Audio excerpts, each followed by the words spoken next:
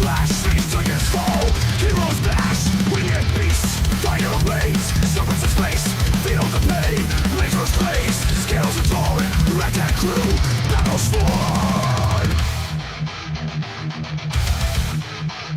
Galactic storm, slayers rise through the void, killer thrive, killer cries, dragons fall. Might display, heroes born, legends made. Stardust trails, endless night, weapons clean, ready to fight.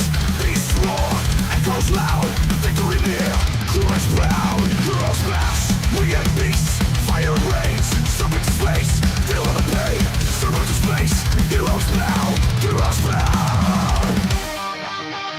Unleash fury, metal will, galaxy, fate bent to well.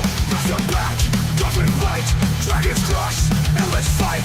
Ashen bone, dragons weep, space coldness, depths so deep.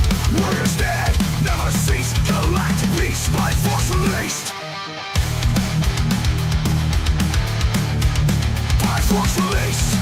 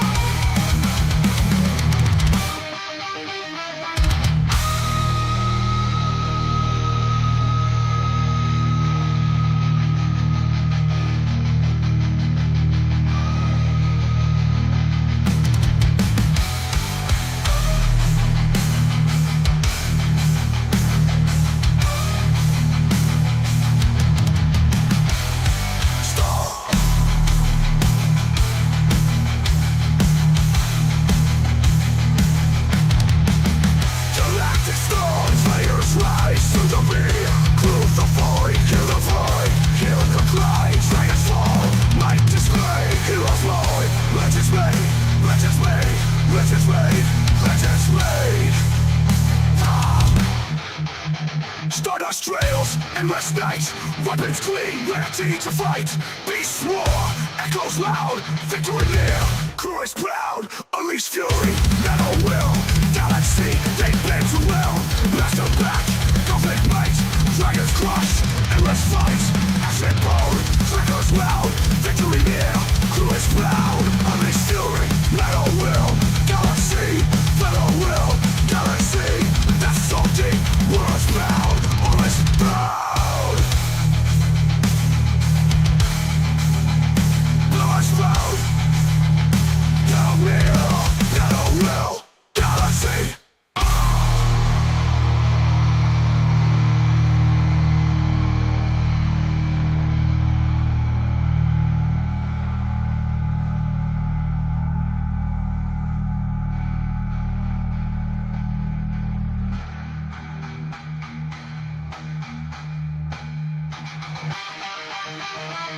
Explode.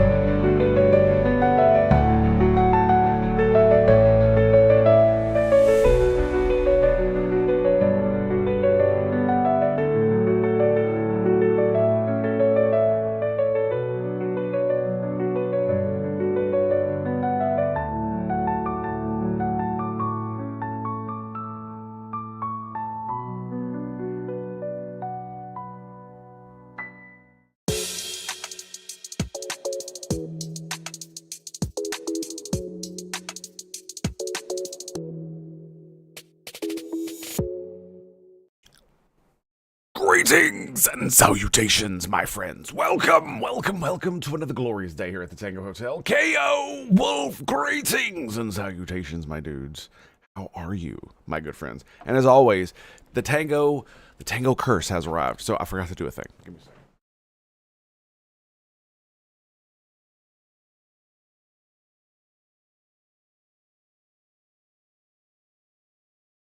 It never fails. Every time I'm like, okay, I'm good. I got everything ready. Click. Fuck, I forgot this thing.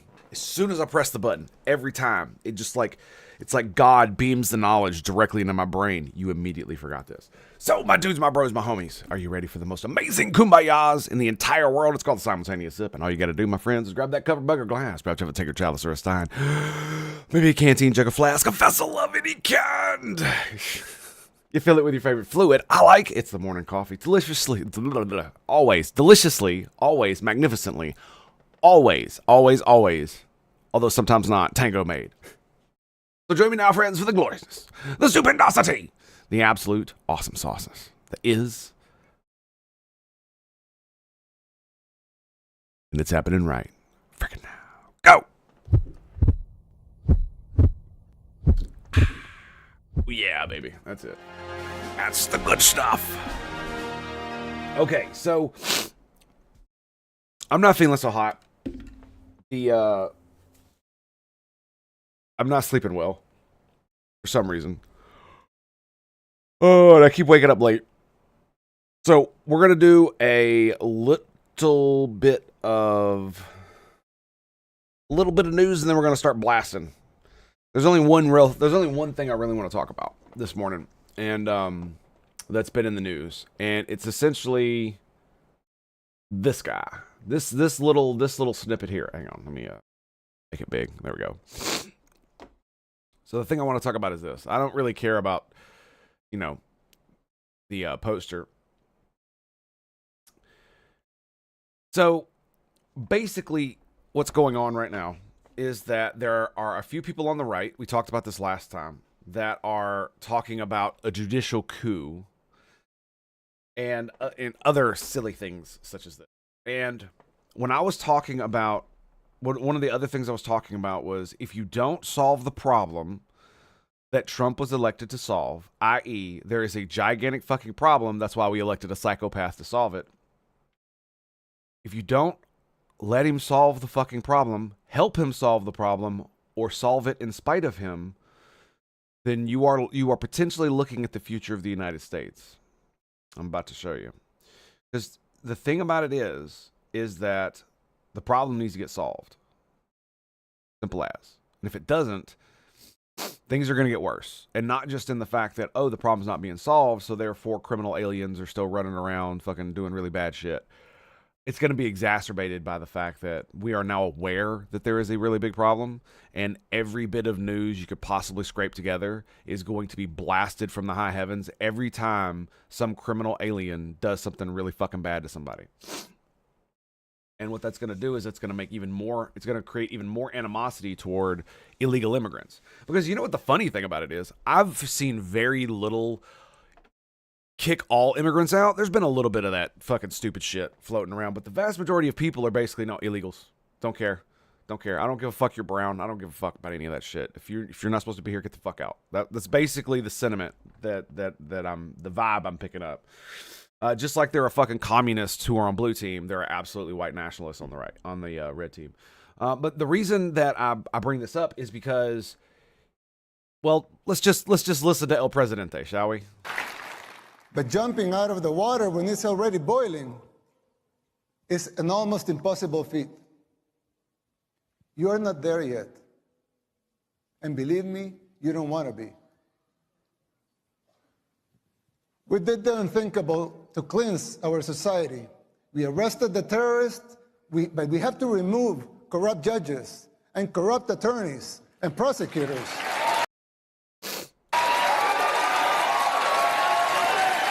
I have to play the applause because it's contextually relevant. Because as you can see, this is red team. So they're CPAC.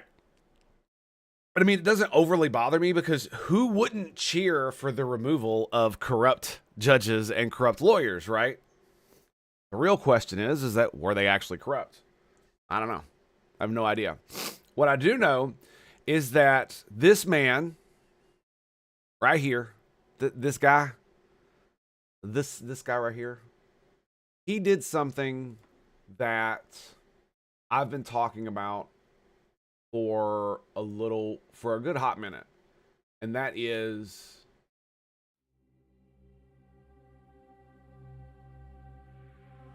give me 1 second.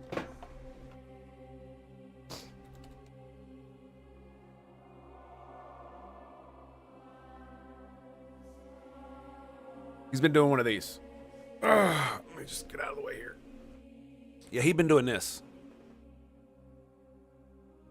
This is like the way his the level of popularity this motherfucker enjoys. He basically did this. So when this man says, but we have to remove corrupt judges and corrupt attorneys and prosecutors.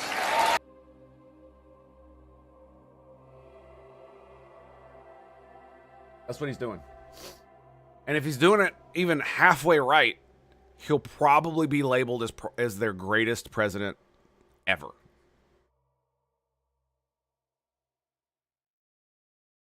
Something that I find extremely funny is that Lincoln was essentially a benevolent tyrant. Because almost all of the power that he usurped is the best way to say. I was going to say stole. That's not quite fair. Usurped was given back by the end of the war. Or excuse me, after the war. As far as I know. It doesn't mean he didn't do what he did. And if this bro, to cleanse our society, we arrested the terrorists. And we had to remove the corrupt judges, the corrupt attorneys, and the corrupt prosecutors. And how many stories do you see weekly, daily in the United States of America where you have violent thugs who are released back onto the streets after getting charged with like felony fucking assault, you know what I'm saying? Attempted murder. And you hear about these dudes and they're arrested like dozens of times and literally just let out. Not even on bail, just no bail, just let out to go do more crime.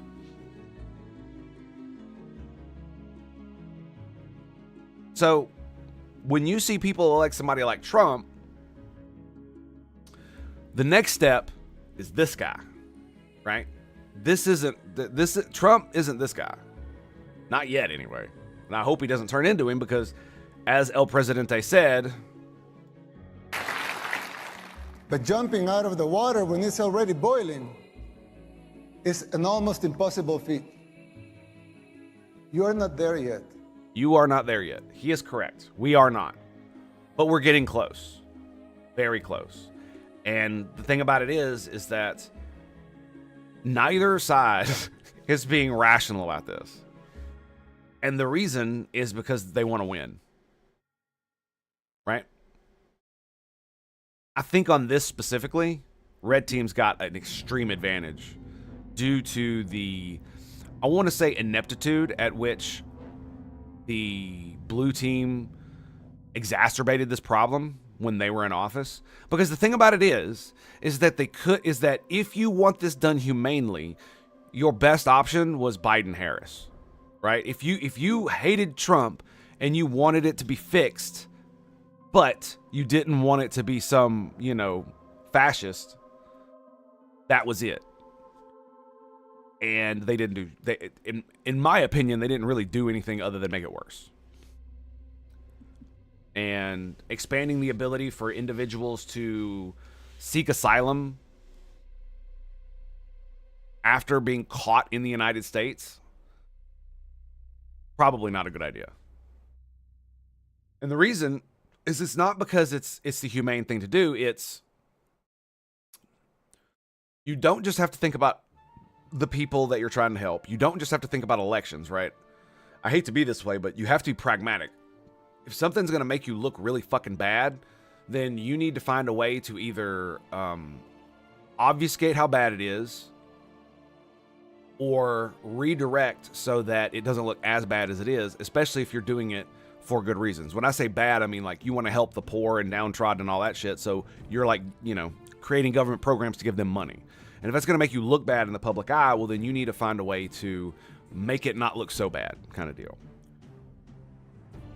And that's the problem with a lot of what Biden did in the with loosing those restrictions on the ability for unauthorized immigrants living in the United States, once caught by, you know, ICE or whoever, to allow them to request asylum. By loosening that, it exacerbated the problem, and, you know, a myriad of other freaking things.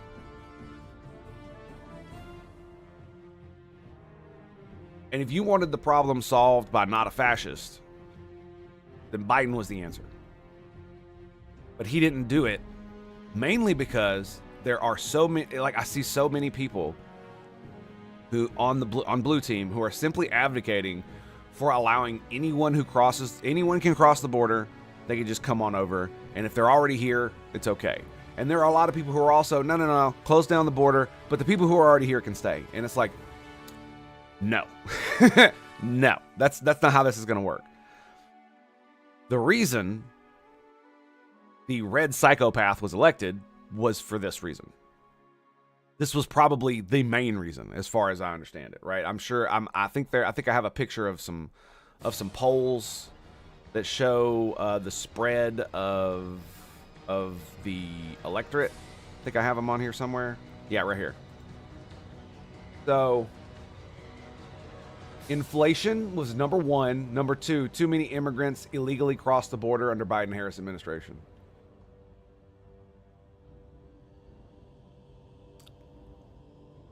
Kamala Harris would let in too many immigrants. So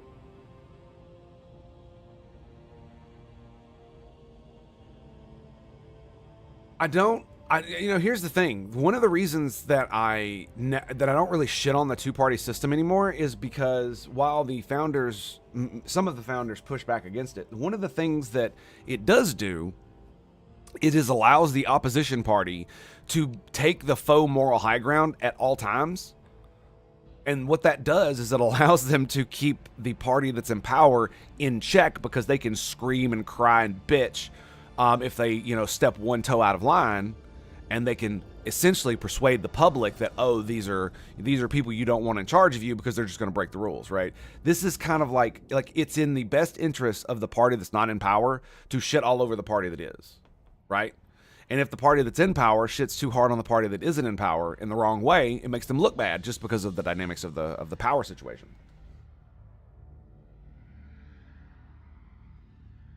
And so, even though it's becoming a lot harder to maintain this because of the amount of information that we get every day and the amount of information that is just flowing through our entire society, what I don't want America to go this route if we don't have to. Not again. Not if we don't have to. Because, the thing about it is like,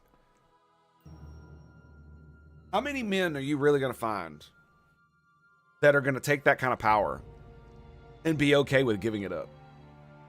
Because half the problem with giving up that power is that you make enemies, really, really bad ones. And unfortunately for Abraham Lincoln, an enemy that he made was willing to assassinate him.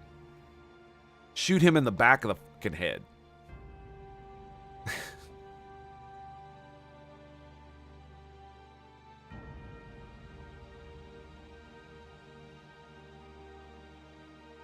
And so, it's possible. You're not there yet. You're not there yet. You're not there yet. We're not there yet. And I don't want to get there either. And yeah, Trump broke the rules. Agreed. Hold him to account. But don't try to stop what he's doing if he's following the rules, okay? Because if you do, this is what comes next. Right? This is what comes next. And I don't want Abraham, I don't want the next I don't want the next motherfucker who thinks he's Abraham Lincoln to remove corrupt judges. I don't want the next motherfucker who thinks he's Abraham Lincoln to remove corrupt prosecutors and attorneys. Do you know why?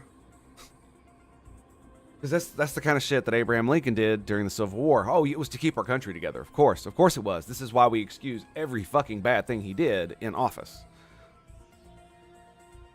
But the thing you got to remember is that he existed in the fog of war. Abraham Lincoln did. He had no idea what he was doing was correct and just. He was just doing the best he could with what he had. And that's probably one of the reasons we give him so much leeway, especially because, he got assassinated for it. So it's like, this is essentially the deal as far as American history is concerned. We can excuse tyrants in emergencies. We can excuse that, especially ones that appear more benevolent than others in the past. The problem is that you're gonna make enemies that are gonna want to end you. And while that might not be the case today with all the Secret Service and stuff to prevent such things, that doesn't mean that it won't be bad for your family, right? Or people who are closer to you, people who do business with you, people you associate with, right? That's not a veiled threat. That's just a simple reality of the situation. If, like, let's say Trump were actually to become God Emperor, right? And fucking, crown himself Emperor of America and all this other bullshit. He would literally have to Secret Service everybody he knows and everybody that works for him. Otherwise, they would probably not survive very long because the American public would not stand for such things. And even if you couldn't get at the man himself, you can get at people who associate with him. You can get at people who work with him. Anybody that works for the government at that point is essentially a traitor to the republic, right? You are giving the enemy comfort.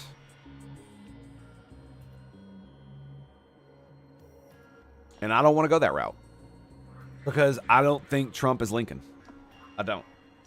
Neither in the fact that he's going to be a tyrant, nor the fact that if he did become a tyrant, he'd give the power back. And my problem with what's going on right now is that a lot of the blue team guys are focused on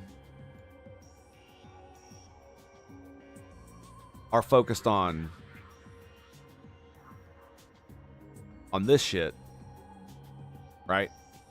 Photoshopped, pot leaf, right? We've discussed all this. What is it? False evidence. You notice? Yeah. It's weird how this right here covers up the actual tattoos, isn't it?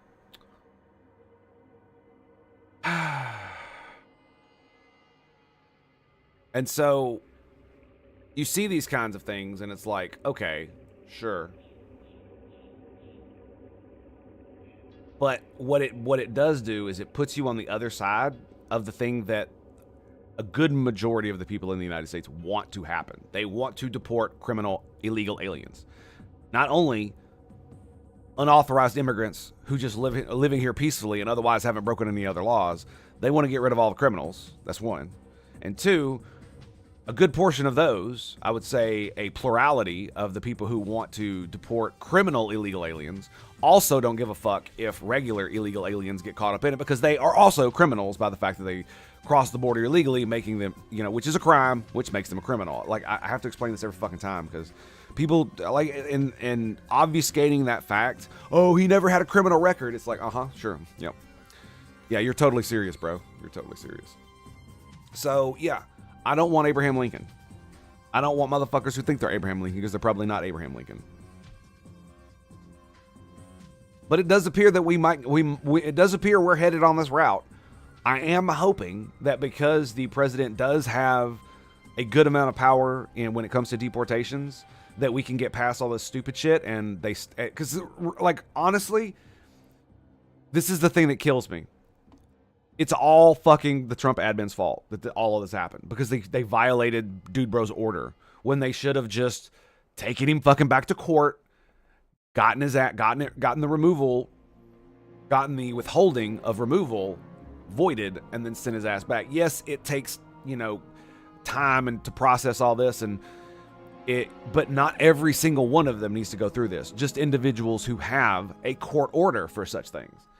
And so because they violated that court order, that's what stirred up the shitstorm, giving blue team something to latch onto so that they could, scream bloody murder. And motherfuckers saying shit like this, pretending they're Abraham Lincoln is not fucking helping. It's not helping. Yes. So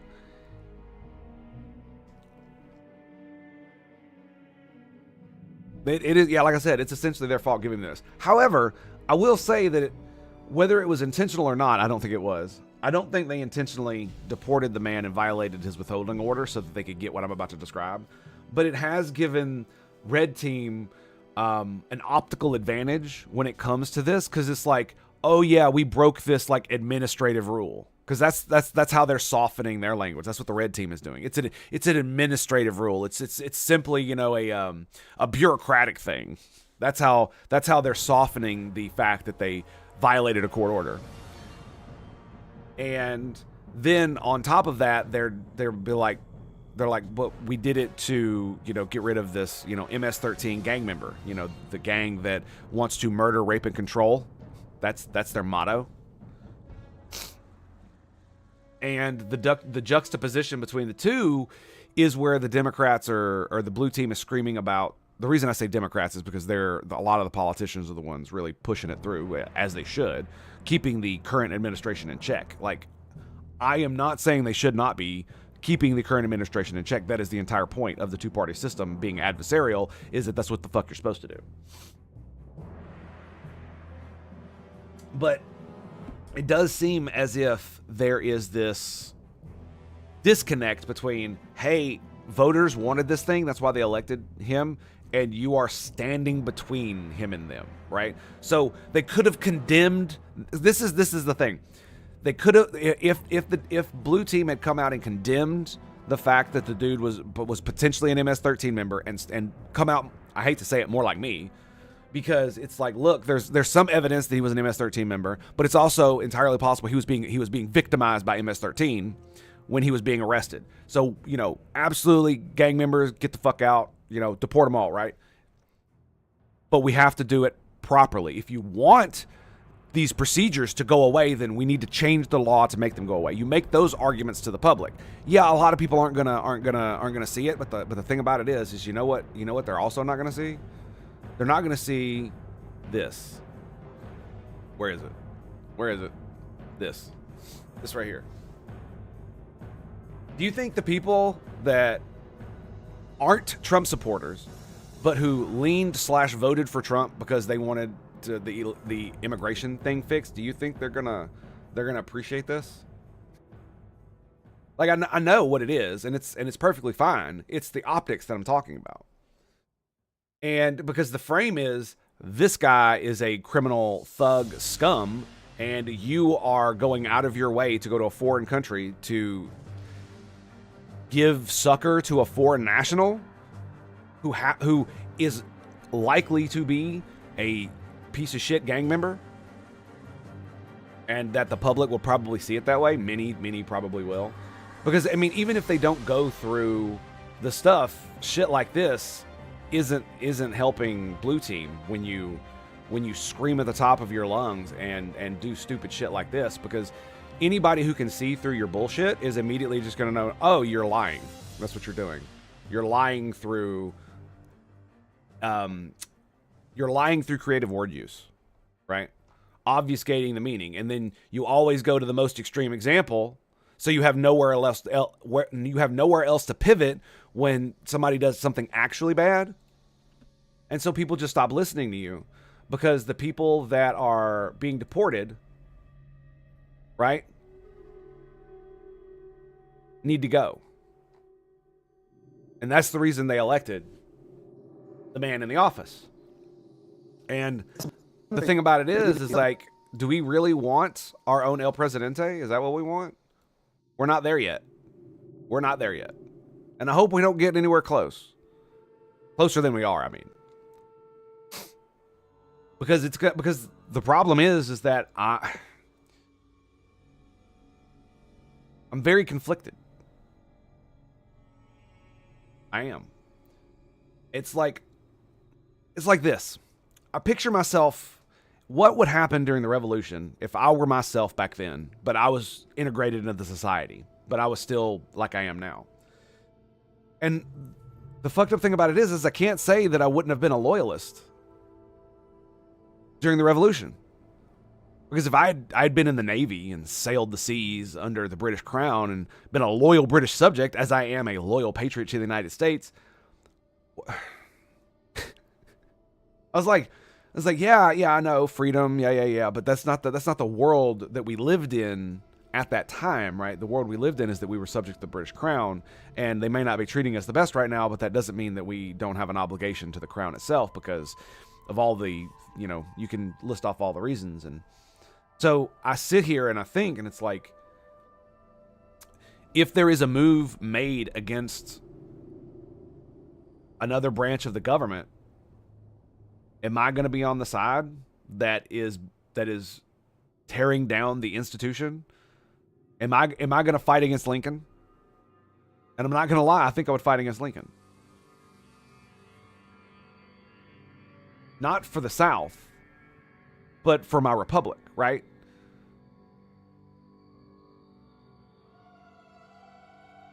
It's a very interesting conundrum that I find myself in. Right? Because you can't just, I would of course I would be an abolitionist. You can't do that. You can't do that. You have to, if you had a life like you had now, but you had it then, and so you're a similar person, but a little bit different, like, because you got to think about it. If I put myself back in the revolutionary times before the war started, I wouldn't be a patriot of the United States of America, right?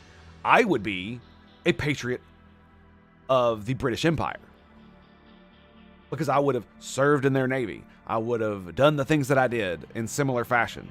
And if I came away with the same type of person that I am now toward the military and toward the country that I love, would I have backed the founders in their Revolutionary War, or would I fought on the other side? Like I said, it's like I could totally see myself being a loyalist because I'm a patriot. And if I was a patriot then, would I still be a patriot to the crown? I don't know. It's hard to fathom, because what type of life would I be having living in the colonial America as a veteran of the Navy? Like, maybe I'm a small landowner, right? Doing my own thing, growing my weed, as the crown demands, right? As the crown demands. And then, I mean, like, how would I feel as a British patriot to be abused by Royal Marines, by the Army? I don't know. Would I be? Would they give deference to me over the others because of my loyalty to the crown? And it's entirely possible that deference would engender me more toward the crown in such a conflict. And it's the same with the revolution. Like, I mean, I'm like, because the thing about it is like I am a patriot of the United States of America. So if I were to serve in the Navy during the time before the Civil War, sure, would I be loyal to Tennessee? Sure, but would I join Tennessee in its army to fight against the rest of the United States? It's like I don't know if I could see that. Like, I can't even see that today, right? Like, if Tennessee wanted to secede from the Union and they sent fucking troops, I love my state, but we're part of the United States of America. Like, it's not, you can't do that. That's not cool. We can't do that. The only state I think that can legally secede from the Union is Texas. And even then, it would require reparations to the United States of America. due to all the blood and treasure that we spent since the acquisition of Texas to protect it from, well, Mexico, essentially. But the point I'm trying to make is that if I were to put who I am now in a very similar situation and a very similar type of person, where would I have gone?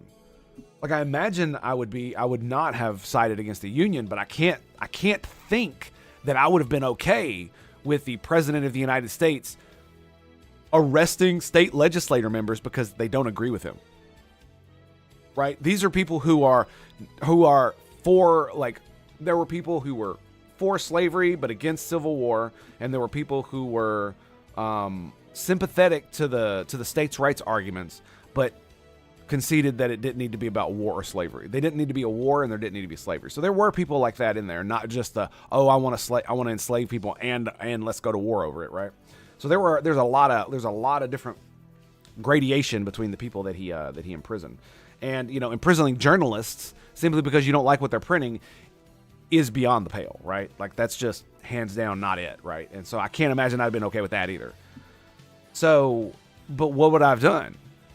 What would I have done? Being loyal to the United States of America and wanting it to stay together, being a citizen of also Tennessee, would seeing Lincoln abuse his power and become a tyrant, would that push me to become a Confederate, to become a rebel? I don't know. I don't think so. But again, I can't imagine that I'd be okay with it either. Again, it presents us with a very interesting conundrum. Because most people think themselves, you know, I'm going to be on the good guy side. But the thing about it is you don't know who the good guys are until history is written later. Think about that. Because, you know, the good guys always win, right? Serendipity, that. Serendipity. So anyway, it's just something I've been thinking about, and I wanted to basically run through it. We're not there yet. We're not there yet. I'd like to never get there. And hopefully we don't. And I hope that either the current administration figures out a way to get the rules changed so they can deport people easier if that's what they want to do. Or, you know, just stop violating court orders and giving blue team ammunition that they will absolutely use regardless of whether it's detrimental to the United States or not. All right, so I think that's going to conclude our lecture for today, boys. So I think we're gonna launch some Last Epoch. I think that's what we're gonna do. We're gonna blast it out. Where is it? There it is. Excuse me. It's funny, man. I was like, oh man, I just want to game tonight. I don't want to do anything. It's like, oh no, I want to talk about this. It's like, damn, dude. It's like, it's the shadow. Right? That's what it is. Shadow. Huh.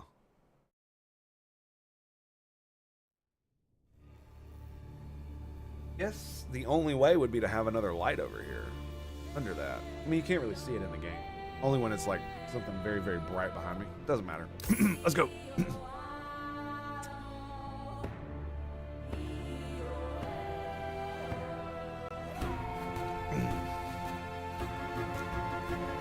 So, you want to know what's really funny? The entire time I was trying to go to sleep, I was thinking about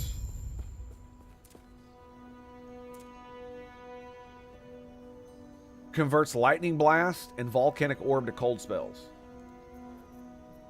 Black hole is a cold spell. This would become a cold spell.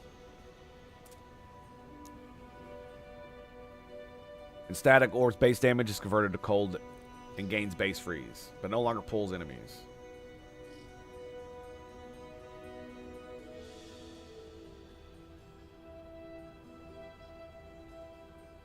No tendrils. Hope is dead? Wait, what? Are you for real? Or are you just memeing?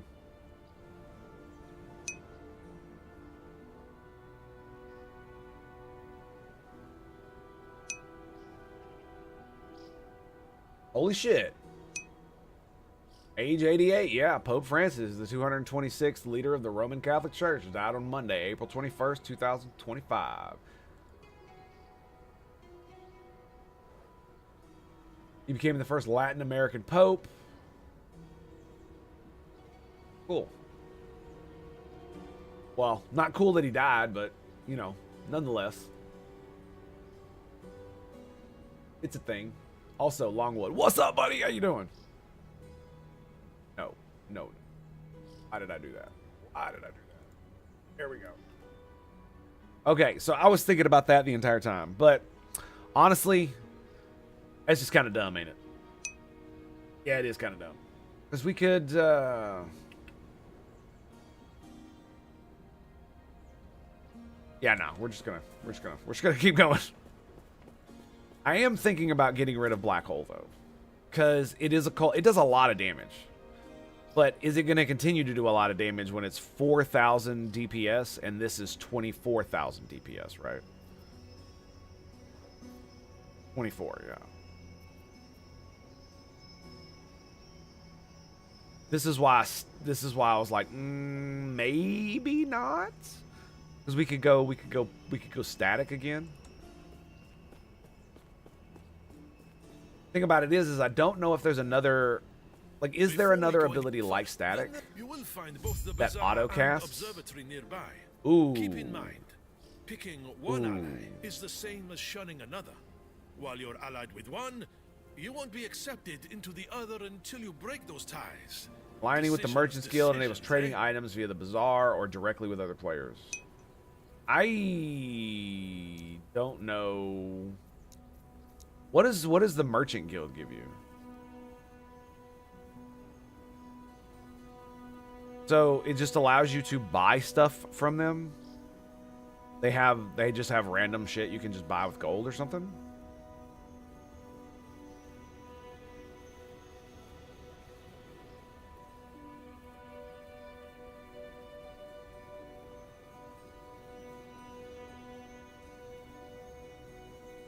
Because it says you can buy from the Bazaar or directly from other players. Is the Bazaar a player-driven place, or is it the Bazaar like an NPC place? I don't know. I haven't watched a lot of Last Epoch. Can you get goals and mechanics? It's basically Diablo PoE. So, you know, it's an AARPG, and its differentiation is the fact that each skill has its own skill tree. So this is my main skill, Lightning Blast. It has its own unique skill tree. So you don't just get a skill tree that you can, you know, upgrade stuff like in Diablo, or even in PoE where you have your own, gems that you upgrade. Each one has their own tree that changes functionality. Like this gives me the ability to double cast. And this gives me the ability to quadruple cast. So 30% of my casts will be double taps, and 30% of the double taps will be quad taps. And then this allows me to put a buff on them that creates some kind of other shit. This also allows me to cast Lightning Aegis. I'm actually thinking about getting rid of this, because I get automatic Lightning Aegis with Static Orb. Yeah. Yeah, I'm thinking about it. I'm probably going to do it, to be quite honest. Because I don't usually just use Lightning Aegis. I have more than enough mana just to boom and then continue to go.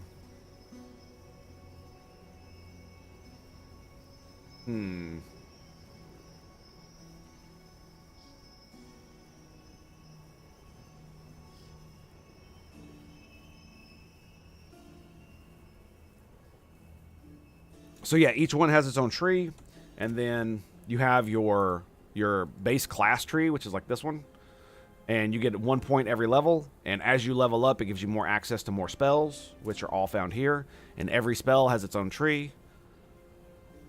So you get access to, like I got Elemental Nova. I don't even use this, as you notice it's not on my bar, but what I do have is I have this ability called Teleport. It does exactly what you think it does. But Now when I teleport, it casts a Nova where I arrive, it casts a Nova where I departed from, and it casts a Nova halfway in between. So I can literally stand on top of a dude and do teleport, and all 3 gigantic blasts of lightning in an area around me will hit. And so I don't even use the ability, but I can auto cast it with another spell. And it's kind of cool, I'm not gonna lie. And in fact, I gave up one of my other spells, Static. As you move, it builds up charges. Maximum charges is 100. And you can expel the charges to do damage. Okay? Simple. Overload. While over 80 charges, you expend 10 charges to cast Lightning Blast at an enemy within 8 meters every second. So every second, you get a free Lightning Blast if you're over 80 charges. And you constantly build up charges. Okay. And so this casts your regular Lightning Blast, which means it has the ability to... double cast, triple cast, or quad cast. It has the ability to apply the spark charges, which are like this debuff that after 0.7 seconds does a massive damage thing. And so it basically does everything that this does, except this is the only thing that doesn't apply to it. Lightning Blast you directly cast recently up to a maximum. Yeah, that's the only thing it doesn't do. It's deep then with a lots of you are likely unique in style compared to others. Yes and no, because there's so much depth, just like in PoE, a lot of people just go guides because it's really hard to make these builds. Because there's so many variations. Like, for instance, this is Lightning Blast. I can literally turn it into a cold spell. Lightning Blast is now a powerful channel. Wait, that's the wrong one. Lightning Blast can now has a chance to freeze enemies, and its base lightning damage is converted to cold damage. Consequently, this damage scales with increased cold damage, but not increased lightning damage. So it converts it from a lightning spell to a cold spell right here. And if you want to convert it into a cold spell another way, you can do it right here. Rune of Winter. Converts Lightning Blast to cold and gives it a modifier. And it also increases your freeze rate modifier overall. So all of these buffs give something. Like, this is just pure damage. This is literally an intelligence stat buff. This gives you another ability that's kind of cool with lightning. This is, cast speed and attack speed. You can be a melee caster. The Spellblade is a melee version of the wizard, and so you get spells that go along with it, right? So you get you get a base spell called Mana Strike as a wizard. But once you get to this point, you get like shit like Flame Wreath, which is just an AoE in front of you that you cast with a melee weapon. And all of these abilities give you more melee shit. Like, you get this Fire Aura stuff that allows you to cast essentially a Fire Aura around you, and it stacks multiple times. I think up to 10 times around you, so it can do a lot of damage, and you can gain it in a lot of ways. By hitting people, by getting hit, stuff like that. So there's all kinds of crazy shit that you can do with that. Same with the Rune Master, and they all come with their own abilities, right? Firebrand, Surge, Enchanted Weapon. And each class is like this. Each class has a base, and each class has then three things you can do with it. And they just made it to where you can respec this mastery. Used to, once you chosen your mastery, that was it. Now you can respec it. It just costs a lot of fucking money to do.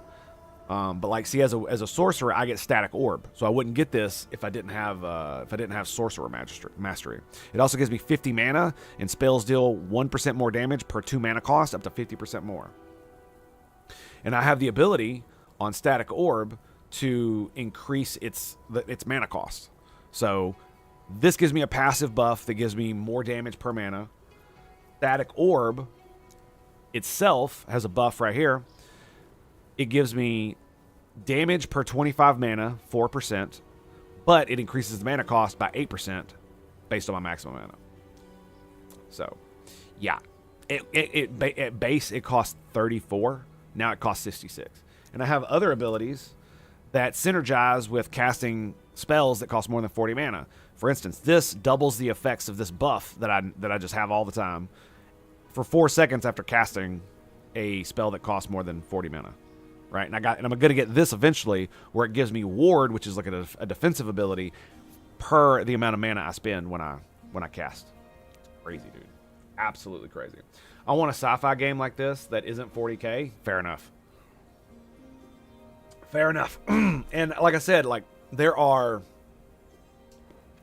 all kinds of builds and abilities. Like there are melee classes, pure summoner classes. There are 2 or 3 specializations that, on 2 or 3 different classes that have specializations that are pure summoner, and you can go as hard into it as you want or as light into it as you want.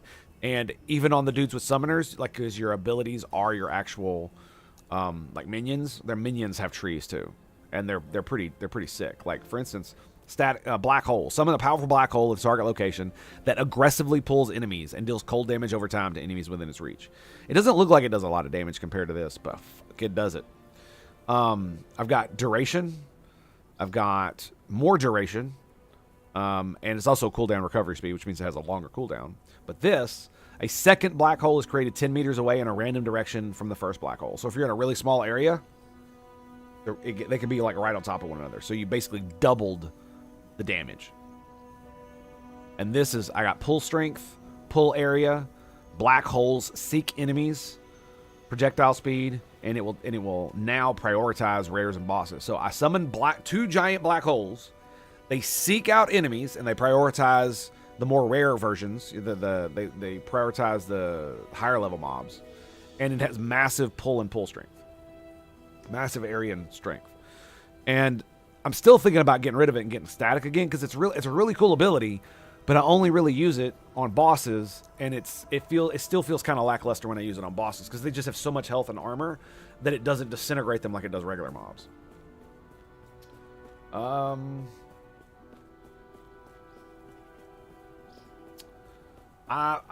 not gonna lie, dude. I'm probably gonna.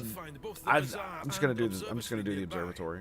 Keep in mind, picking one ally is the same as shunning another. While you're allied with one, you won't be accepted. Because I like it. Because you can. Because it's just, you'll see. It's pretty cool. Zericast, I would love my name. If you, with our knowledge of the stars, one might gain prophecies and use their guidance to discover treasure. Where others will find no. Welcome. Is there anything you'd like to ask me? Level 52. Look at this. 58 spell damage. Requires 2,500 favor. 2,500 favor. 58 spell damage. Welcome. Is there anything you'd like to ask? Of course. Needless to say. This welcome. Is there anything you'd like to ask me? Is she the one I get these from? 850. Buyback. Lenses. Okay, we don't have enough to get any lenses. Okay. So essentially, it's basically... Welcome. Oh, maybe it's this dude. Speak with Galila if you wish to purchase lenses. Alright, so you basically look at these. Oh, look, you have to kill an exiled mage. And you get 3 unique relics. Great deal, traveler.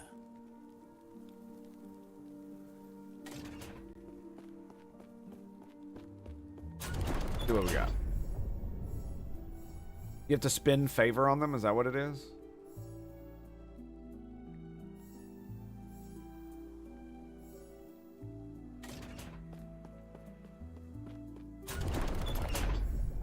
So yeah, each one of these, they cost a certain amount to engage, and they give you a reward. I forget what you need to do to get favor. That's the wrong one. What's the fluffing button? What's the fluffing button? Okay, so character crafting, quest log, social.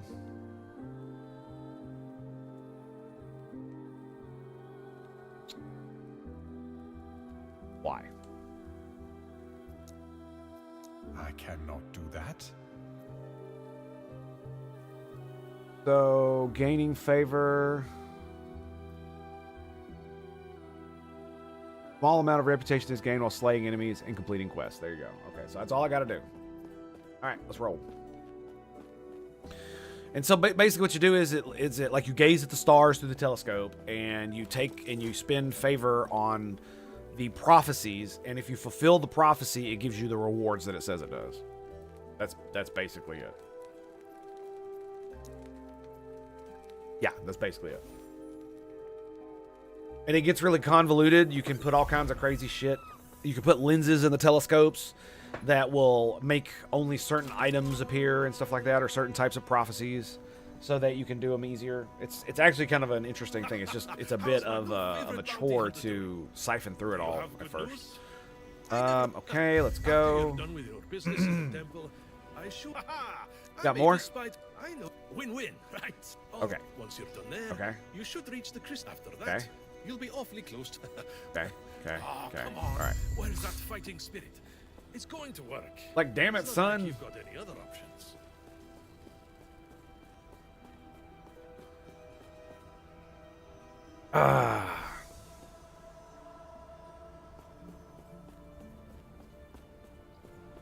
Wait, what?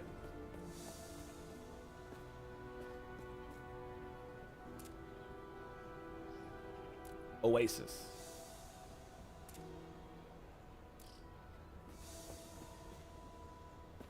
Ah, I see. I cannot do that. Why is it telling me to go there? So that's where I need to go.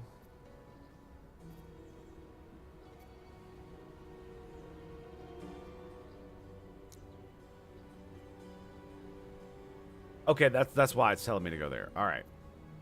Okay.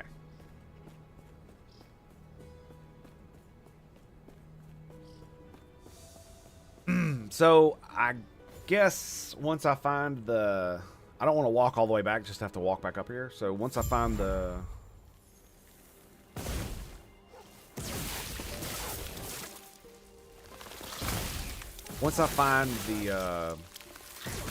the teleport marker thing, I'll go.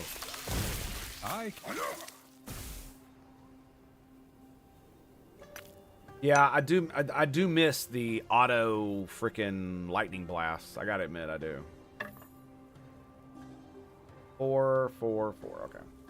By the way, if you're up at around 1300 EST, I'll be doing a test stream, likely Bridge Commander with ChatGPT. Bridge Commander, what's that?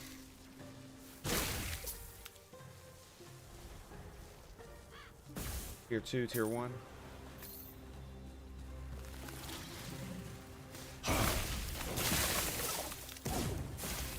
Boom!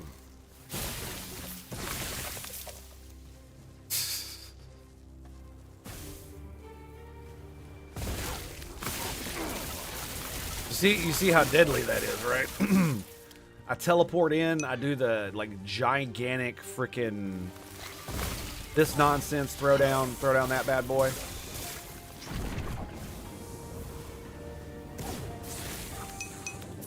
And there's the black holes. Not bridge crew. Bridge command. Oh, got it. Got it. My bad. I never actually played it, man. I don't know why either. I think because my computer couldn't handle it at the time. I could only play shitty RTS games that had low graphics. Because of course. Yeah. Wrong button. You know what?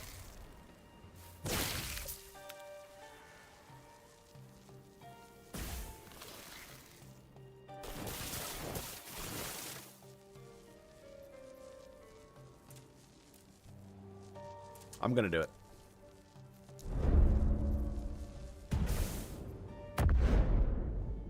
I'm gonna do it.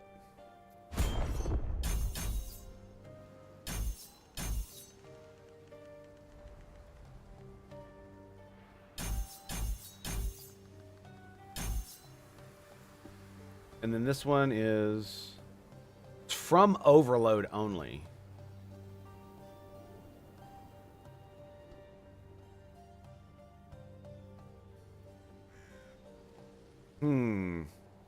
It doesn't cost any mana, so I don't care. I almost want to get this because it would give 5% base crit to this, to the overloaded lightning blast, and it would give him a 20% chance for +4 change, which is kind of crazy.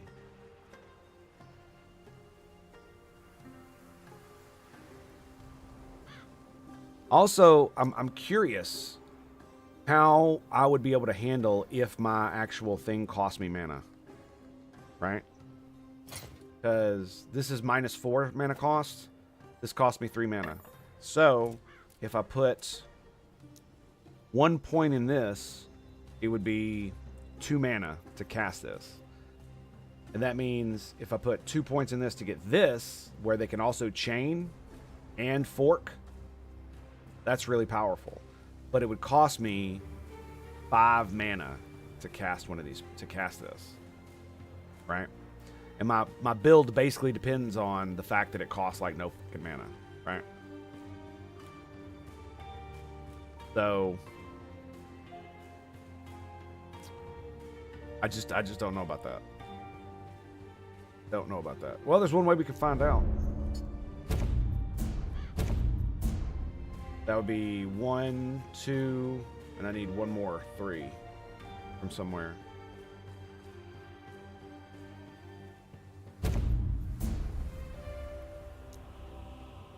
Put it back down to 12, it'll be fine. 8, good to go. All right. And then we put Spark.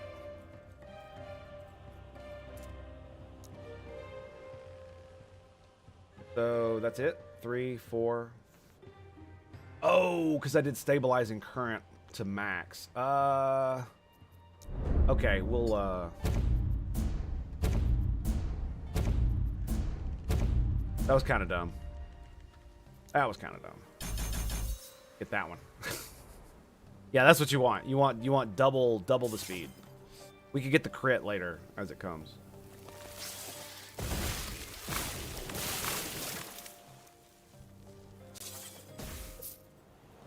Yeah, it just feels like the black hole just doesn't synergize with my build because it actually requires something that's a behemoth, and in most of the behemoth mobs can just say fuck you and just stand inside of it, and or they have an ability to get out of it. So it's just kind of like it feels not as good as it could be.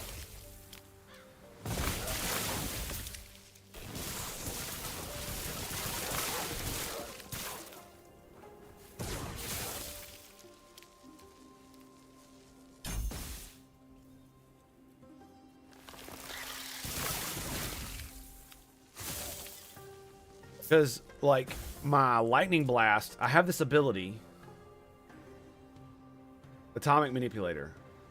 Every time I cast a static orb, for 4 seconds afterwards, my Lightning Blast will restore 25% of static orb's mana cost. And I get 3 spells. 3 Lightning Blasts. So every time I do this, I cast 1, 2, 3, 75% of it comes back. So I don't know how it's going to work if it has a mana cost, right? Am I going to be able to do this? Because I have a lot more mana regen than I used to. I am up to 16.7. And I'm actually putting a lot of effort into keeping mana regen, even though I get my mana back, because it's still... because the spell still costs a lot of mana. So I need mana to be able to cast the damn thing. And to be able to spam it. Charges decay, double movement charge rate. Boom. But they now decay. 7, 7, ring. Fools. Fools.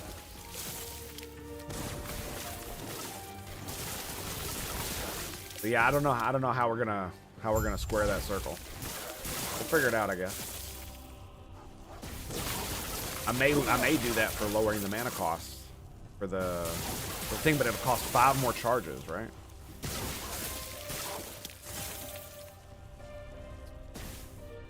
Not really sure how that's gonna roll.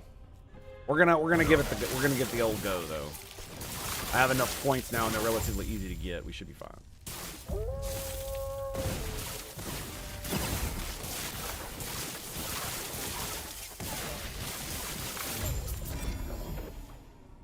Flame Rush sells for 18 at least. Physical damage, spell damage sells for 2, tier 2. All right, we're fine. We're fine.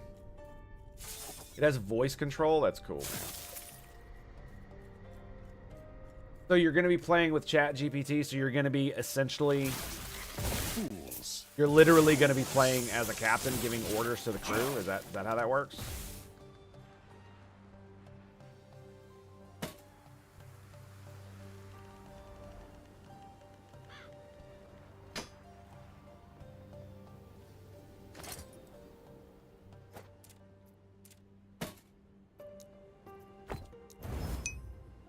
Elemental Nova Shard.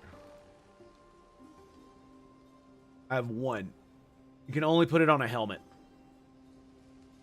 That sucks. That sucks.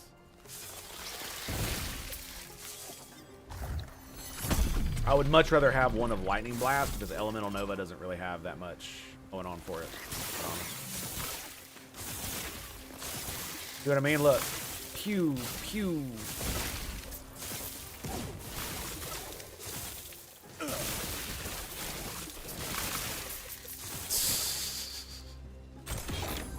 Disintegration.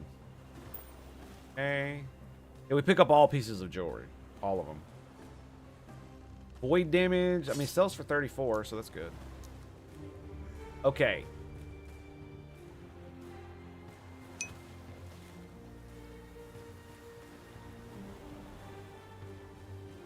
So you can only lower it by... So it'll take 20 points per, and it'll lower the mana cost by 50%. We have to put 4 points in that. Wow. Okay.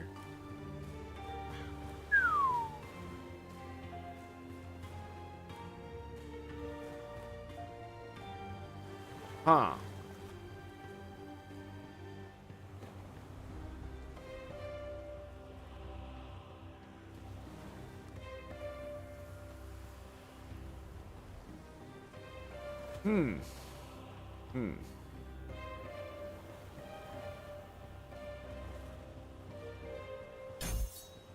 We're just gonna go for crit. Fuck it. I don't think that's gonna be a good idea. Because man, that's gonna be a lot of points, dude. Right? It needs. Oh, you need all 5 points in this to be able to get that, and it's only 50% reduced mana cost. If we're gonna go for it, you know what? Fuck it. I'm a dumbass. We're gonna go for it. We need to give it the old go, right? Because it's not like I can't respec it. It won't take me long if I just blast. Good day, traveler. Farewell. Here we go. Gotta kill the spitters. Kill the spitters. Honestly, gave me the chills the first time I said red alert and we went to red alert. Okay, you need to stop it. I have too many games to play already. Just stop.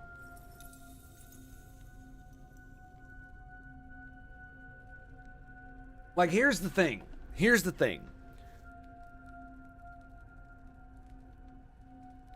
Does it literally allow you to control the ship with your voice, right? Because it's like this: if I tell them to like target a ventral weapons array and fire on it, will they do it if they can? Is it that specific, or is it just fire on the enemy? Now we're firing. You know what I'm saying? Steve just starting to line it up again. Still gonna be friends, not just a married couple. Fair enough. My sleep has been pretty bad. Just period. Oh. Mainly due to the fact I actually don't know what the hell it is. But I've been catching up over the past couple days, but it's still been kind of rough. Like I woke up late again. I looked at the clock and I was just like, I don't want to get up. I don't want to get up. I don't want to. Need a couple more points than that. Fools. Well, it's been a hell of a thing, you know. Rough, but not too bad. Target engines and fire. So it's basic bitch systems rather. Yeah. Okay.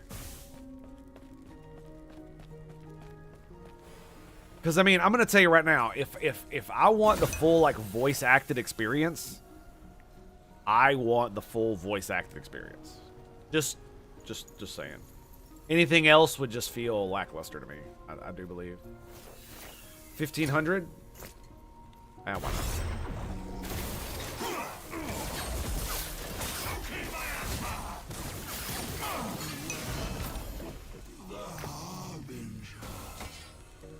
Oh, 1300 for the shield. Nice. Yeah, but that's the thing. It's like,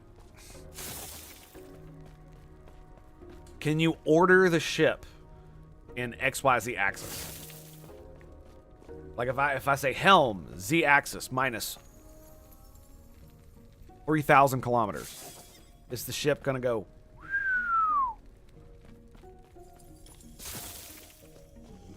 It's like that's one of the things that a lot of those they it's like a simulacrum of what it would be rather than anywhere near a true experience. And I'm not sure how much I'm gonna like it if I say something like that and it looks at me like I'm fucking stupid, right?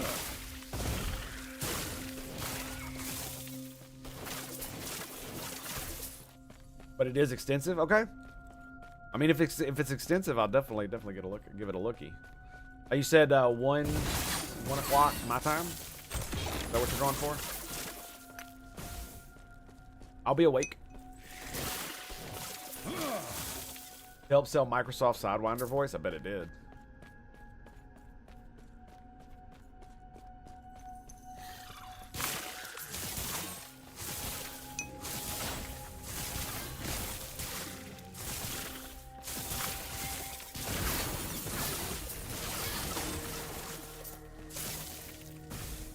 I bet it did. 2 mana. Okay, our mana regen appears to be okay with this.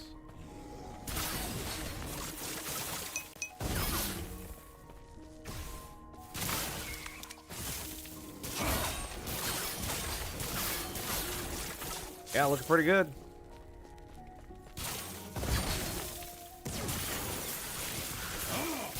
I cannot do that. I cannot do that. Shut up!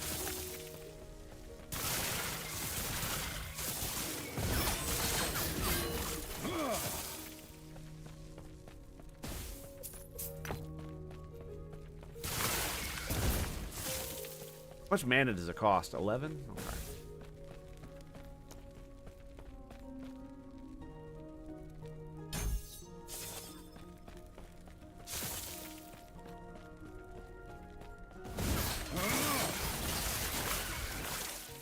Disintegrated.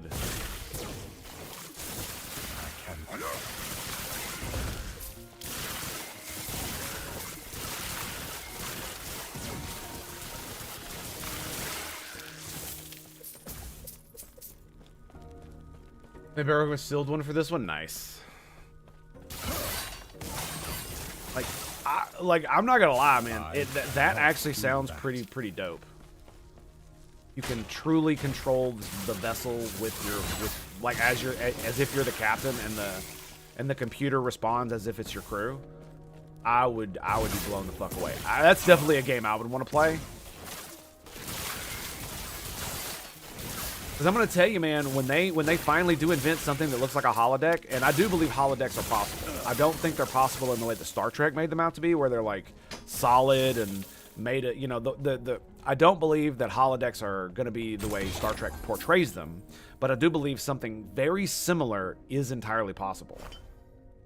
It's just not gonna be in the same way where it's like tangible, where you can go on the holodeck and literally have sex with a bundle of force fields and light. Like that's probably not going to be the way it is. It'll be there's been a couple of TV shows that I think have done a pretty good job. I can't remember what they are at the moment, but I remember one where it was like a holodeck, and everything was made of light, but it was all intangible. You couldn't touch it or feel it or anything like that. So you could potentially have a holodeck situation where you're like that, where you could be on a simulated bridge inside here, and so all the people look relatively real, but if you were to try to touch them, your hands would like go right through them, right? Kind of deal. But you could still interact with them with your voice, and if they ever did that, like I can't imagine that Star Trek Bridge Commander or another game would come out like it. Like honestly, I'm surprised they haven't done more of them, considering the things that they could do with that. Right? Especially with the Dominion War or just any number of things that you could do.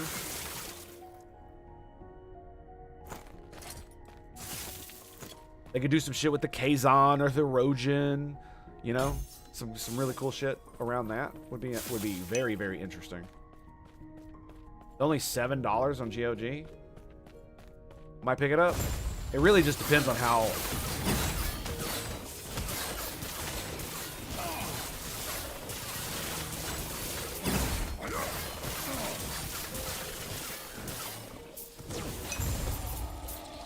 Really depends on how it looks when you do it. The mod scene is huge. Well, you got to remember, man, I literally said on my last stream, actually you weren't here, but I said on my last stream, it's like almost anything Star Trek, I'm just mostly ambivalent toward at this point. Like, I really, like, apathy is the word that I would use rather than excitement or disgust when it comes to Star Trek. Because I would have been okay, I would have been a lot more okay if they had just turned it into, like, fucking schlock. That was all about, like, space battles and shit. I would have been way more okay with that. I wouldn't have liked it, but I'd been way more okay with it than what they did to it.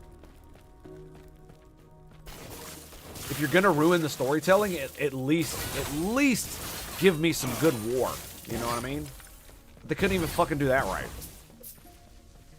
And they tried. Oh boy, did they try. Oh boy, did they try. Yes, spare doge at the moment. Hey, man, I'm not going to tell you how to spend your money, but I will say that like, I can't guarantee that I'm going to play it, so I don't want you to waste your money. It basically depends on how it looks on your end and whether I feel like that's something that I want to do. Because more than likely, I'm only going to be able to stream it. I've basically come to the conclusion that if I want to stream and make content and to be a good father and husband, then I cannot play video games much on my off time. This is my video game time. That's it. That's the way, and that's the way it has to be. So.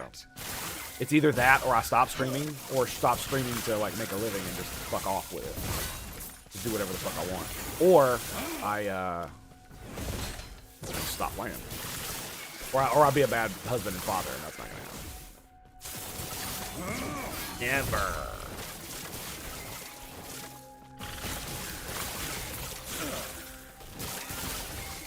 Star Trek Resurgence? What is Star Trek Resurgence? Is that a game?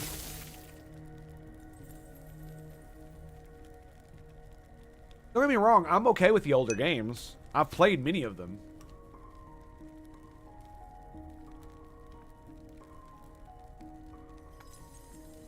Oh yeah, absolutely, man. The fuck is this? Hang on a second. Hang on a second. Hang on. I need to pee too. Be right back.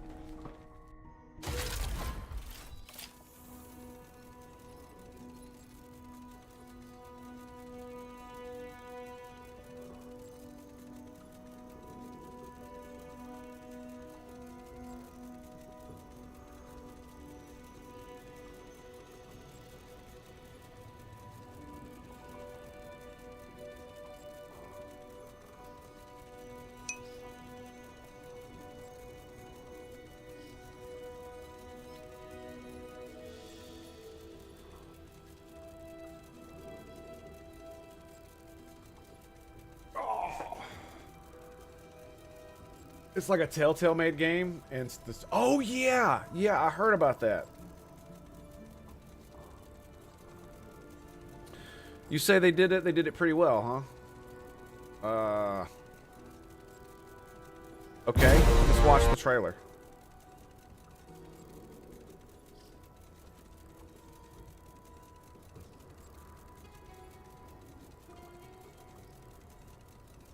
I think I've seen something. The fate of the Federation may very well depend on it. Whoa. Seriously? This is 1080p quality? Okay, there we go. Holy shit. May very well depend on it. Oh wow, yeah. That's pretty good. That's pretty Personal good. log, Ambassador Spock. What I heard is that there's a few things that are going on in this. Is it like... Stardate 57931.6. I will soon rendezvous with the USS Resolute for a mission of the utmost importance. We'll be ready.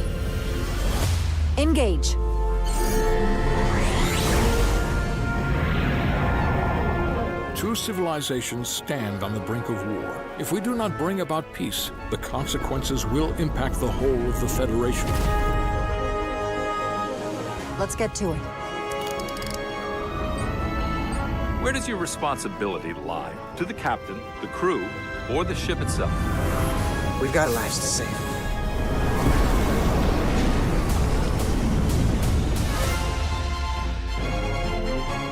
The crew of the Resolute will be tested like never before. Okay. From its senior officers to its lowest ranks.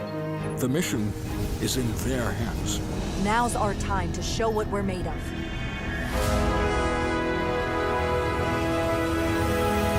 Space, the final frontier.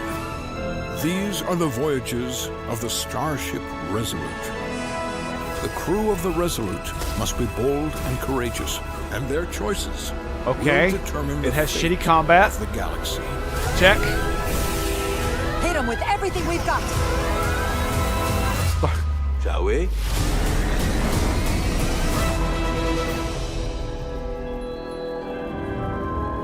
That's a pretty good trailer. Like I said, I heard some fairly negative things about it. I'm not sure if any of it's true or not, but that definitely got me interested right there. I think it's because naturally they had to put some like modern political bullshit in it or something.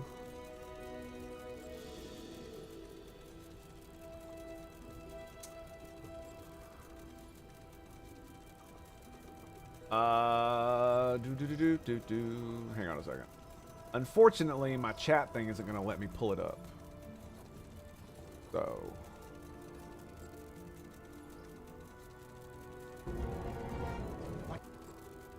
I want to remember every moment and make them pay. I see. I will avenge Tosca. Swear to me, you will join me in this. How about we try to save her? That's a dream. As long as she's alive, our memories are still there.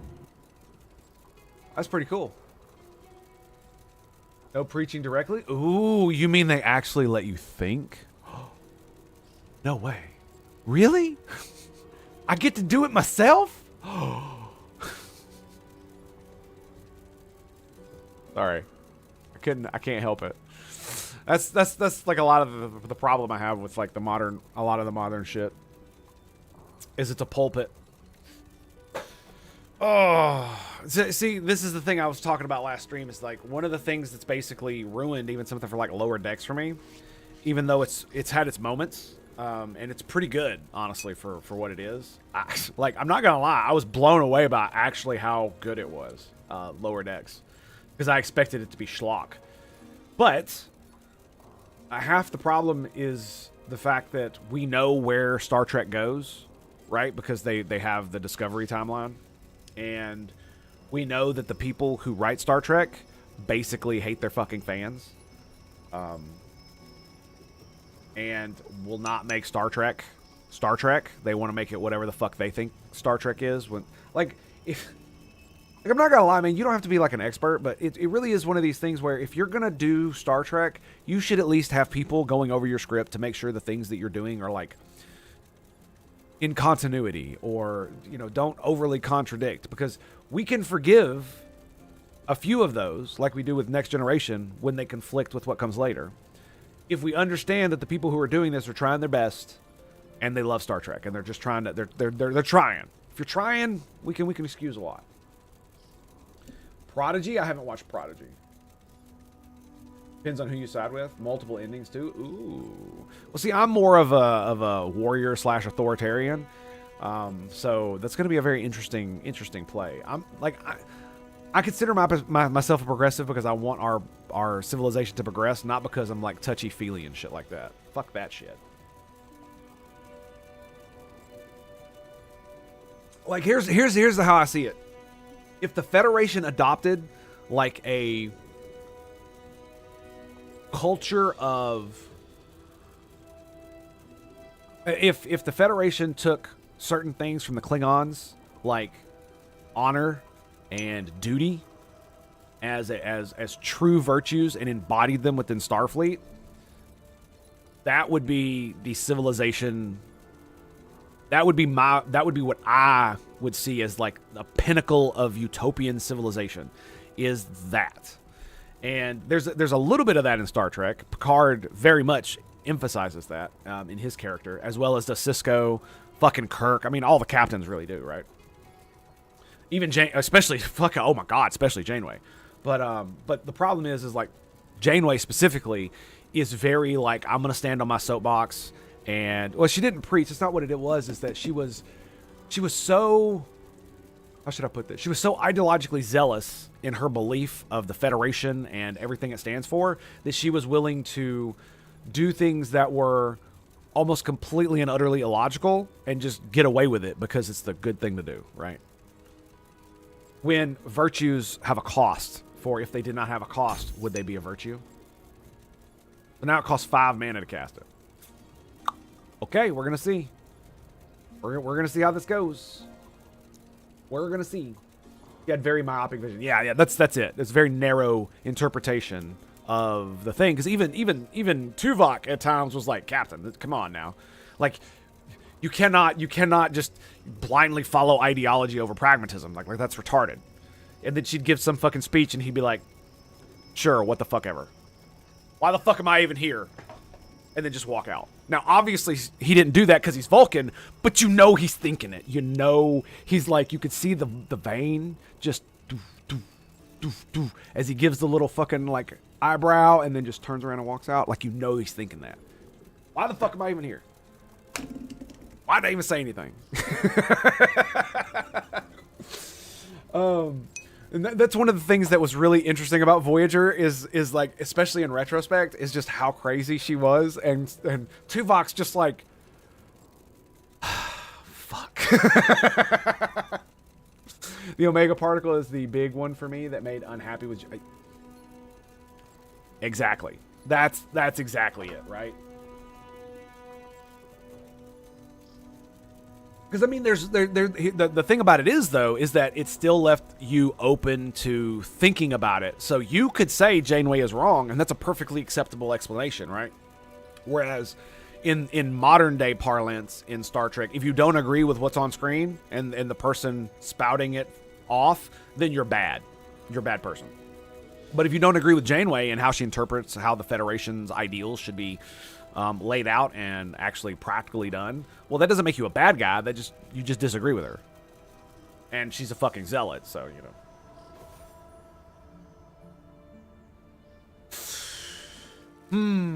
what was the other one you talked about? You said there was another one. Is that right?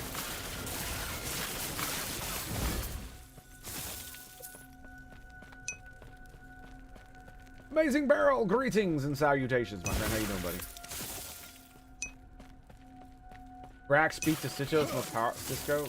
Garak's speech to Sisko is the most powerful thing. Oh, you mean from the Pale Moonlight episode where Sisko and Garak conspire to kill a Romulan senator? Yeah, that episode was baller, dude. One of the best episodes of Star Trek I've ever seen. Like hands down, man. Just because what it basically does is it shows the lie that is the basis of the Federation and the Star Trek universe in general. That, it puts a lie to all of those things, and in the end, it comes to the conclusion that this is what people do sometimes. Because like the examples I make about Abraham Lincoln when it concerns politics, and like the times we're living through right now, and about how people live in a fog and they don't really know what's going on. And it's like, so Lincoln was a fucking tyrant, but we celebrate him as one of the greatest presidents ever, right? He did all those bad things, and yet we excuse all of it. Of course, he did die for it, so, there's that. And so it really does come down to, when you face an existential threat, are you really going to let the entirety of your civilization die?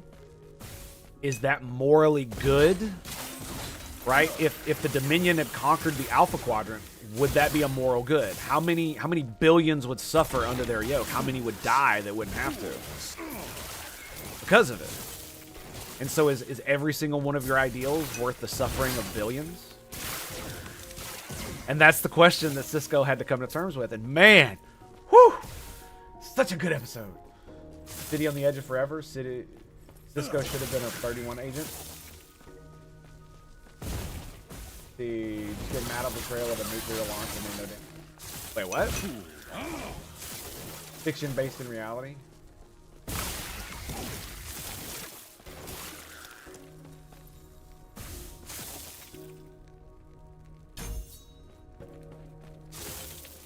It's doing okay so far. We'll see how she goes.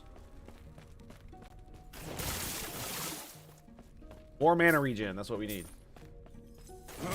The more mana I have, the more mana regen I have too, so. Let's see. I have an ability here. Increased mana regen and increased mana regen per 100 max mana. 5%. And so it even gives it in points. So it's not every 100. It's not a threshold of 100 either. Cisco should have been in Section 31 given the fact he was willing to do anything to save the Federation. Should put him on the membership rolls right off the bat. Yeah, but you got to remember that unlike Bashir, Cisco was more fomented ideologically, and he almost fucking killed Garrick for doing what he did. And in the finality of the episode, it's basically, is my conscience worth saving the good that is the Federation? And the answer to him was yes. And he would do it again. But that doesn't mean he would do it every Tuesday at 10 o'clock, right? And by that, what I mean by that is that doesn't mean he would do it on the regular for any justification, right? It took a war of apocalyptic levels to get Cisco to that point, right?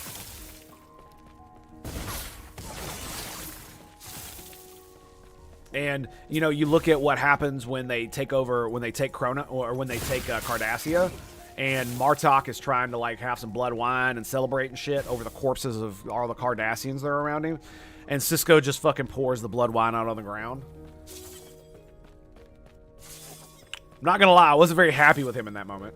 But I completely understood it because, you know, they're all feel-good, fucking bitchy, goddamn humans from the 24th century. All right, it's just yeah, I know, but it's just one of those things where it was like that was one of those moments to where, oh, they're doing it to define him and he doesn't like the death and stuff like that, and it's like, yeah, you could show that without disrespecting, you know, your one of your greatest allies that sacrificed millions, if not, yeah, millions of his own troops and soldiers to aid you in your battle against this existential enemy, and you literally disrespect him to his fucking face. I cannot do that. Sorry. Cost the life of a senator, of a criminal, one Romulan senator, and the self-respect of one Starfleet officer. I'd say that's a bargain for saving the whole of the Alpha Squadron. Yep. It was such a good episode, man. So well written. And like I said, it does put a lie to the utopian vision that is Star Trek, in that it's not, especially the earlier versions of it are very unrealistic in its portrayal of humans and humanity. And that, yes, we can be better. Yes, we can be as good as they are, but not all humans will choose to be. That's just the nature of humanity. And you're not going to change that with just hopes and wishes. That's not how any of that shit works. I cannot do that.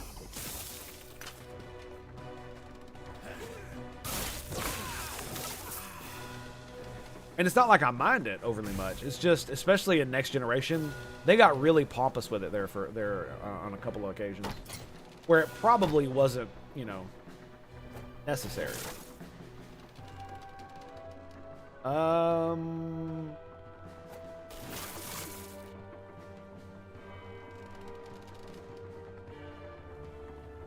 Trying to see where I'm holding stuff that's probably not worth holding.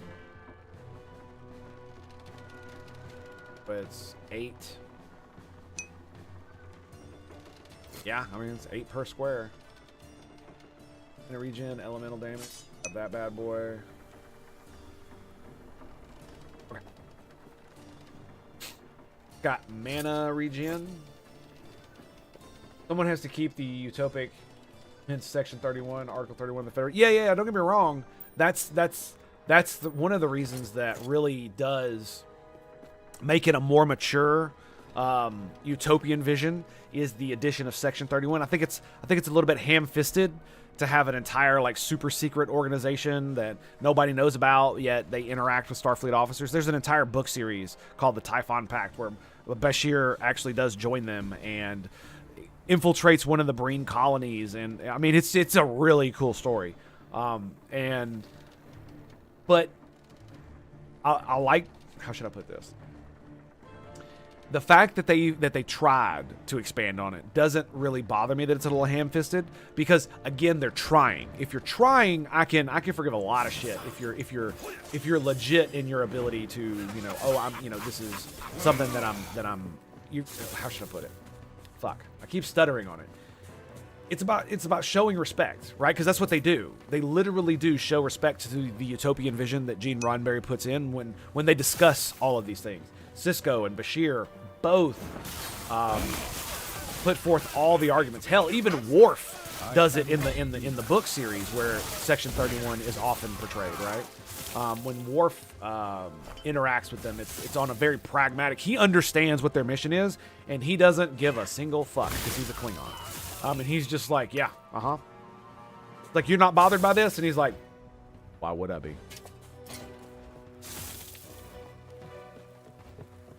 Yeah, it's pretty crazy, man. Pretty crazy. I found it. I fucking found it.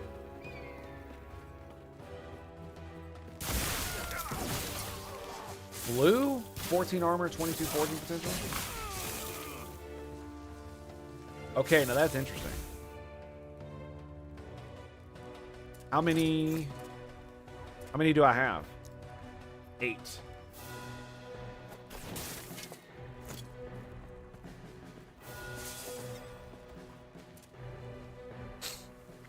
So here's the question. Do I eat it to get one more crystal for the lightning blast? Because I might not get it. I probably will. It's the only one on there. Or do I try to level it up? Because I can put mana on this bad boy, right? I got 15 of them hoes. But I could end up...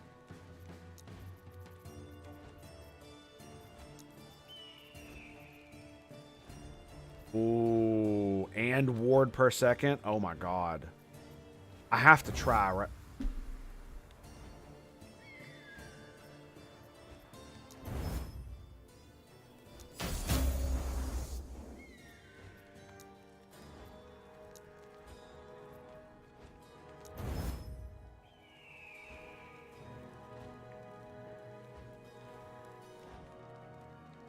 That makes me so angry.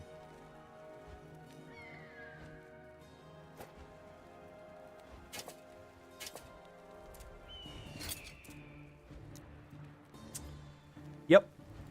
That makes me so angry. Okay, so now, how much does it cost? 5 mana. But now we're maxed out because it gives me 2.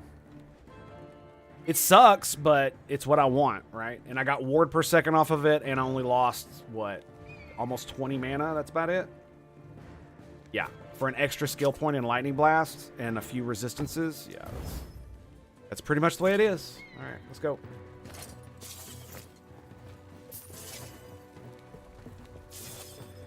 Yeah, Firefly and Miranda if you can. Firefly Serenity. Yeah, dude, that was another good one. I really liked it.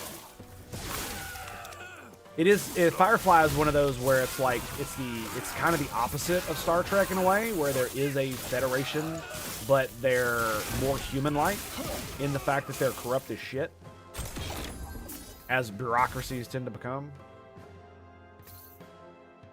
And that was the thing that always bothered me about Star Trek, is that so many people had... Where the fuck was I going with this? Or we're just going 4 damage in the area? Is that right? Yeah, we're not going overload, are we? I think we're just going more damage in area. Alrighty. All right, boys. Well, unfortunately, my son has awoken, so I must go take care of that. So it has been an absolute pleasure talking to you. I'm not going to end the stream, but what I am going to do is I'm going to have to take a break here. Let me see if I can get to the end of this. He should be fine for just a second. We can just bounce. So mana is going to be more of a problem. I can absolutely see that.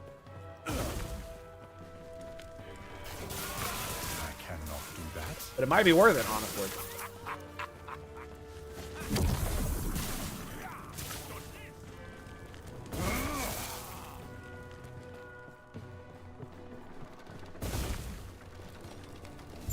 Come on. Oh, I gotta fight this guy. Not do that. Okay, I forgot about that. He did, y'all. He did. He is totally dead. Damage over time for minions. Look at that shit. Holy crap. 10, 9. Okay. Where do we go? This guy. Well, on top of that, hey, try not to fall off. All we got to do is steer talent towards the temple. I am going to stop it right here. I have a feeling once I get on this, I can't stop. So I'll be right back. After these messages from a bird screen, stay tuned for more right here at the Tango Hotel. Oh, Longwood, what did you say that other one was? There was another Star Trek thing you told me about. Was it Prodigy? Is that what it was? You talking about the TV show? We'll talk about it when I get back. See you soon, boys. Yes. There. Never hesitate. Always go for the butthole. Statement. Always. That's Earth's master. Does it? This is my life you are talking about. I didn't know you were so concerned with your... I didn't know you were so concerned with your butthole. Like he said that in the exact wrong time.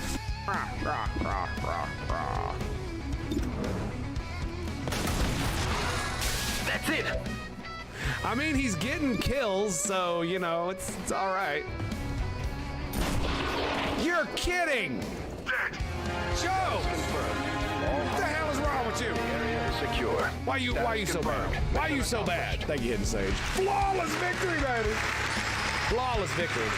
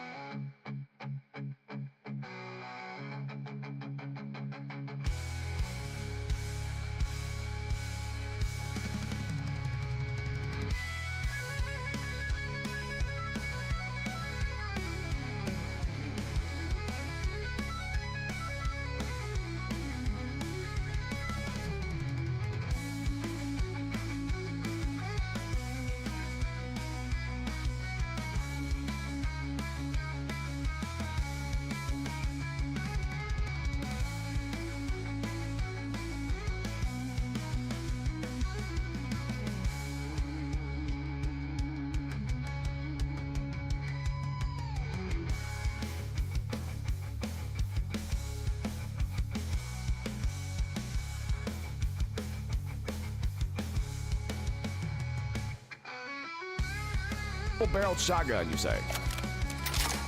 Ooh. Oh my goodness. Oh, I love shotguns. They're so awesome. They are so awesome. Okay.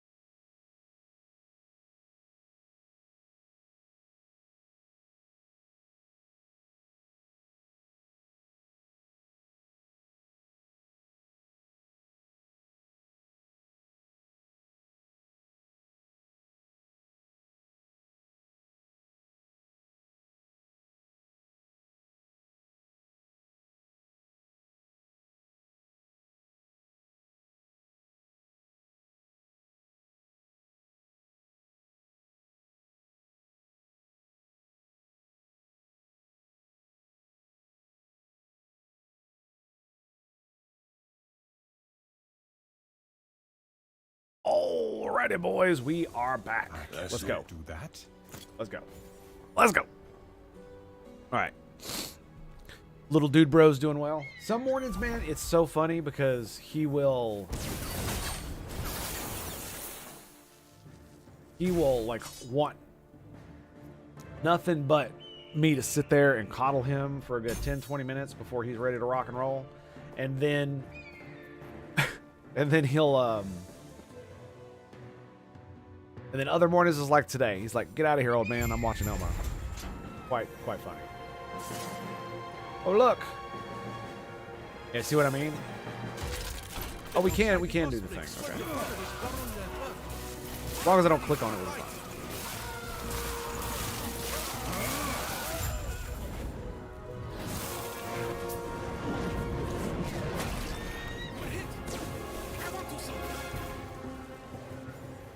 I thought it'd be a little bit more than that. I forgot. Maybe they changed it. People didn't like that mission.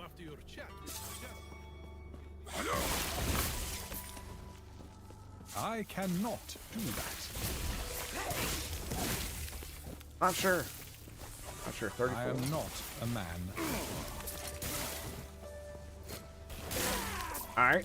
And you know what I didn't go do? I didn't sell anything. That's what I didn't do.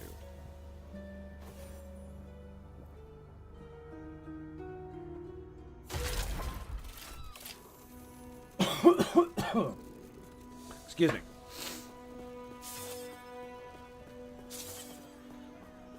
Yeah, and the sad thing is that I don't really know what the problem was with Star Trek and why it was having so many issues getting viewers. Right? I couldn't tell you. I have no idea. I think it's just it just didn't appeal to as many people as it used to because it got so technical, right? Too many nerds wanting to get what they wanted out of Star Trek instead of and maybe that's what it was is they didn't make enough of them to satisfy the audiences that were there. Because like even as a technobabble nerd, the first season of Voyager was absolutely atrocious, dude. Like the shit that they would say was just so fucking stupid. Anybody with a cursory knowledge of one, the physics, how physics is supposedly functions inside the Star Trek universe. That's number one. And number two, just how physics works in the fucking real universe. And I'm like, what the fuck are you doing? Preachy to techno, yeah, preachy and too much technobabble. I do think that's what it was, yeah. And a lot of the, like some of the episodes are really good. Like the one where Tom Paris becomes a terrorist. That was amazing. That was good Star Trek, dude. And it involved almost no technobabble. He literally became an eco-terrorist for an episode. Well, technically, yeah, for an episode. It was technically, it's about a 2-month period, I think, all that took over. Like, literally got put in the brig for an entire month, I think. Pretty sure. Yeah. Eco-terrorist. That was a really good episode. It was basically a climate change analogy. And it was done really, really well. And if you're smart, then you can absolutely see that it's a climate change analogy. And if you're not, you won't care because you can't see it.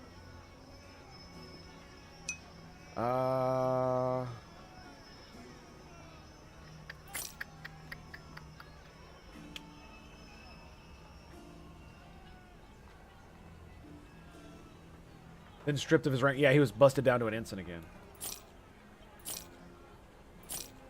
Which made for a really good episode because it had to do with, you know, military matters, which I really liked. It had to do with,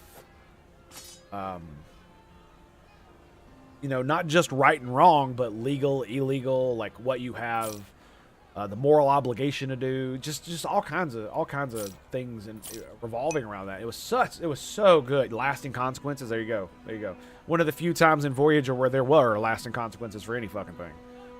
And I think that's really why a lot of people got lost on Voyager is they tried to do what they did in Star Trek, the original series, in Star Trek The Next Generation, and even in DS9 with Voyager, but they keep forgetting that Voyager is alone, has no, Like it's like living in modern day America.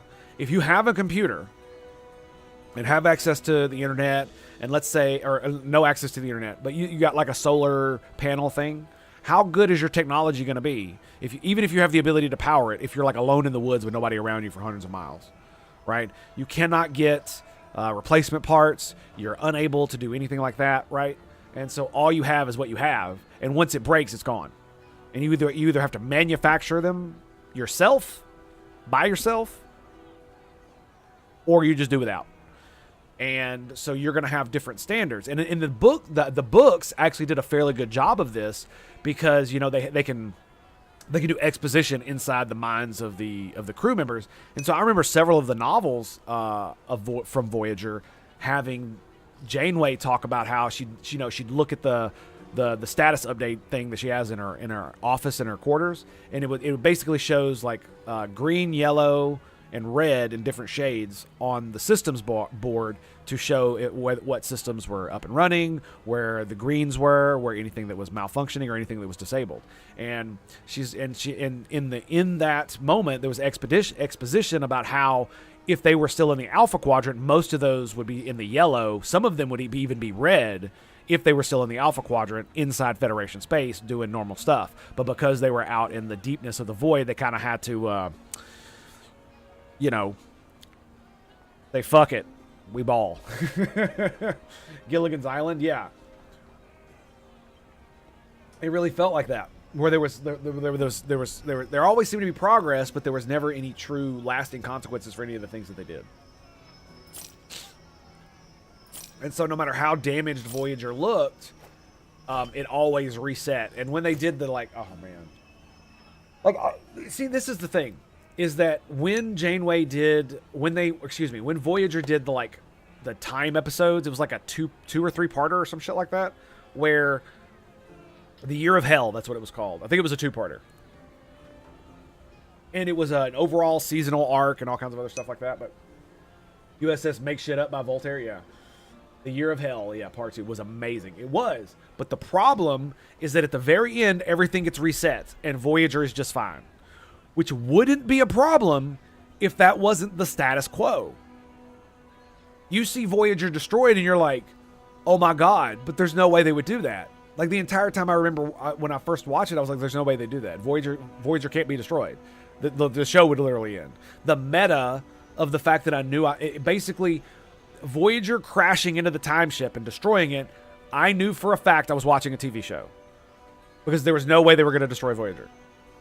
Hands down, there's just not, no, they're not going to do it.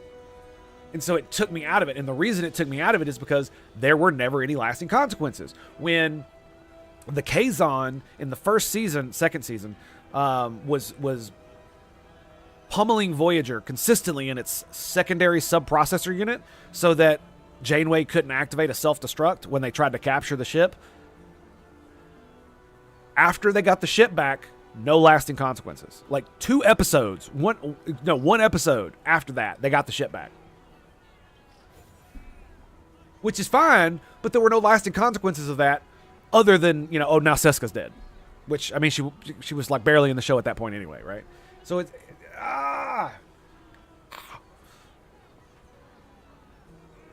So, yeah, and I think it was just it was a product of its time, because they wanted the wagon train to the stars, and this was a new area of space. And so they were just kind of rolling with it.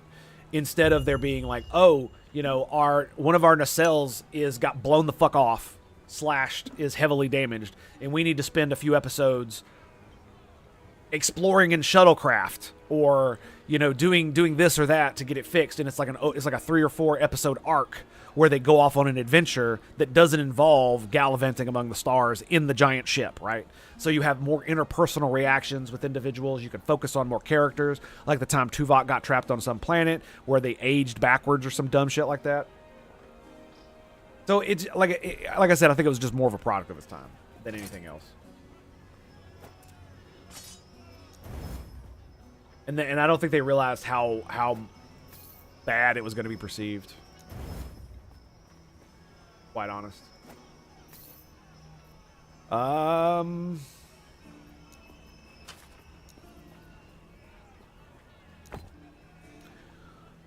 Ward per second, lightning damage.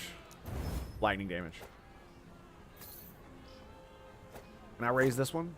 No, those are both maxed. 59. You little bastard. 62.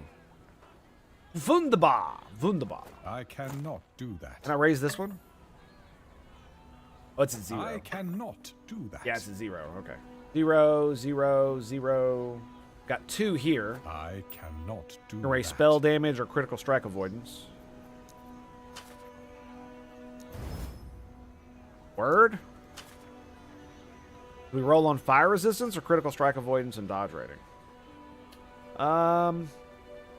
Do fire resistance. 62 to do that? Okay. I cannot do that. We'll be there eventually. 0, 0, and this one's got 8, but isn't this maxed? Yeah, it is. Health or health regen? Let's do health regen. Physical resistance. 62. I cannot do All right. that. Good to go, boys. Good to go. Kadoosh Nugget. What do I have here? This one is 8% more hit damage. If you only have one singularity, you cannot deal crits.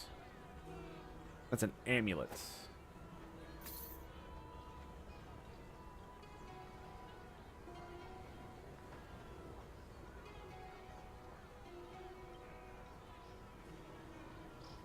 While channeling focus, you cast Lightning Blast once per second.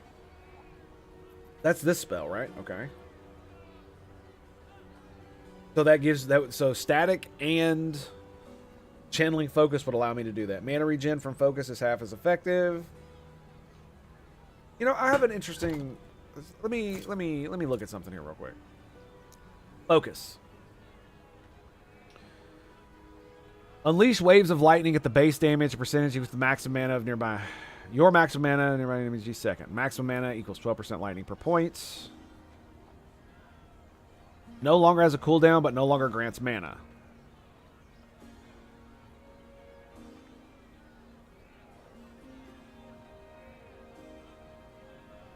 Deal more damage while you are at full mana. So it would allow you to move and do lightning damage at the same time while you're channeling this shit.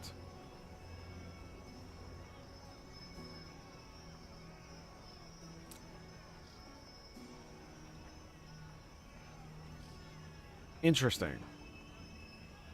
Interesting. It gives you ward as well.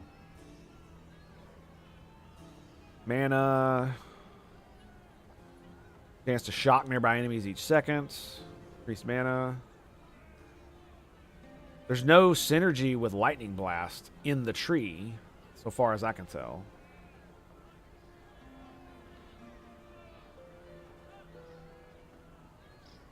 Right? Ignite. Health per second. Healing. Elemental damage taken. Lower that. Kill chance. Yeah, so the only... each second. And then you can increase that by 60%. So you're looking at taking... so if it's 100, right? 60% of 100 is 60. So every 0.4 seconds, it will do a wave of lightning. But it doesn't grant mana.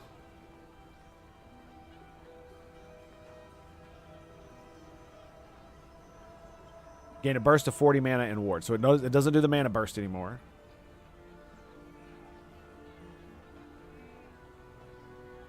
You cannot do... this node has no effect if you have either of those. Interesting. Huh. So if you got Conveyance, this would just be a wasted point, but it would allow you to still get this. Is that right? Huh. That's weird. Cast on allies, resist all resistances, ward retention. Ward per second. Yeah, so even with the amulet, it wouldn't be that great, right? Mana regen is half as effective. You have 50% less armor while channeling, but you gain 47% mana regen. Lovely. As a base. As a base, you gain 40% mana regen. 40 ward while channeling. 89 decay threshold. Yeah, it's just, yeah, it's not that great. 35 mana. It sounds like it would be interesting, but it's not. Farewell. It doesn't look it doesn't look very interesting at all. But Voyager, but for Red Foreman's character, they had no temporal ship and things reverted before he screwed up. No. I understand that. What I'm saying is that because Voyager at the end of it was back to the way it was, because everything that happened during that time was like didn't happen, right? Because it actually goes back in like the end of the when the Voyager blows up, it's like a month and a half after they encounter them or some shit like that, or the year, and then at the it's the year. They encounter them a year before that, and when you come back to Voyager and Voyager's all good, it's a year before that. So the year never happened, and it just kind of, I was blown the fuck away, dude. Like, why are we doing this? Okay, so we've gotten this maxed. What is this?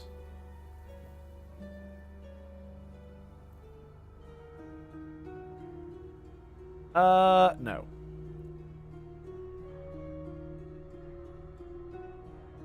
Do we do additional chains? Shock chance? We're at 17 now. I got extra points, so I mean, I guess now we go for spark damage.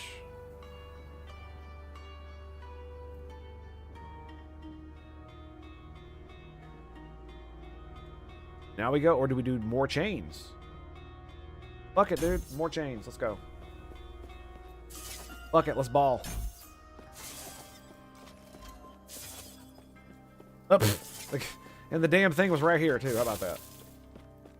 The point I was making with that was not necessarily the fact that it was bad that Voyager was good at the end.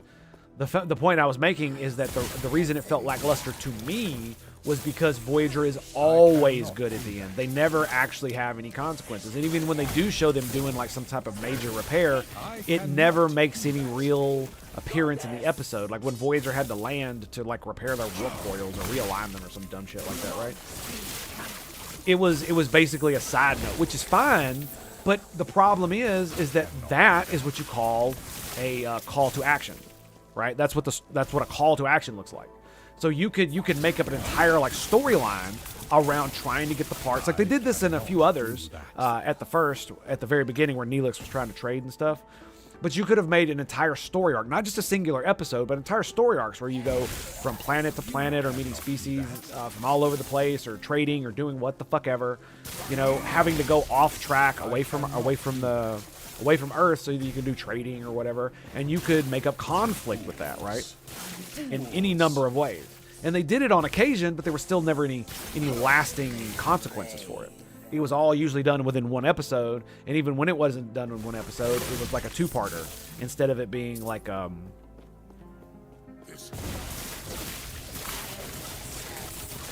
I guess I'm trying to say it was like kind of like DS9 was with the Dominion War, right? There was always the war raging in the background and things kept happening, but we weren't following the war, we were following the people on DS9. So the war was progressing in the background. There was something going on in the background while the world was there, and so the world felt more real. How was my Easter? Like pretty much like any other fucking day. Pretty much like any other fucking day. Pretty good. Pretty good though. So now I got to spend my day doing recycling. Now, what the hell? So now it's 5% base crit and chains up to 4 times.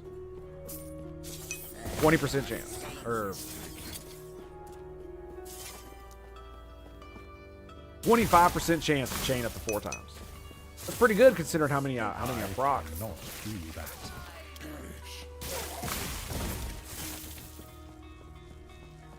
Playing with the Warp 2 Starship Creator. Star Trek DS9 Dominion Wars. I've never even heard of that. Are those two different games? Like, you know what's funny? One of the main reasons I never streamed Star Trek Elite Force 2 was because I was having fucking difficulties getting it to work properly, especially with OBS and the screen resolution and stuff. It was like the life bars and stuff were like tiny on 1080p. Absolutely tiny. There was no way to change it. And I was just like, fuck it, I don't care. I had other shit to deal with. You know what I mean? It just kind of made me be like, whatever, dude. Whatever. Whatever. Look at that. Look at that. That's what I'm talking about. That's true deeps, boys. True deeps. I suppose that makes sense that you're not religious, which is fair, but kids have Easter egg hunts sometimes. No, you misunderstand. Yes, Easter is just like any other day. There's a lot of reasons why there wasn't an Easter. We don't participate in things like Easter egg hunts. We've done that before, and it's just neither of my children seem to give as much of a.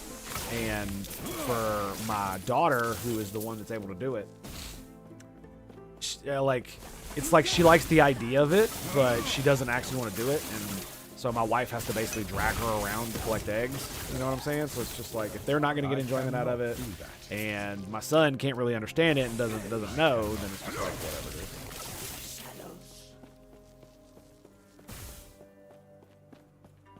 Kind of deal. They ever had a Stargate XCOM style? No, they didn't. They have one where it's like a real-time pause strategy game that's like stealth-based kind of deal. I believe they released that already. Two separate things. Wish I'd known back then. I got it fixed on mine. You did? Warp 2 Starship Creator.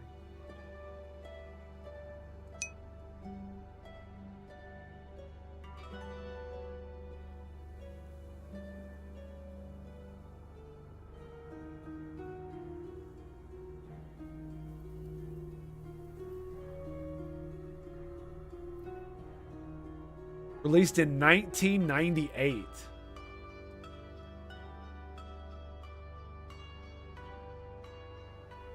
And allows ships to be imported into the multiplayer mode of Star Trek DS9 Dominion Wars 2001. Create their own starships, crew them with personnel from the Star Trek universe, and send them on missions?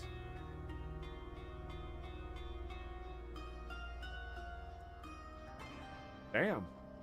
Okay. Dominion War.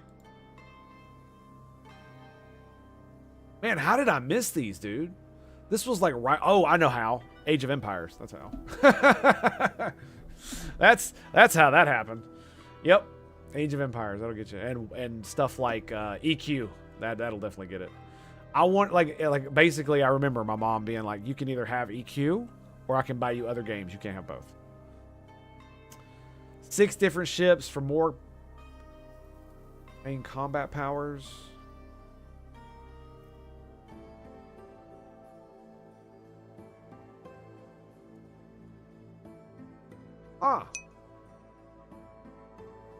Christian holidays like Christmas and Easter got changed into what they are now. You don't know how? Culture, that's how. Same reason we have Christmas trees for a celebration of Jesus's birth. Culture. It's like DS9 meets Starfleet Command, Starfleet Battles. Easier to convert existing masses. Convert the existing mass. Oh, yeah, exactly. Yeah, that's exactly why. Like I said, with trees. Basically, there was one of the reasons Christianity survived so long without being a truly militant religion. And you can debate me on that all you want, but like seriously, it was spread by the word more than the sword, just hands down, no question.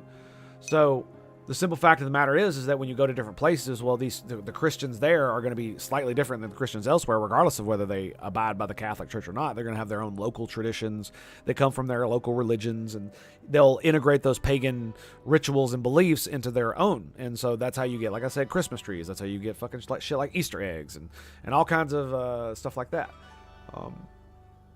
Like you go to a lot of European countries and they have their own types of festivals for these things that are really fucking weird. compared to the shit that we do, right?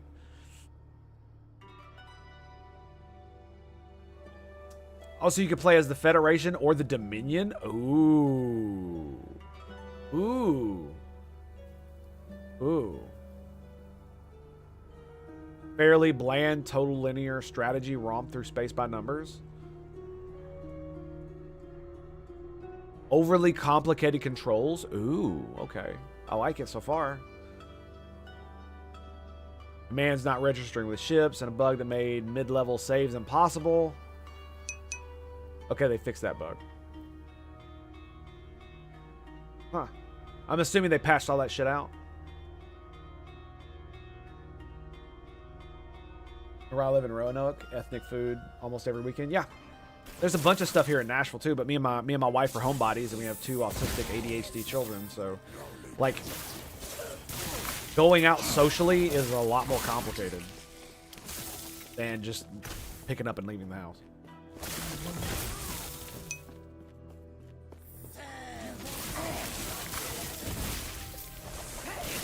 Well, sounds like we might have something on the roster to play other than an ARPG. Because if I can play as the Dominion, that sounds just fucking awesome. Not gonna lie.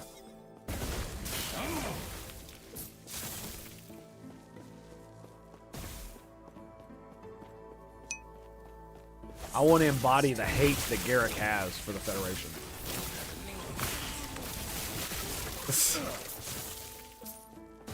Just because it'll be funny.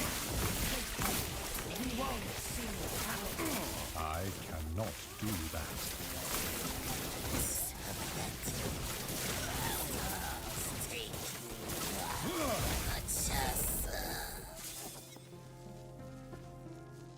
Looks like it works pretty well, honestly.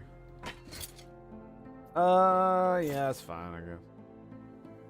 Grid Strike, Tier 2, sells for 22. Ah, that fucking ring, dude. That fucking ring. It's like the 4th or 5th time I've seen it. They don't have Dominion War? I mean, I really wouldn't overly care about the Starship Creator unless the sending out on mission shit is pretty cool. If it's like a what is it? You know, like how in some games you build a party and then you send them out and it's like RNG based on what you bring them back. If it's got a pretty good mode like that, I might consider it. I like strategy games like that. It just depends on how the numbers roll and how they do it, or if you play that ship and their crew on those missions. That would also be enjoyable, but it also depends on how good it is, right? Because it's just like the Star Trek. Like I was contemplating buying a VR headset just to play the Starship game that's on VR 3D from Star Trek. And the main reason I ended up not was because I read a bunch of reviews for it, and it was basically like it's such basic bitch commands on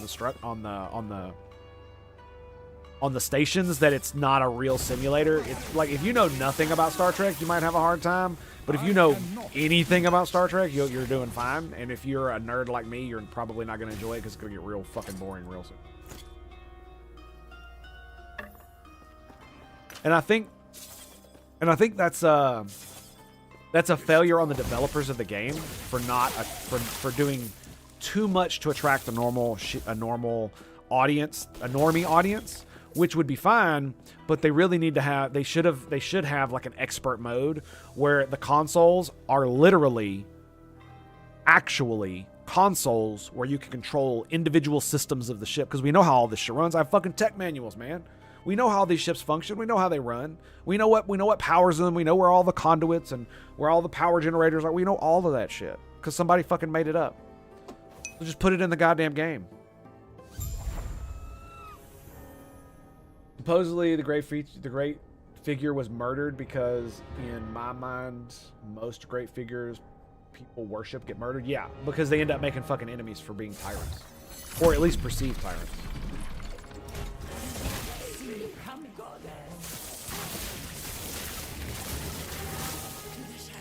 That's why I don't think this is going to be the last time somebody tries to kill our president. I cannot do that. Oh, shit. Oh, is that you? Cannot do that. Get fuck back.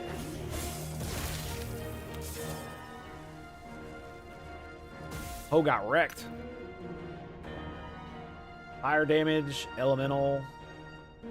Sells for 22, fine. Fireball? Fireball. Alright, give me something good, boy. Oh my god, dude. Runic Invocation. Can I get something for fucking my build? I've yet to see an actual one of these for my build. But I've seen like at least 4 for fucking Runic Invocations.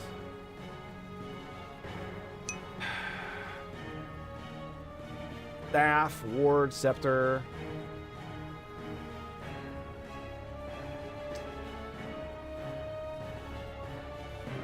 Not even that good. Yeah, it's not even that good.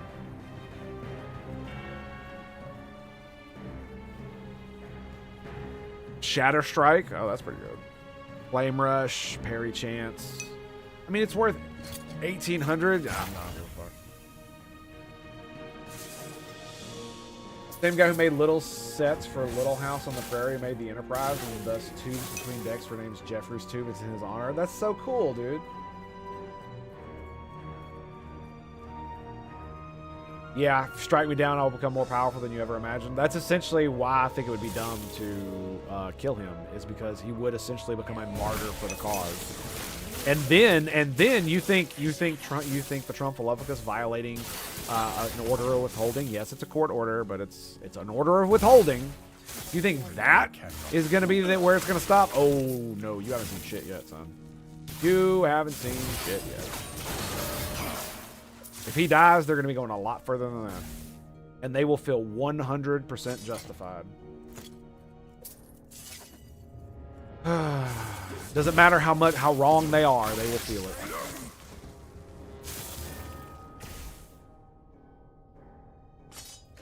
Worth 5, it's not bad. For 1 slot, that's not bad at all. It does feel like the like this right here slows it down. I don't know why. It's probably because I'm walking so fast when I cast it.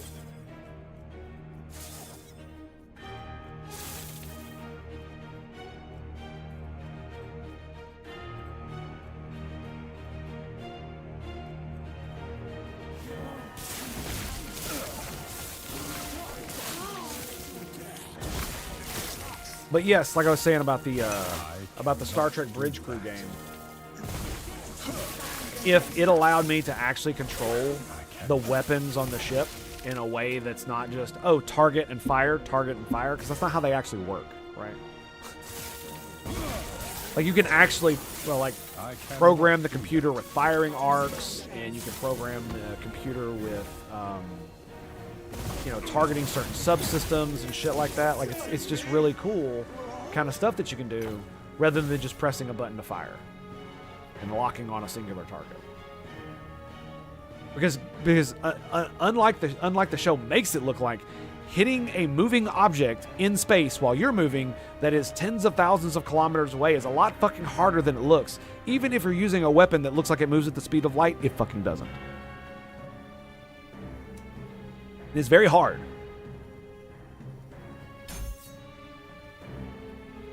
Like, I'm not even really noticing too much pain. I'm wondering if I even need to do this.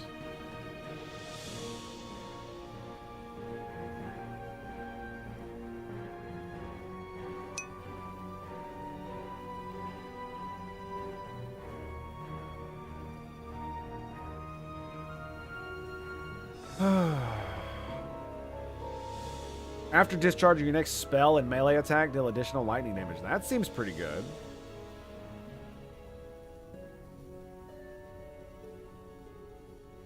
Shocked when hit, because I'm wondering if I need to do this at all, because I haven't been running out of mana, right?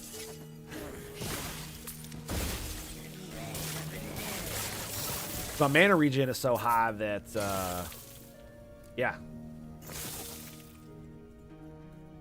I think I'm going to respec it again. Because I don't need the mana. I don't need it. Do that. Look. Yeah. I think we're gonna undo that.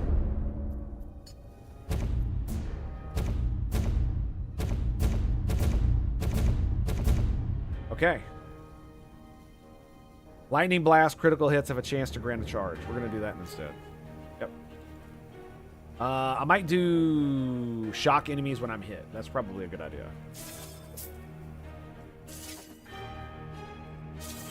So if we've got enough mana regen to counteract it, then we're good to go, right?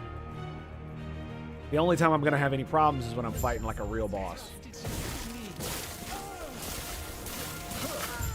I cannot do that. When I find one eventually, right? Freeze rate multiplier, it's worth 109. That's for damn sure. Jeffries was also an ace during World War II. Did a ton of work besides Star Trek. Oh, wow. Did a full biography. Still have my copy. Nice.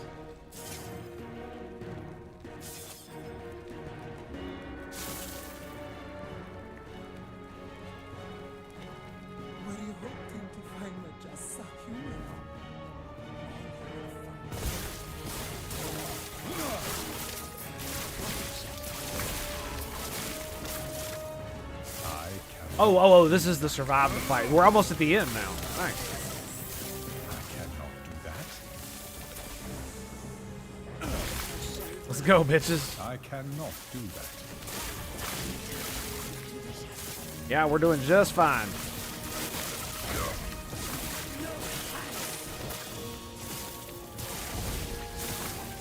I cannot do that. Yep, just fine. Here we go, here we go.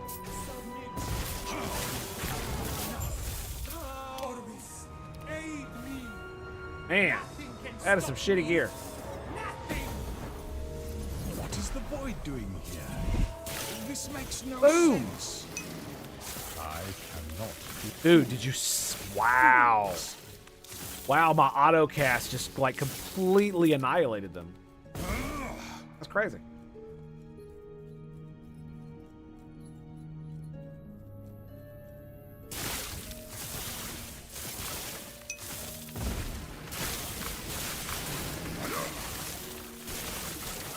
Yeah, it definitely feels way more powerful, and it's way more DPS overall than the orb was.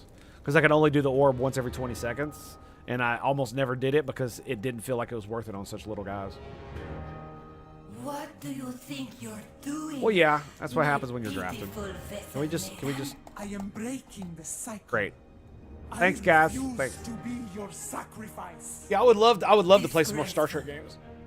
But again, you know, I'm apathetic toward the series as a whole. You've rechristened my want to do it, but I've been ranting for years about how it just feels like Star Trek. What are you doing? Where is it? On how Star Trek just isn't, because I know where it's going, and because I know what it's doing, and because I know the people that are making, like, especially the TV shows, like, despise me for who and what I am, even though they don't know me. It kind of makes me just want to be like, fuck them. Like, I don't want to be like, I can like Star Trek without giving you any money. If you want my money, it's so weird. The older games, the TV, yeah. Not only that, you can see it in the. I need to go grab some coffee, so we're gonna take a break. But you can see it in the sales and in the viewership, right? If you have like older Star Trek stuff, it still sells pretty well because there's still a lot of fans that love older Star Trek. None of the new Star Trek sells worth a fuck, and the viewership is just absolutely like gone off a cliff. Nobody wants to watch this fucking garbage, right? It's like you can do all the social messaging you want, but you need to look at the old Star Trek to see how it's done. You need to look at Star Trek The Next Generation. You need to look at DS9 and Voyager. That's how it's done. Specifically DS9, right? With the pale moonlight. There were a few episodes of Star Trek where it was very non-soapboxy, but it did a very good way of you know, showing the message, and it was fucking awesome. And not only that, the books are the best example of good writing. So many good books, so many good stories exist within the novelizations of Star Trek, and they just fucking ignore them. And they don't get the good writers who write the really good stories to write any of the fucking shit on TV. Like, do you know how many video games you could make out of the fucking books I just have in my fucking collection on the bookshelf? There's at least 2 or 3 series up there that you could make an entire fucking video game series off of, and it would be amazing. Especially if it were like a Telltale adventure type series like Resurgence is. Like it boggles the mind. Oh man, and them throwing away the Destiny books just fucking kills me, dude. It's stuff like that that's just like, why are you doing this? Why are you not, like, if you can't write good stories yourself, fine. I don't give a fuck. Steal somebody else's. Pay them a little bit of money and just fucking make it into a TV series. Jesus Christ. That's also why I pay for secondhand items. That way I can consume content without giving them more money. My man. You know what's funny? That's what my wife did with those books. She found them on wholesale. It was great, right? I loved her even more for that she didn't have to give Paramount money for anything. Isn't that great? So, which reminds me, I have to reach the estate of James. Really ripped off his Flying Cities novel with Sphere, Flying Cities. Oh, wow. Yeah, like I said, dude, there are so many Star Trek books. The Prey novelization series that's in Star Trek. Birth of the Federation, a very good book. Oh my God, dude.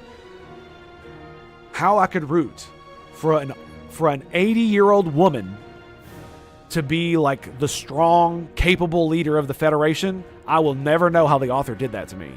But by God, they fucking did it. Over a fucking Warhawk. And I mean, of course, he wanted to like start wars with fucking Klingons and shit, but of course, they had to make him dumb, but that's not the point. The point is there's so many good stories and they just don't use them. They want to tell their story, and that's the problem. Nobody wants to hear your fucking story. I want to hear Star Trek stories. I want to hear good stories. On that note, I'm going to go grab some coffee. Be right back.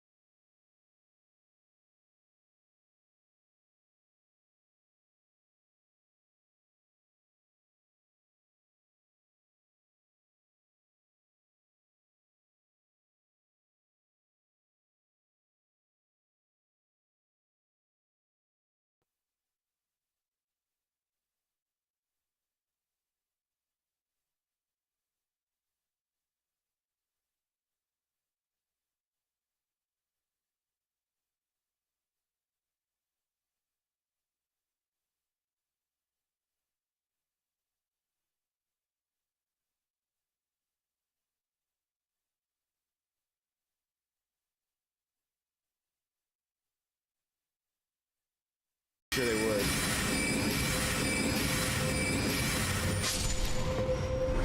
Okay. I gotta do what I gotta do, man.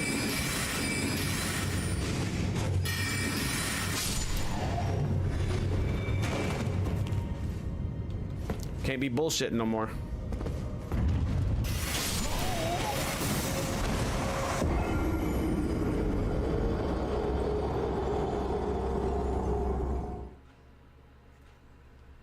Wait. You sang? I'm sorry, I know that was important, but you perform Gilbert and Sullivan? I am the very model of a scientist Solarian. I've studied species Turian, Asari, and Batarian.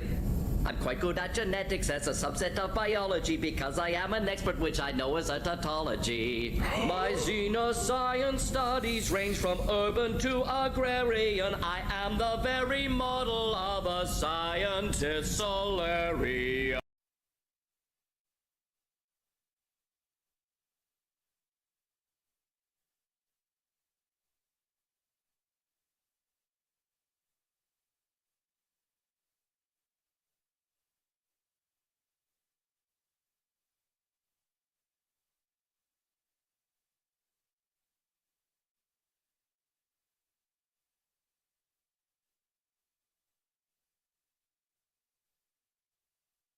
%3 chance to crit. Let's go, baby.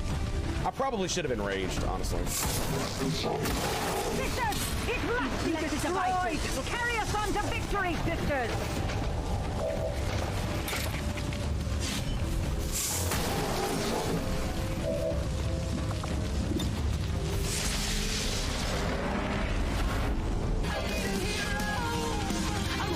Okay, so it took a long time for Raven to get to that level. What a... Can I get you a ladder? Hit it again! You can get on my back. Ogre smash! There it is, boys! Yeah! That's what I'm talking about!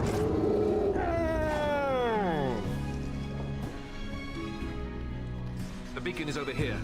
We've surely missed the signal. Let's light it quickly before it's too...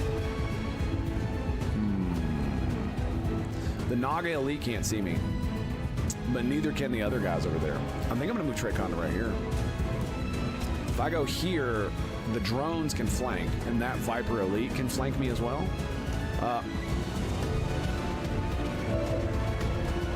We mind control the snake. That's why I pulled everything. I'll take it. I'll freaking take it, boys. What is he doing? Suppressed? Really?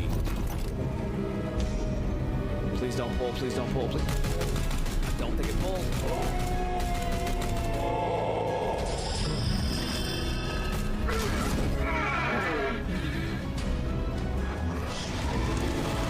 Gotta use waypoints with the tech boy.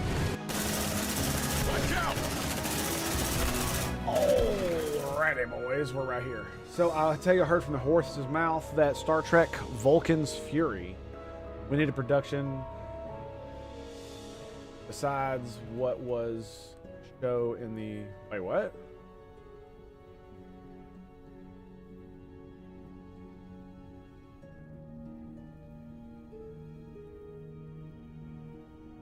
Vulcan's Fury? What the hell? That sounds like some trite bullshit right there.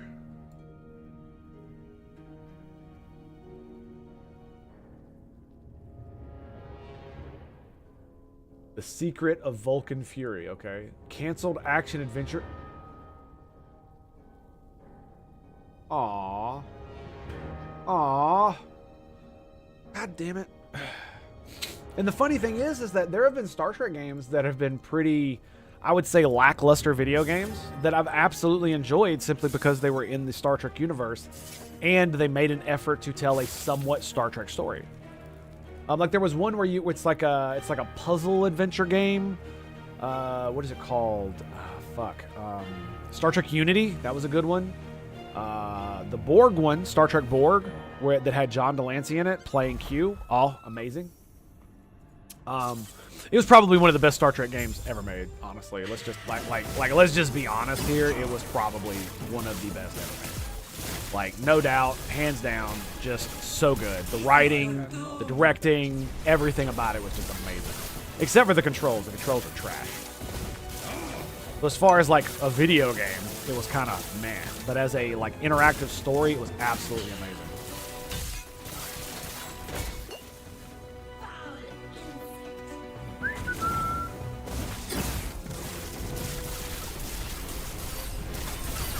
cannot do that.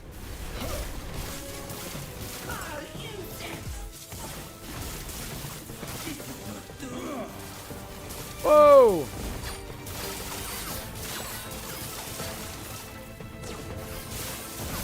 Fools. Fools.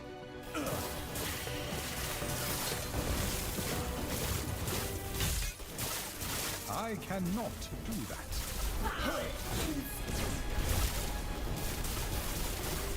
I cannot do that. Shit, I forgot to take my meds. No! I forgot to take my meds before I came back. You know I own like 90% of the games, right? Yes. Yes. I figured you did. I mean, the funny thing is, one of the reasons I don't is because I lost my video game collection of my old CDs that I used to have. I cannot do that. And I just never rebought them. Or, like Star Trek Elite Force 2, I couldn't rebuy for the longest time. Whoa! She ate my shields. What the fuck?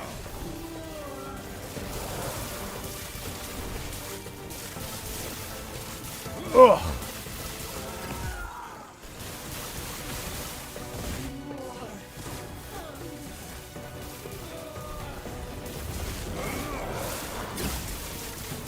I cannot do that. No! I cannot. Oh!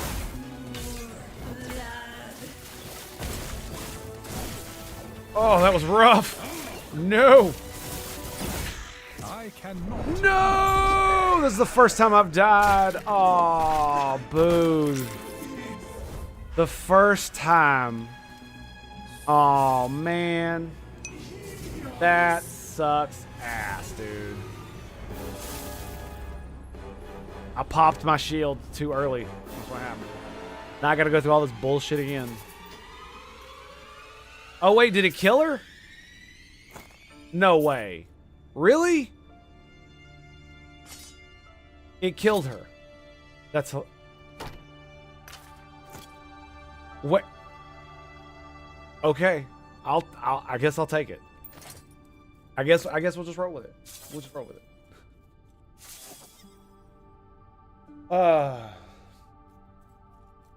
You must stop this.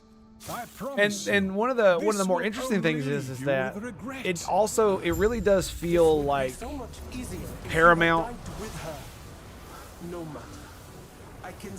was being retarded when it comes to Star Trek video games.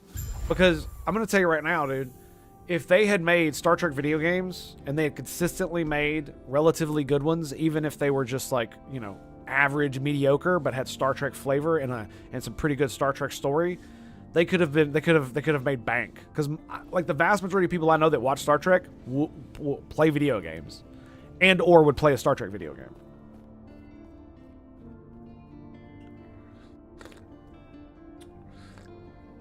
And maybe it's just I haven't been paying attention, but the last game I saw before Resurgence there was the Star Trek game that was like Stellaris, but I'm not touching a Paradox product, and whatever, it doesn't matter.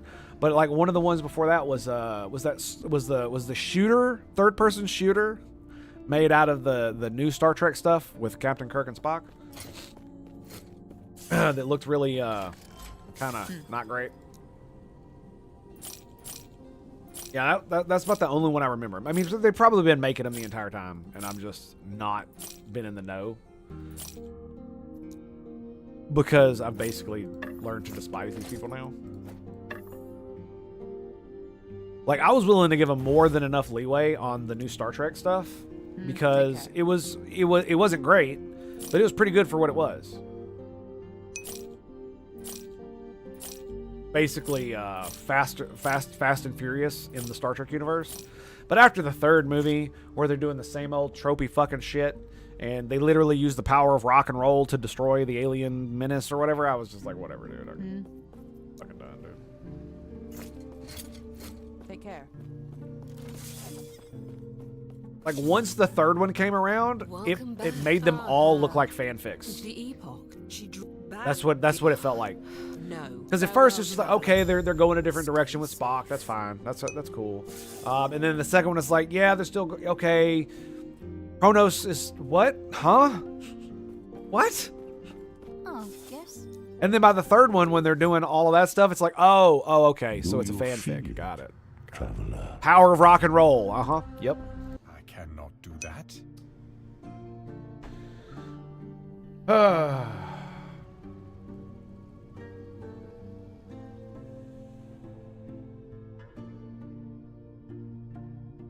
Even with their ESG, I have no idea, man.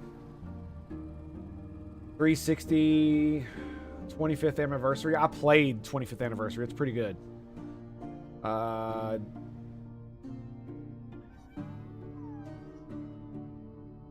have the 25th anniversary on Game Boy? That's funny. I have the NES one. I played the Star Trek. I played the one on SNES. Armada. I played that on stream. I didn't finish it. Armada 2 was pretty good too. Away Team. I never played Away Team. Birth of the Federation.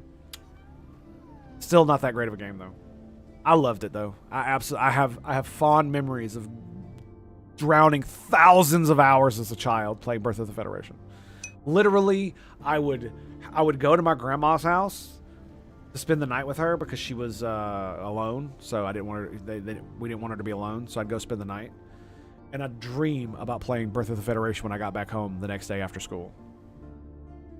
Which I remember it so well, so well. It's such a good game for me. It was my first 4X game like that. And that's what got me into Alpha Centauri, which then introduced me to Civilization, which got me into Grand Strategy eventually. Star Trek tab for a better looking interface.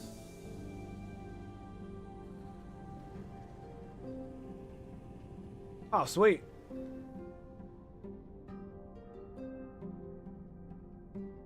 Wow. These are all the games you own? Is that right?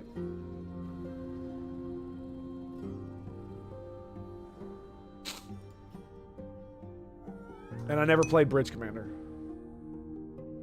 There's an RTS, but Tempest Rising is pretty good so far. It's basically Command and Conquer. And even composing the music for a great job. Yeah. Yeah, for me, it's just... I've seen the gameplay and stuff, and I don't know if RTS is really my thing anymore. I don't ever think it really was my thing. It's just it allowed me to do strategic gameplay and stuff like that. And then when I found games that do that have like the ability to pause or have like grand strategy where you can go down to the battles or you can zoom out to like empire control, that's kind of where RTS kind of lost me. Like Supreme Commander was a really good version where you could like pause the fucking game, right? And it was so fun. And yeah. But I can't play that game because my processors absolutely destroy the game once you get like 500 units. And the second one wasn't nearly as good. So Star Trek New Worlds. I saw Star Trek New Worlds. Again, I didn't really have too much. Gonna play Hearts of Iron 4 eventually. I would love a game that's like Star Trek for Hearts of Iron 4 that's in the Star Trek universe. The problem is I don't want Paradox to make it because Paradox sucks and Paramount sucks too. So I'm kind of like in this conundrum, like, what the fuck am I even doing? Right? That's kind of how it feels. All right, so I believe our next course of action is to do Echoes.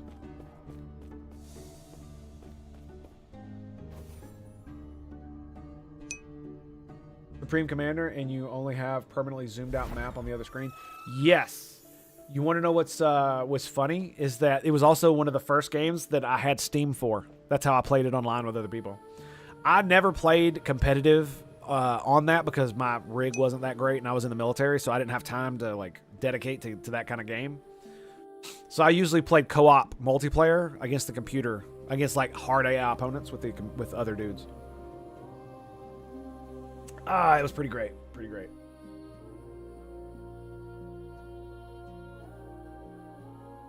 I know there's all kinds of mods for Hearts of Iron. The reason I say that is because the universe gives you so many options when this is why Birth of the Federation felt so awesome to me, is because every game there's basically a set number of races in the game. There's a set number of empires, but they're always in different places. They always start at different capacities, and even the minor races are randomly placed throughout the world. And everybody has their own like faction disposition. Like some believe in democracy, some believe in totalitarian fascism, that kind of shit, right? And so you can mix and match that as much as you want. And so a Hearts of Iron game where I don't know if you could make a Hearts of Iron game that's like that, unless, because Birth of the Federation is kind of like that in a way, except like you don't actually control factories and militaries like that. You just kind of produce individual ships based on, you know, stuff that you've got built on planets. So it'd probably be an interesting logistical managerial game, especially once you get to a crazy amount of planets. Because like currently the Federation has like 150 planets. So yeah.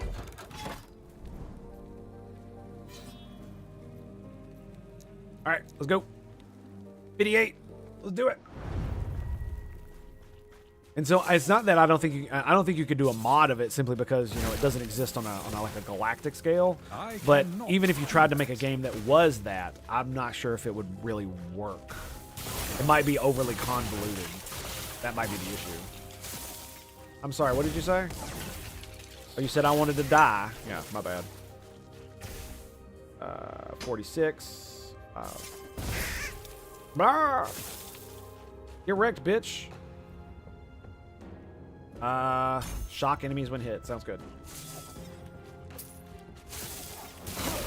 Overloaded with planets like Warhammer 40K. I don't actually mind that necessarily. It's just you have to create a game that's on the correct scale to be able to manage that kind of shit. You know what I'm saying? I cannot do that. Like, back, foul beast, back! I say now, boy! Get on back now, huh? You know, it also would help if I would quit running the fuck into it. That'd probably help me a whole bunch, honestly.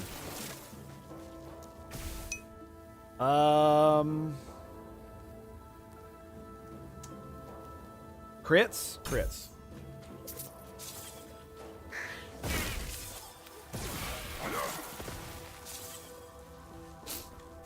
Stellaris is definitely the closest I've seen to a Star Trek alike. Yeah, they made a game that's based on the Stellaris engine that's in the Star Trek universe.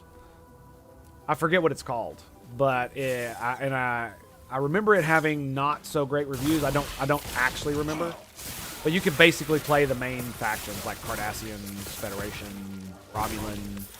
I don't know if you could play the Borg. I don't remember. I'm sure there'll be mods. There's a full conversion Star Trek mod for Stellaris too.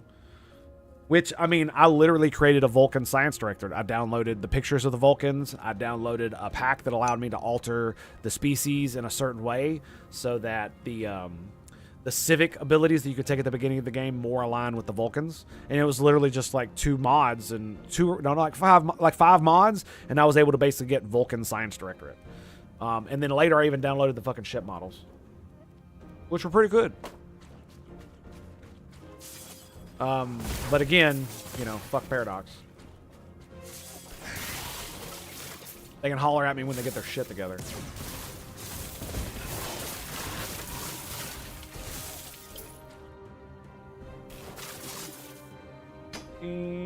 Fuck that.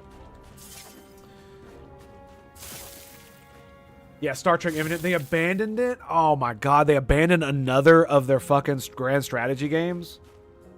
Dude. Like, they did that to me with Imperator. That's why I didn't buy that game at the very beginning. Because I was like, I would love a Star Trek game that's like this, but like I'm not gonna lie, man. Like, I don't trust Paradox to deliver me a product at all, because they almost never release full games, and if their game doesn't do well, then they just fucking abandon it in its like pseudo half-assed unfinished state. And I'm just not fucking cool with that, yo. That's I'm not about that. I'm not about that life. 30 spell damage. Spell damage mana cost. Okay, cool.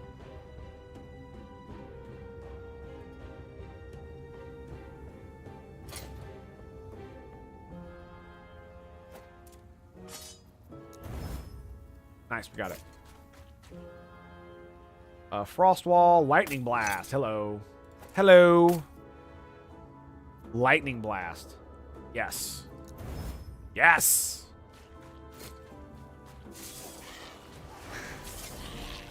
Come on, boys.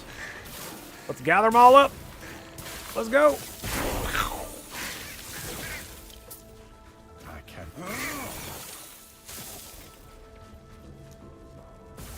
It is everybody, right? Okay. And crits. We're going for chain to allies. Because that means it could chain off me, and it gives me bonus damage too. So we're going to do it. We're going to do it, boys. And now we have Maximum Archmage. You add additional spell damage, and you have a chance to refund a portion of the mana of your skills on use. These values are doubled if you have over 300 mana, which we do. Means we have 10 spell damage and a chance to refund 20% of mana cost. I'm assuming that's 70%. It says doubled.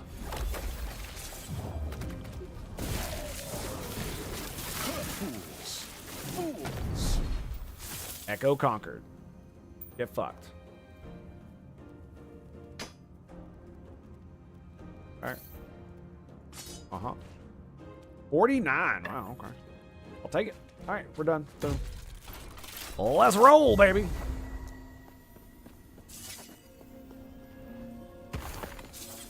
Give me that loot. All that loot. All of it. 4, 13. Nice. Yes.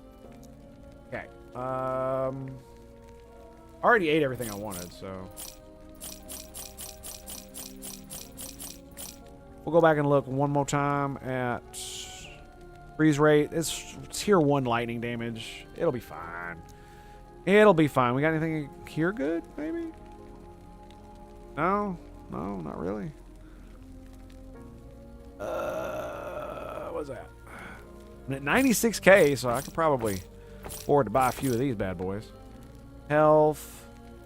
Fire aura. 2 to disintegrate. That's pretty sexy, I'm not gonna lie. That's Take care. Man, creators always do it better. Yeah, it feels like it, doesn't it?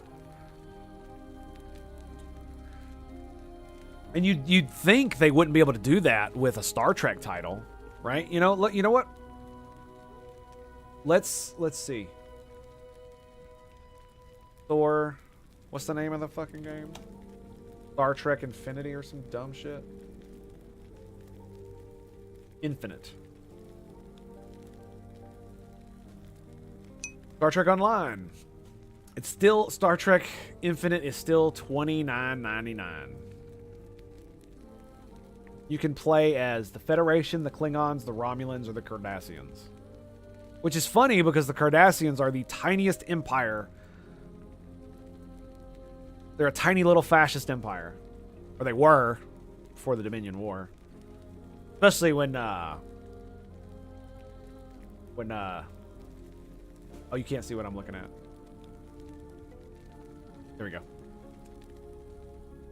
Especially when the Klingons like damn near destroyed them, and they had to, you know, whimper to the Federation about it. So yeah, as you can see, it's basically fucking Stellaris, right? It almost looks basically like a reskin of Stellaris, like the fucking mod. You know what I mean? 42% positive reviews. Have I seen the Astartes trailer? You mean the Astartes movie thing? What trailer? Oh, the new. Oh, yes, for the new thing he's doing. Yeah. I saw it. Yes, I did. I know what you're talking about now. Yeah. So yeah, it's Stellaris. Like, look, even the fuck. Oh my god, dude! Even the ship stuff looks the same. I mean, they've got the fucking Star Trek models and all the names and stuff, but colony ships. Come the fuck on, dude.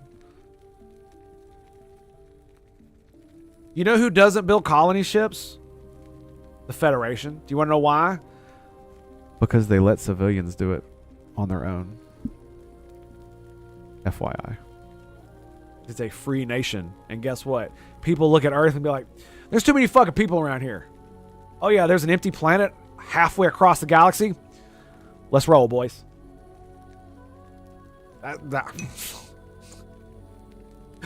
Like, why do you do colony ships? They'll do it. They'll do it on their own.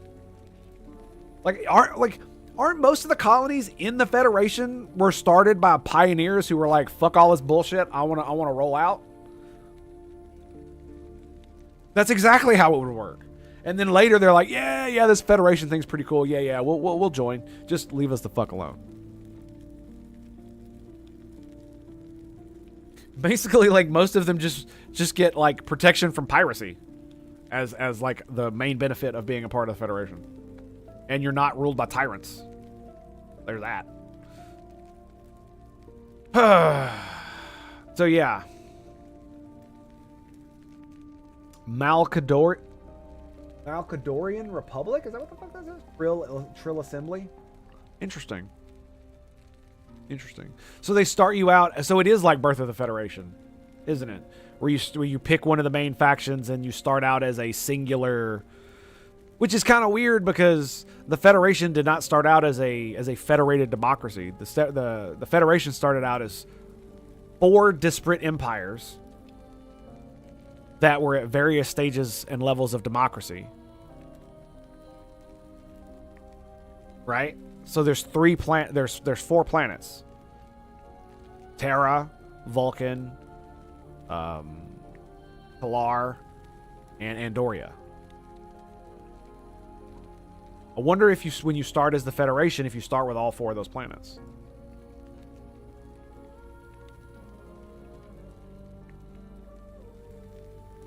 It doesn't really show a lot of good photos. Mixed. Cash in on franchise and dump support. This will be remembered. Yeah, right there. I can't believe that the people at Paramount let them do this.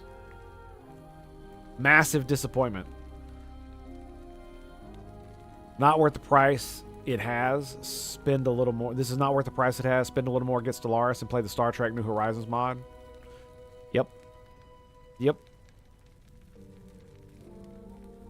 Outdated graphics. How do you fucking... Oh my god. Can't bash it completely either. Well, there you go.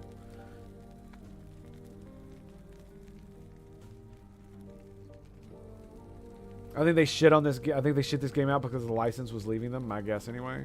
The license was leaving them. What else did they make that was Star Trek? I don't recall them making anything that was fucking Star Trek.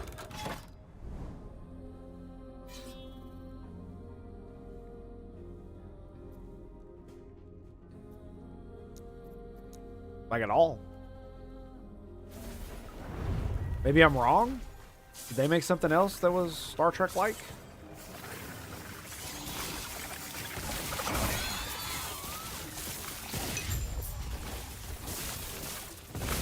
I do not recall. Since they weren't using... Oh, I see. So they got a license and they never used it, and they didn't use it, and so they were going to lose it, so they shat out a game to help with that, huh? Okay, so here's what we're going to do. How many of these we got? 10. No whammies, no whammies. Elemental damage. There you go. 76 elemental damage.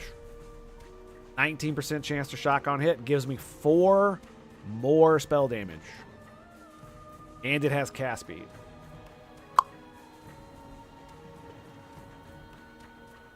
I don't like the cast speed. But I'll fucking take critical strike chance. You damn well better believe I will. So we're going to lose damage over time. I mean, I can live with that. I can absolutely live with that. Yep. All right. So we're looking at 28. 29. There it is. Yes, sir. I don't give a damn that it has poison on hit. I've literally not found anything better. So. Nice. We traded lightning damage for spell damage, and we traded elemental damage over time for crit. I'm now back up to 38% chance to crit with spells, and a 12% chance just to crit in general.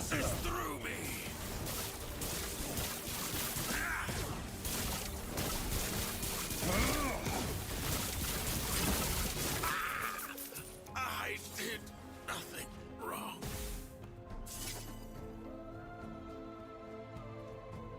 6 ward gain per 10 missing mana when you use traversal skill. What the fuck is that, dude? Like, for real? Man. Dude, I heard the experimental stuff was still super weak. I had no idea it was so fucking weak. Every single one I found has just been absolutely ridiculously bad. Like, not even, like, the experimental things aren't even worth it half the time. They're so bad. Or having like they're never the experimental affixes are I haven't seen one yet this season that's been worth using, even especially if the rest of the item is bad too. That's basically my what I've experienced. They've all been just basically shit.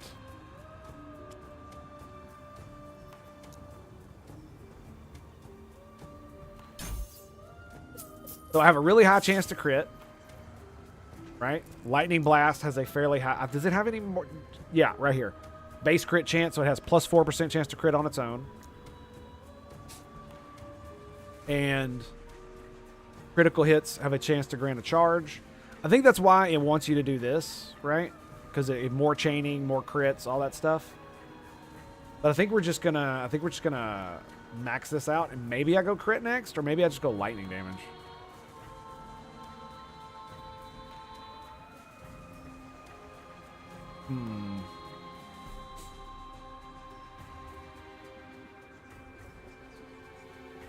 Yeah, we might go crit again just for the lulz. Because I mean, if it crits itself, it still gives me mana, right? Or it still gives me charges. More charges equals more lightning bolts. Hello, 146 cold damage. Damn.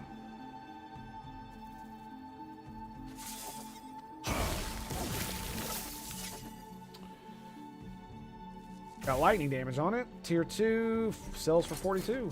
Word. They screwed up, waited too long, and this is what we got. I mean, I'm sure if they told Paramount, hey, we're in the middle of making one of these motherfuckers, just give us a little bit more time, and they actually showed them, hey, look at what we got, and they showed them, you know, a half-assed version of whatever they had, they might have given them more time. So I'm not gonna forgive either one of them for it, because that's just like, if you don't hold them to account, then nothing changes. And simply put, I'm done giving people my money that are either trying to scam me or that hate my guts. Unless they make something really good. And even then, I'm kind of hesitant over it. But I will say that it's like, I really don't care what you think. If you make good art, I'll probably consume it. Right, but even if Star Trek started to be, like, become the best series ever, but it was written by, like, you know, someone who wanted to violently overthrow the government and install a communist revolution, dictatorship style, like in Russia, I would probably work as hard as I could not to give you my money. That doesn't mean I wouldn't enjoy what you've written. Right? Maybe. I don't know. I really don't care, to be quite honest. I own guns for a reason, dude. So.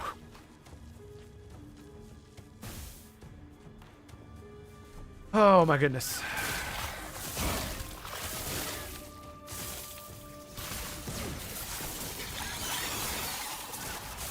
Yeah, look at all the extra chaining, dude. It's crazy.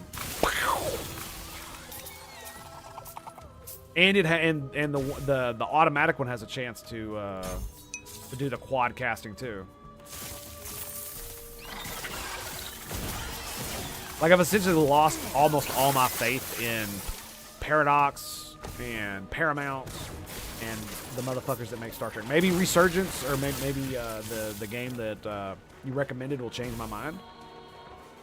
But I mean, you got to think about it like this. Even if the game is really good, does that change the state of the rest of the franchise? You know what I mean? Like, how much does that really affect it? Right? Because obviously you like it too, but you also try really hard not to give Paramount your money if you can help it, and still be able to consume the thing that you like, which I 100% respect, because, you know, fuck them.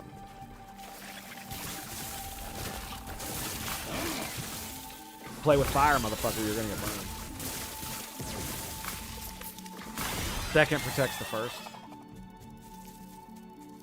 Yeah, essentially. Like, one of the reasons I do believe that the United States government has not turned into a tyranny, even though the vast majority of republics do end up going that way, because it's just like in El Salvador, what I was talking about. I cannot do they, you know, shit gets so bad that they will elect the strongman to just fucking take care of business, and maybe you'll end up with an Abraham Lincoln, but more than likely you will not. You will end up with a Stalin.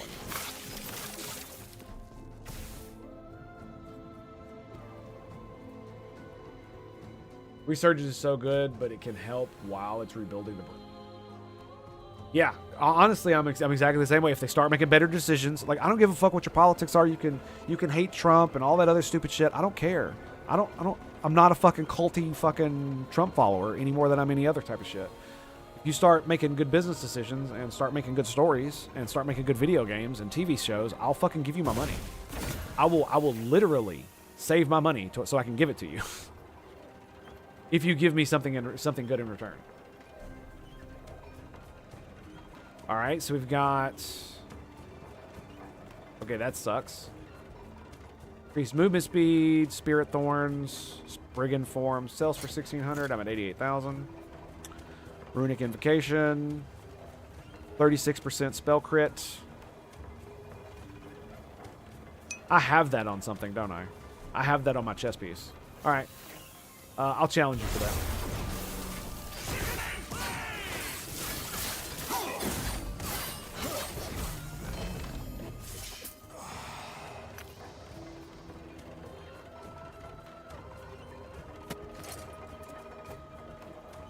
Eat it. Just eat it. Bam, there it is. So...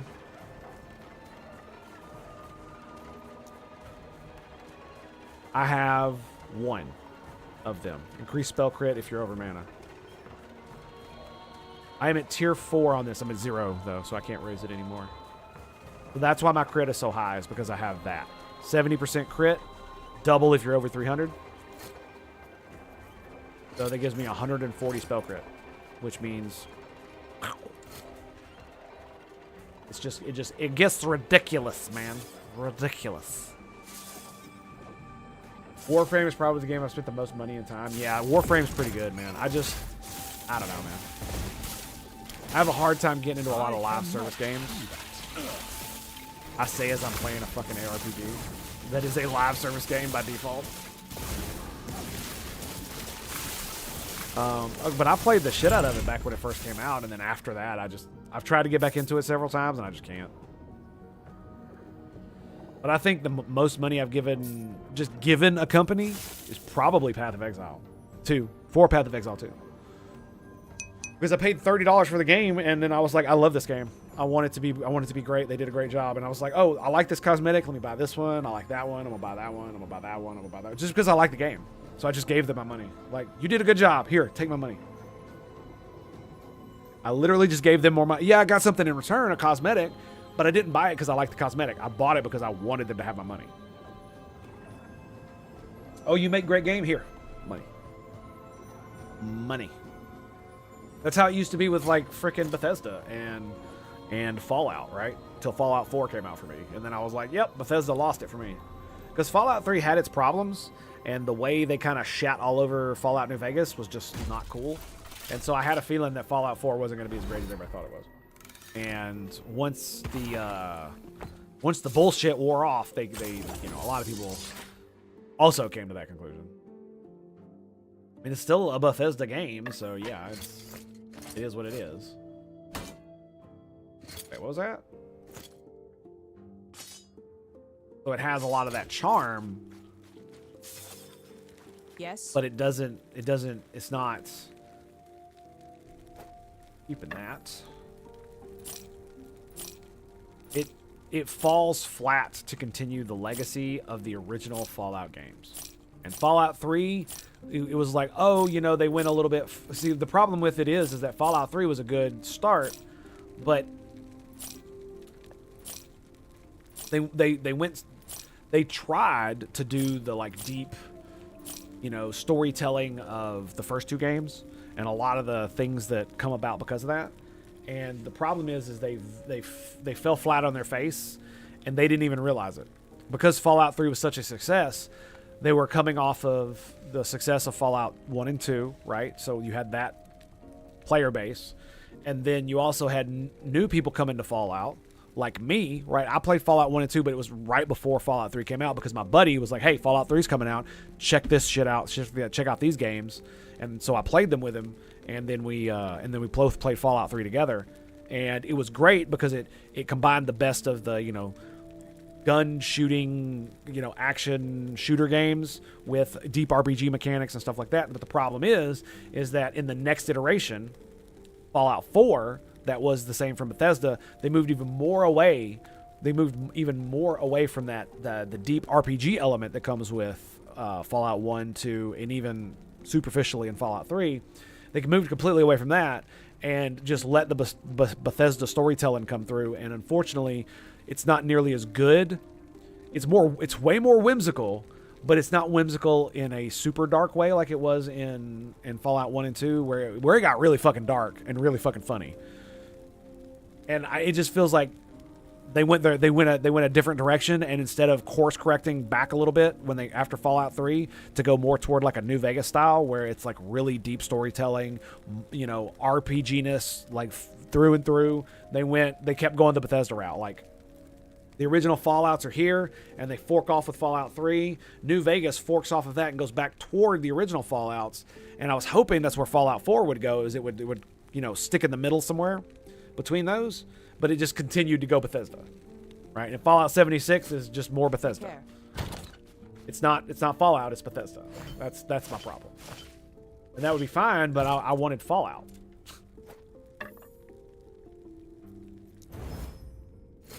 I do hope they come back. I do hope they give more studios with better ability to make these games, because that would be awesome. I really hope that's the case. But it probably won't be.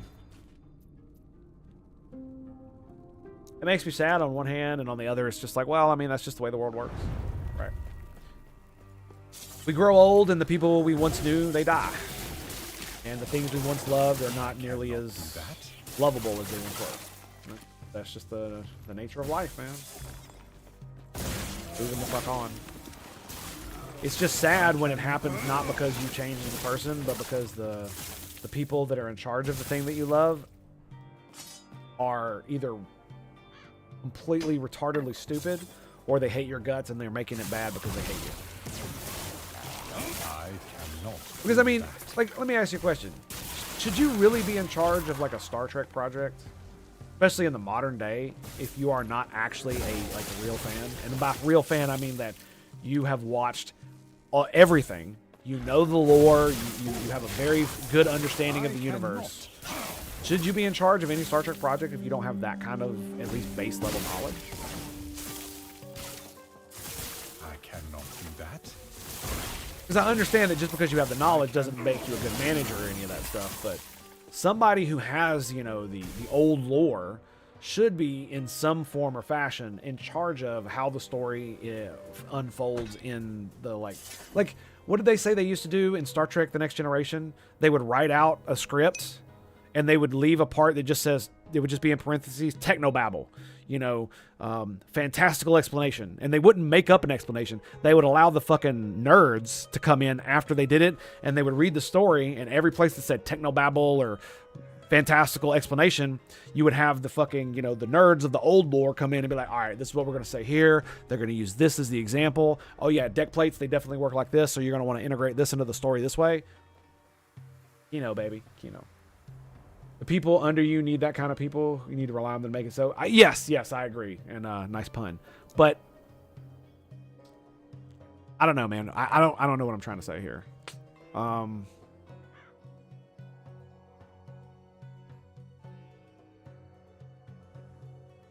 The amount of damage increased by the amount of charges? Yes.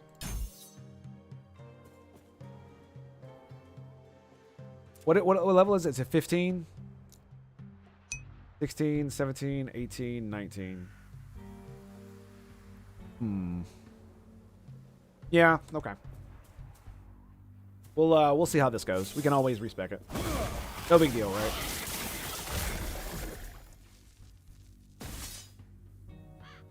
What did I say? Spell damage? That's tier 2. Intelligence, tier 3. I got a bunch of those. Accidentally said in a manuscript with a chapter, the only line was exciting space battle here, and thankfully the others caught it. That's hilarious. That is hilarious, dude. But I mean, that's the thing, is that's the kind of shit you need, is if you, because like you don't want you know, wizards of the old lore like me. You don't want us writing the story, right? I'm not a good storyteller. Like, that's not my thing.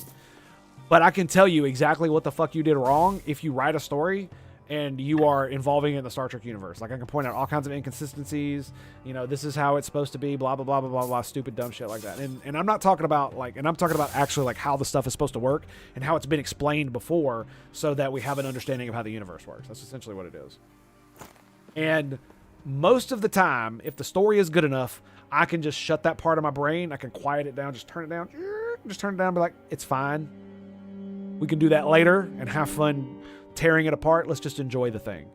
Because again, if I know that you like Star Trek and you're trying your best to make a good Star Trek, I'll let you cook. I'll let it cook, and then I'll rip it apart later.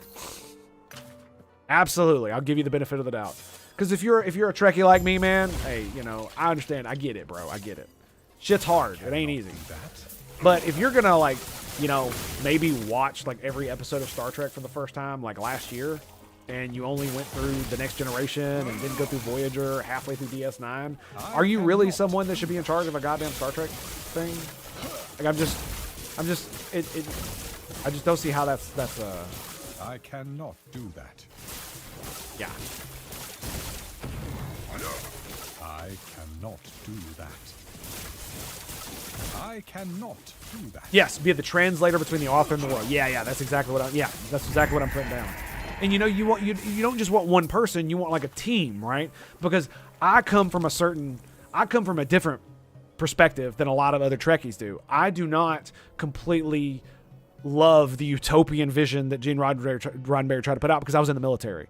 And I understand a little bit more about military tactics and how militaries run, and just the logistical nature of how the Star Trek universe is run and how they perform battles is bafflingly stupid to me. In fact, with the technology that the Federation has, the fact that no other civilization has conquered them is literally serendipity. It's because they're all dumb. Because if you had the technology that the Federation has in the 24th century, the weapons that you could make and put on ships are, well, let's just say, really fucking intense. And they don't do it at all. But it's not the fact that the Federation doesn't do it, it's that nobody does, right? The Romulans aren't doing it. The Klingons aren't doing it. The Klingons, you know, an entire species whose entire culture is dedicated to the art of fucking war, are not making weapons that would win wars. Like, it's not even about the Genesis device or any of the stupid, like, ultra mega universe altering shit that they've come up with. It's just phasers, photon torpedoes, the transporter technology, the fact that you can make drone fighters. Just, you should have gigantic aircraft carriers that are made of nothing but motherfucking drone fighters that are drugged behind the Enterprise, right? You have like 10 of those behind them. And yes, I understand that that's more of a modern day thing, but you still could have seen that back then. don't get rid of aircraft carriers just because you're in the 24th century. Do you understand? They extrapolated in the wrong direction with the technology. And that's like half the problem. Because in naval warfare, dinghies can't do shit, right? But a small destroyer can take out an aircraft carrier if it's put in the correct position and it has the correct armament to do so. Like, these things are possible. And the problem that they did is they basically made every single ship in Star Trek a dreadnought. The Enterprise, all the Enterprises are dreadnoughts. That's all. They're fucking gigantic, full of weapons that are just laughingly, stupidly, naively underpowered for what they could be.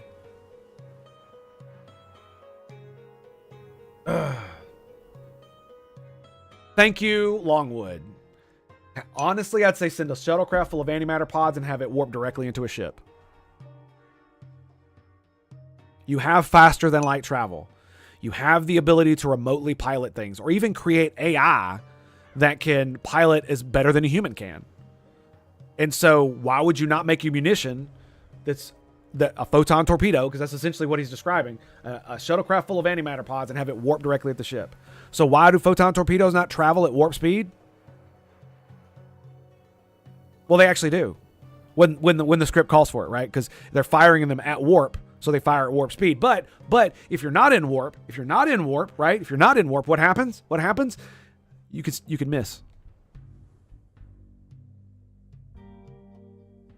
Gotta love that, right? Frigate Ruby Miranda class. I agree. The closest to a destroyer would be the Defiant. Yes, and that's when they started to branch out. And so the problem is that in the Star Trek universe, you would have essentially aircraft carriers. They could be full of like manned pilots like Battlestar Galactica, or you could have ones where it's like one pilot is in like a really cool fucking badass, anti-grav, fucking completely immune to gravity, all kinds of stupid shit like that. I'm using that because it's like inertial dampeners and all that stuff. So you could make an actual fighter where you could pull 50, 100, 200 Gs and the human would survive because of the life support systems. But the point is that you could have one human and he has like, 3 wings of like 50 fucking spacecraft around him that are like small fighters, and he could control all of them with just his interface, right? You have neural interfaces and shit. He could control not only his shit, but the drones. You could have entire bays of people inside the Enterprise. There's more than enough room for entire bays of people to be controlling drones remotely from inside the fucking Enterprise using subspace communications, using the pinpoint laser method, where you tune down the subspace thing to only fire in a singular like tube. So you have to actually be able to track it in real time, so you can't be interfered with or hacked or any of that other nonsense. Have so much of the right stuff, but but it's not canon. Yeah, right. Exactly. And especially the fact that starships are less maneuverable if their warp drives are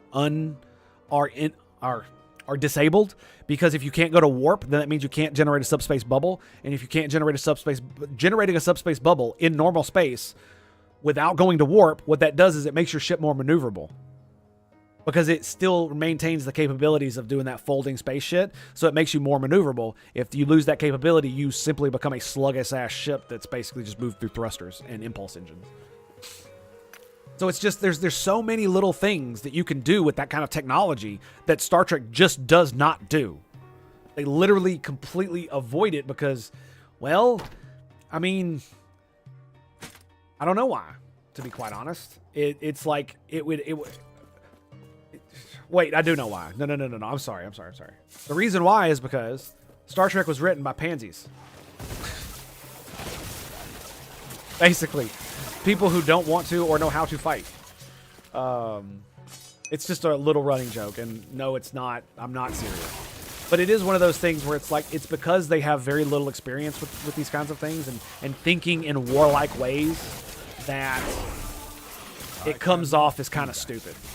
Right, in one of my favorite book series, the A Time 2 series, in the very first book, Admiral Ross is having a conversation with Admiral Nechayev in an office, and what are they talking about? Oh, they're talking about bringing special forces to Starfleet because of the fucking war. Oh, we can't have spec ops in Starfleet. That's just not us.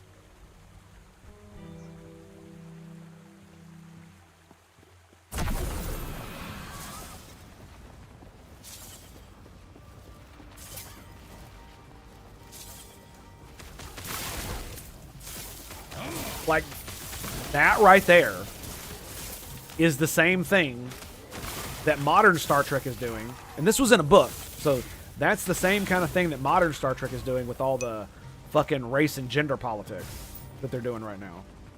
Is that which I described. Oh, that's not us. We can't have special forces. It's like, did you not see the episode where fucking Captain Picard was recruited as a special forces operative with him and Beverly and Worf to go sabotage a Cardassian weapon so that they couldn't make some fucking mutagenic crazy shit where they could completely genocide an entire planet with one fucking weapon? Did you fucking miss that episode? Sorry. What was I doing? I leveled up. Yes, I leveled up. What are we doing? Are we going for more? We want to do Spark. 4 meters away, and I have to crit. Probably pretty good. What else could I do? We could go with Lost Knowledge. This will help me survive. More intelligence is always more mana, like straight up. We could go into the mana regen again more. I don't feel like I need it. I feel like I need that. Survivability, yeah. I think we're gonna go with it. Used to have Makos. Yes, that's what I'm talking about. Exactly. But to be fair, they were making Star Trek Enterprise. I think they made it after that book came out. So it's while it's not, part of continuity, that's just kind of like, okay. But you got to remember that they also view them as more primitive and warlike and all that other stupid shit. And it's like, bro, if you ain't warlike, then you ain't surviving, son. That's the thing that kills me about it, is like, you can have all the other utopian shit, but could you please stop with the, we don't need a military, oh my God, why do we have weapons? Like, shut the fuck up with that shit. Like, it's so retarded. And I mean it in the most insulting way possible. It is literally your brain is holding you the fuck back from actually surviving the universe. Like, that's the type of shit that if we continue to have evolutionary pressures put upon us, that shit would be cut out of the gene pool. I just want to specify that for the record, because it really pisses me the fuck off. Because it's so stupid.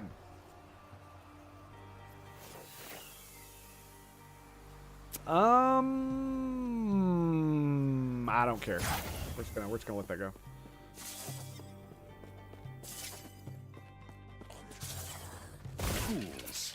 Fools. But yeah, it like I said, for me, it's so dumb to, like, how could you possibly think that you could have a state that would exist without a military? I'm like, what the fuck are you talking about?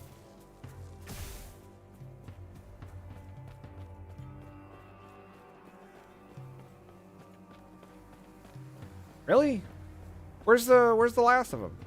Oh, is there a boss over there I didn't kill? Oh my God. Really?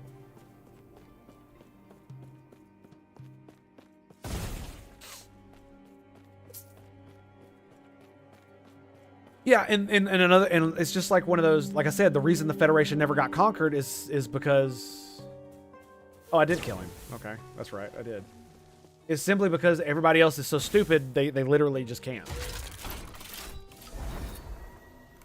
Because if they actually took advantage of the technology and the weapons that they had available, because the Federation is so peace-like, they wouldn't be able to do anything about it. It's why it's so dumb that the Borg didn't completely wipe us out. Like, oh my God, it's so contrived. And they could have done such a good job of using it to tell this story about how the golden age of the Federation, where we were at peace for so long, good times create weak men create hard times create strong men. They could have literally done like a complete arc over that. And DS9 tried. That's part of what the whole In the Pale Moonlight, Sisko's conscience and his honor and respect, he threw it away to save the Federation. Like, that's the kind of thing you really need. And it just feels like they didn't follow through with it. They didn't continue down the line, and I don't know why they didn't do that. It doesn't need to be like some dark, Cthulhian horror or anything. Like a lot of the Star Trek Picard in season 3, or even in season 1 and 2, where they showed like places inside the Federation that were like extremely despotic. Like just because it doesn't need. Like I said, you don't need to sacrifice one part of the utopia for the other. You can have the post-scarcity utopia place without all of the stupid fucking we don't need warships. Why would we ever fight anybody? That's so,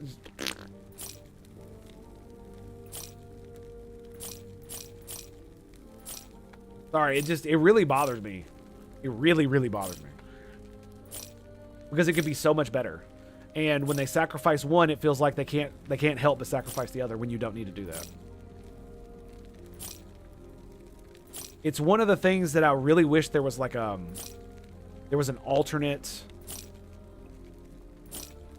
kind of Warhammer 40k universe where the Imperium wasn't nearly as it's not tyrannical that I'm looking for, it's degrading. Because imagine if the Imperial Truth had worked and had actually stuck and people were not worshiping the Emperor as a god and were more technologically enlightened, and they had an honor-based society, but you still had the Astartes, you still had the Emperor as the Emperor on his throne. Everybody was just pragmatic about it, and they kept everything in line through that. And instead of the Ecclesiarchy, you had something similar, but it was about the Imperial Truth. I think that would be a very interesting way to look at it, because I need to... What is this?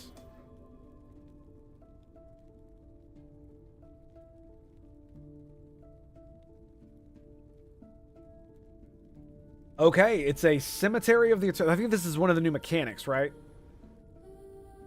Let's go. Ranting about Star Trek. I'm going to have to go take out the trash here in a minute. And take my meds, so... We're gonna try to zoom through this. I probably should have taken it already. Can't miss trash pickup, man. You have that. You have that. And I'm probably gonna spend a little bit of time with my wife before I come back through. I haven't even said good morning yet. So bad. So bad at these. Not do that. How much did it sell for? 4? Or...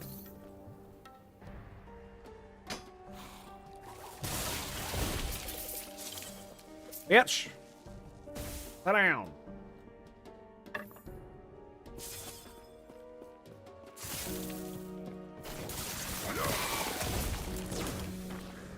Pew!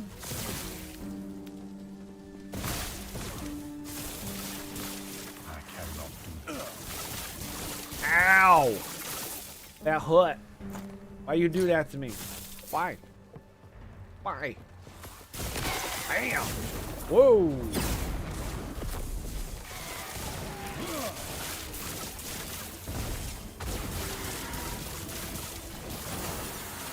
Oh, that hurt.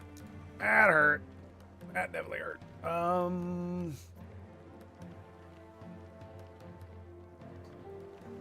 Not really sure where I want to go with that yet. Find potions. Cold damage. Ward on potion use. Lightning damage. Ooh, hello. Mana, fire resistance, stun avoidance, health, ward retention. There we go. Nice. Nope. Nope. Ward retention, fire damage. Sweet.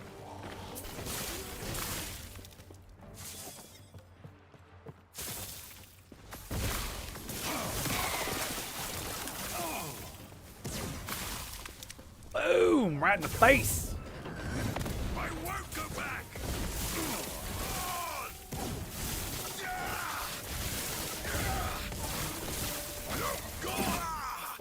Correct, bitch. Nothing wrong. Quiver. Don't care. It's got mana on it. Mana on potion use. Mana regen for 4 seconds after potion. God, dude, it's not even worth the fucking gold it's printed on.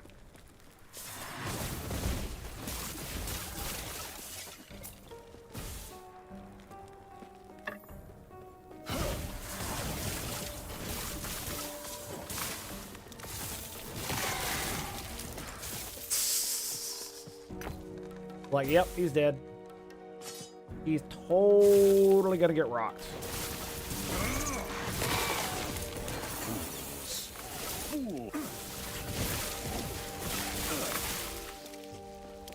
Damn, son. Nice. Pretty good one. Okay. Boom. Boom. And I need 4 in this to get that. I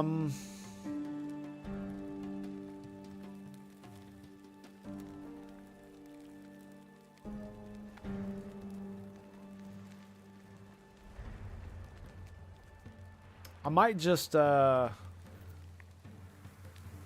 this. Yeah, probably the damage. It's only 30%, but now that I'm casting it all the time automatically, it's probably a good idea to have. Boosts everything. Whoa.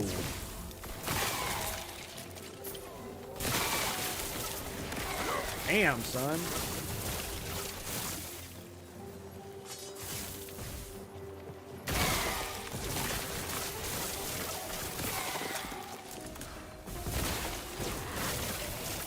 I cannot. Wow. I'm just tearing them up, dude. Holy shit. I cannot do that. Even my cooldowns are lower. Holy crap. Arcane Ascendance. 16. No, I'm good. Enter the cemetery, okay?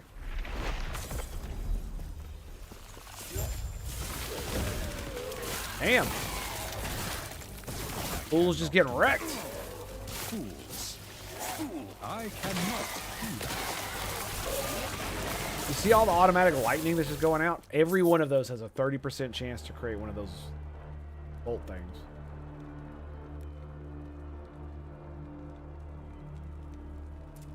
That's kind of why I'm like, yeah, the Spark Nova is probably pretty good too, but I've still got plenty of levels to go, so we'll be able to get it eventually.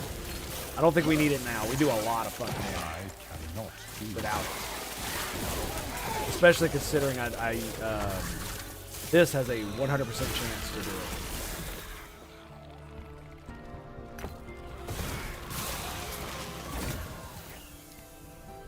Melee lightning damage. 21 spell damage. There's no regular lightning damage. Okay. There you go. Summon a totem when you get a thing. I was going to say something really derogatory, but I decided.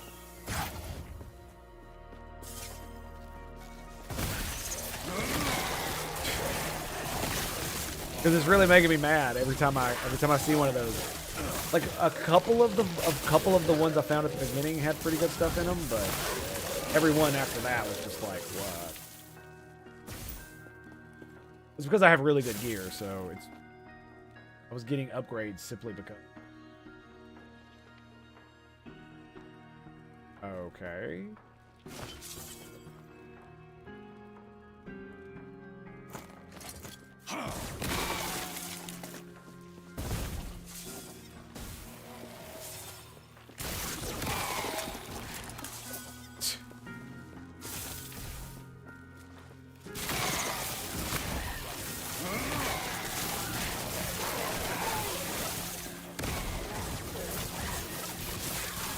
Nope. Back here, motherfucker. You ain't going nowhere. Another fire resist potion ward. Bitch, shut up. Nobody asked you, motherfucker.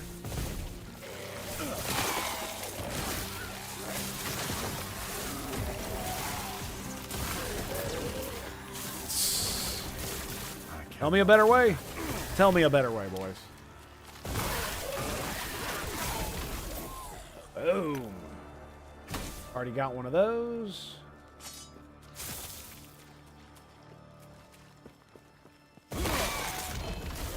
Whoa. I cannot do that.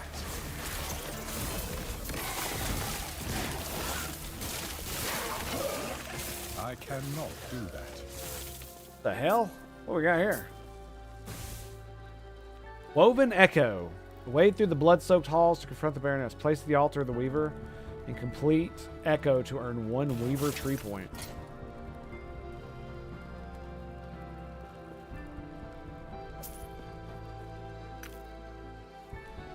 Where the hell does that go?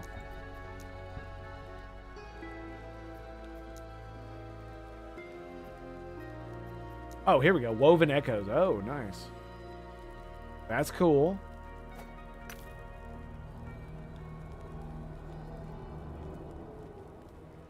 Multiple nemesis that scale the tower. Interesting. 8 spell damage on that bad boy.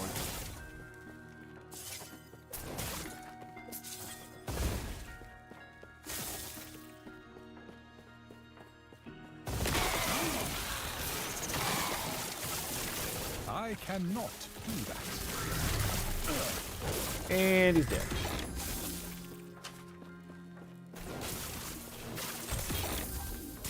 Whoa! You ain't going nowhere, son. Glyph of Envy. Unpredictably changing the property. Okay.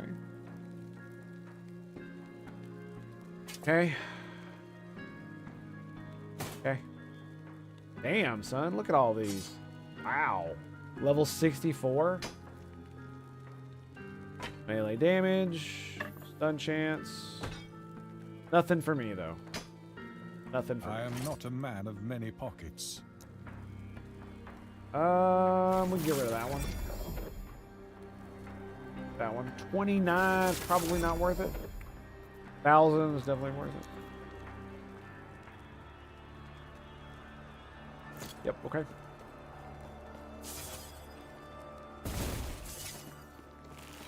I cannot. I mean, hopefully I get done soon. I'm gonna have to. Might have to start over. I didn't think it'd take me this long. Most echoes don't take that long. I thought it'd just be another echo. That's why. Health on kill, melee damage. Huh.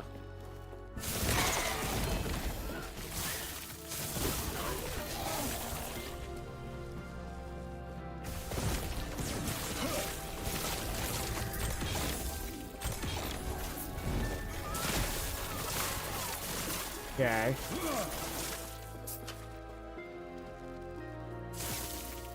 Wow. Tomes of experience. Okay, I'll take it. I cannot do that.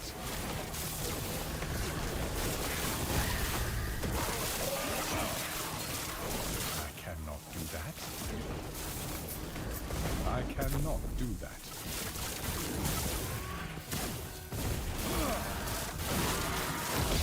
There it is, baby.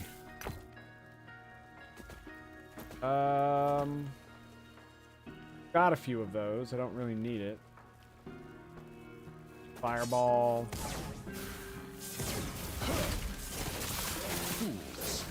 Yeah, I'm probably gonna actually have to take a break. Shit. And just go ahead and take care of it. Unless this is the end. Yeah, this looks like the end.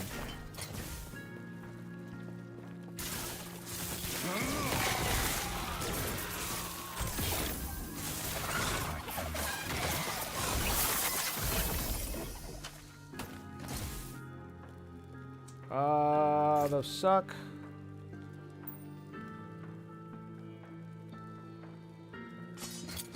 $37. 13. 8. 11. 19. 4. Oh wait. I wanted that one for is it raining? Fuck it is. Oh no. Oh no, it's raining. I have to take out the trash in the rain. Yay. Yay, boys. Yay. Good stuff. Yep, sure do. Oh well. And my cardboard things are like wide open down there.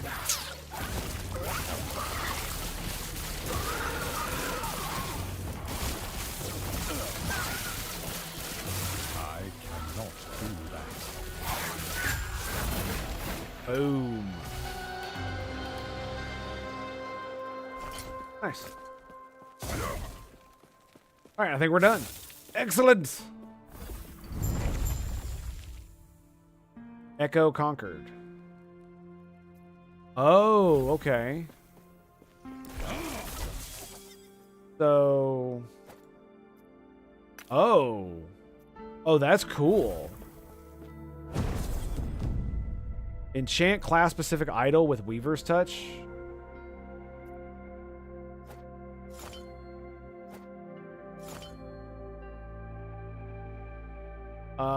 Mana, ward retention, critical strike with lightning. Oof. I guess.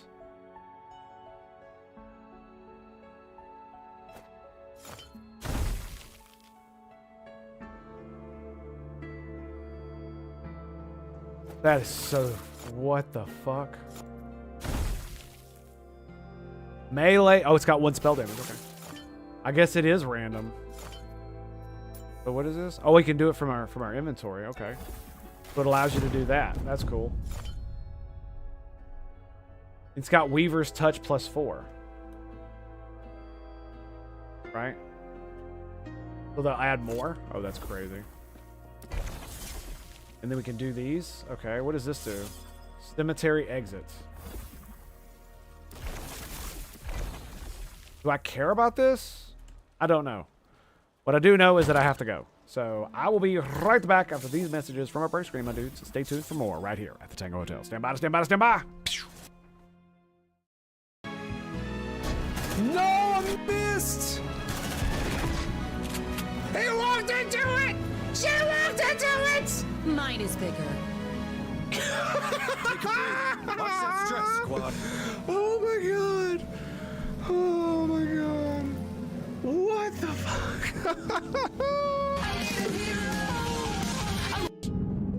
The solution to life, the universe, and everything is the simultaneous sip. That's right, boys! And we got it right here. Exclusively, not really, at the Tango Hotel.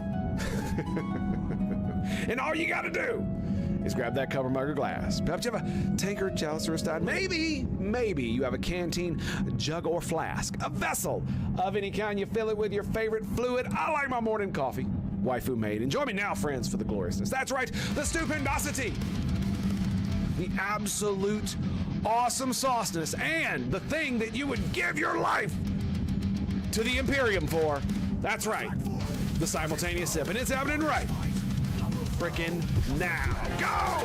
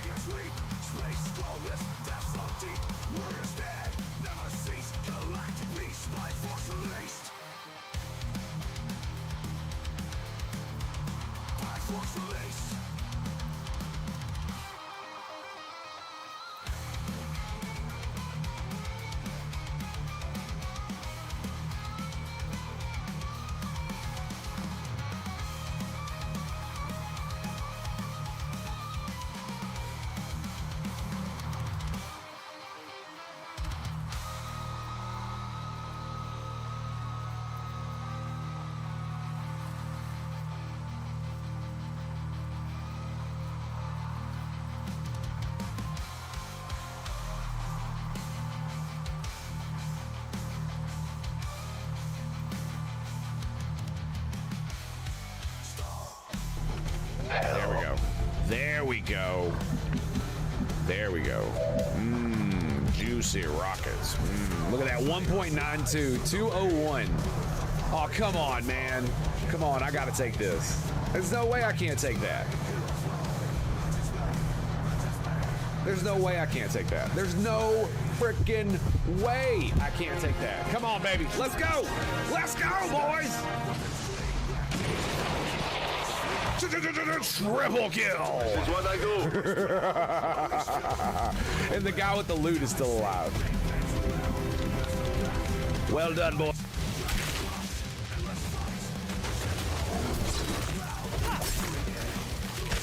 Dude.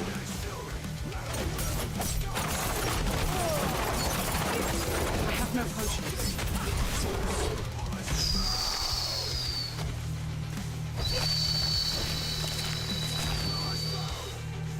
Come on, come on, come on, come on. He's done. Yes!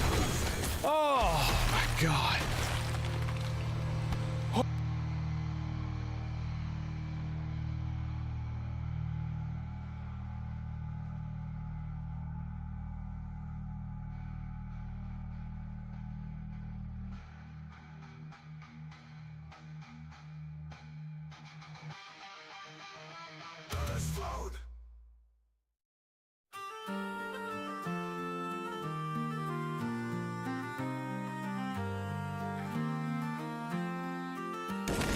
Oh hell, that's a lot of ammo.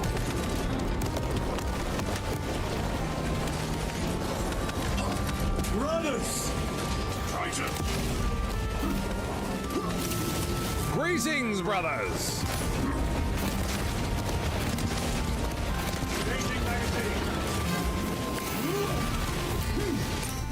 Oh, get wrecked, motherfucker! Yeah!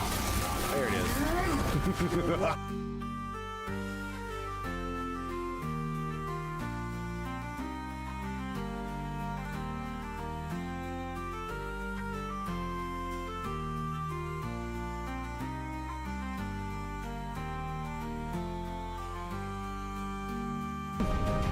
Charge plasma to full capacity. Luna! Make it rain, baby.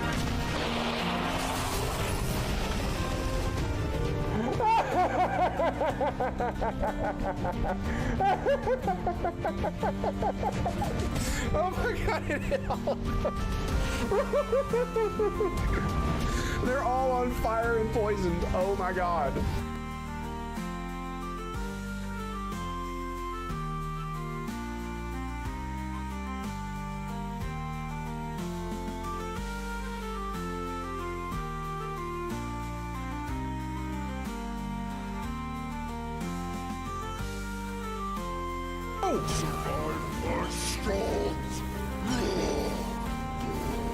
He's almost dead. I cannot do that. I'm out of mana. Yes!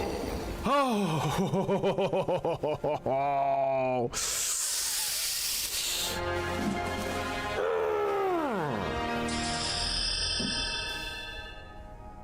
Oh, Emily's butt is radical propaganda. I'll take that. I'll take that, definitely. There we go. There we go. There we go. Mmm, juicy rockets. Look at that, 1.92, 201. Oh, come on, man. Come on, I gotta take this. There's no way I can't take that. There's no way I can't take that. There's no freaking way I can't take that. Come on, baby. Let's go. Let's go, boys. Triple kill. This is what I do. And the guy with the loot is still alive. Well done, boy. And I got together. I told her how much I always wanted to be a streamer. Play video games on Twitch and stuff. Yeah. And she and I hadn't because I was afraid. I'm just gonna be real. And I was afraid and embarrassed and all that other bullshit. You know, so many people. There were already so many people who had such big followings. It was like, how am I ever going to compete with any of that?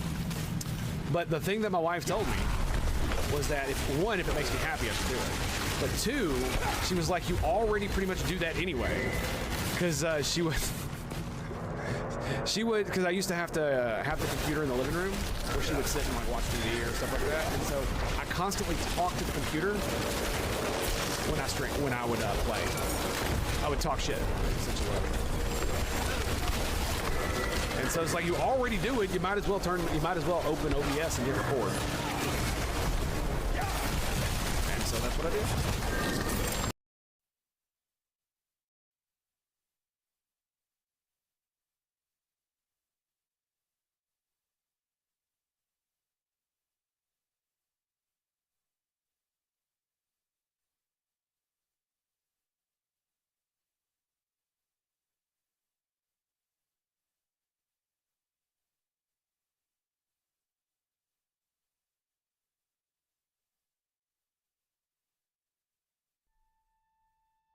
Well, requires 2 actions, yes? End's turn. Goodbye.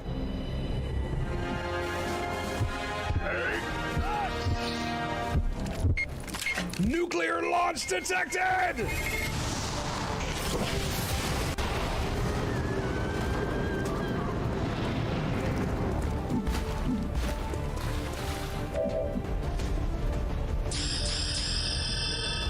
Hold.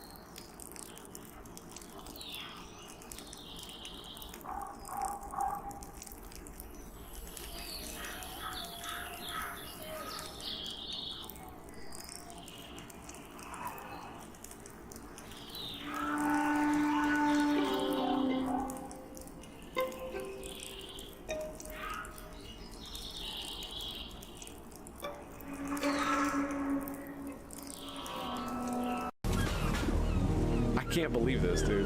Like, I just...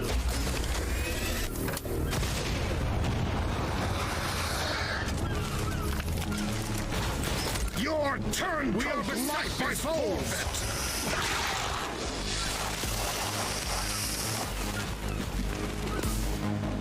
Okay, that was cool. That was cool. It only killed one of them. over. Just, yeah, screw you, buddy. Screw you. And I believe that's a double move. It is. Blade Storm. Oh, 8 to the face. Hello, buddy.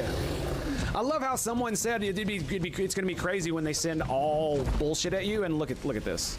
Look at this. They did exactly that.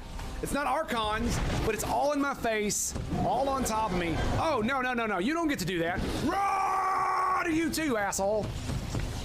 Stay in your lane, butthead. Oh, please group up. Please group up. I love you guys so much. Oh! Raw! Zoned out for us. You better have a freaking elite scope. Scrub.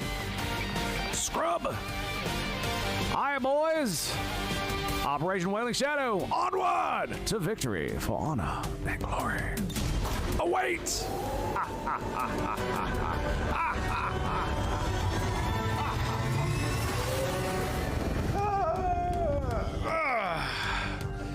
You know it's good when you amuse yourself. Don't take that the wrong way. Nobody clip that. Nobody clip that. You be all right. 3 left.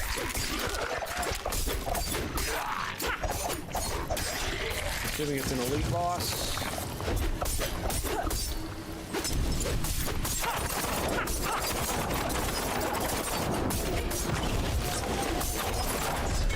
Oh.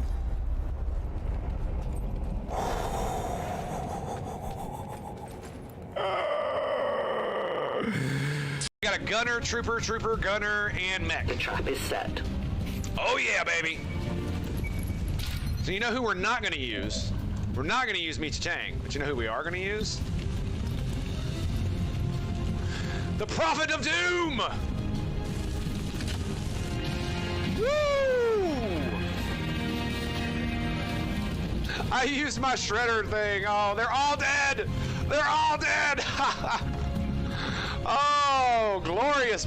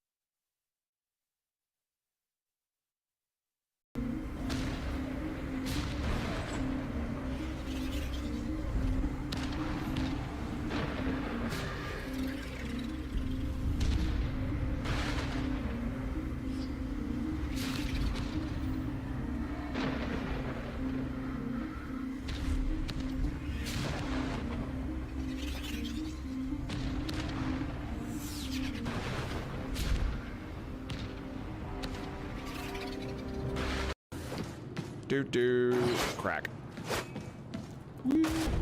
Oh, you son of a! He died. You lost the scripture. Makes a pleasant Oh wait, he didn't have one. Never mind. My bad. Good call. Good call. You'll have a chance to run again one day. Good call. You are not together. You should be. Now. That was hilariously stupid. That was perfect. Yeah, that was hilariously stupid. Come on, Ed, dude. What are you doing? Not very. I say we take it. Let's go, baby. Come on, you got this. Yeah, 28 crit, baby. Die, Xenoscum. Oh my goodness. It don't get much better than that, baby. It don't get much better than that. All right, let's say I'm here. Sure. How is this rocket gonna look? Not very good. Yeah, I mean, it stretches. It stretches. We're gonna do it. We're gonna do it. We got it. Come on, baby. You got this. Oh, it hit all of them. Yeah. B grenade. We'll work out the details later. But I need to figure out how I'm gonna blow that up before I blow it up. Let all the legions suffer your wrath. Blaze? Blaze, bruh, are you okay, man? you got a little anger to get out there, buddy? Holy shit. Dude. Good copy. Moving on target. That's a bit much, don't you think, sir? Holy shit. You know what? That's kind of weird. Okay, let me see some. Steak. Eats a big steak. I have no idea where this dude's lady is. No idea. I don't even know what his name is. Let's talk to this lady, shall we? I am pleased. Would you like me? Yes. Now, come close. Okay. Fully armored and ready to get it. Does the thing. There it is, baby. Shows! Q. Oh, nicely done, sir. Nicely done. He's on fire, so. And he's also dead, apparently, due to Blade Storm. So we got a war cry. And here comes the melee. Missed the Blade Storm. That sucks. How's about? No. Wasn't even that bad. Wait, what? What? What? What? What? What?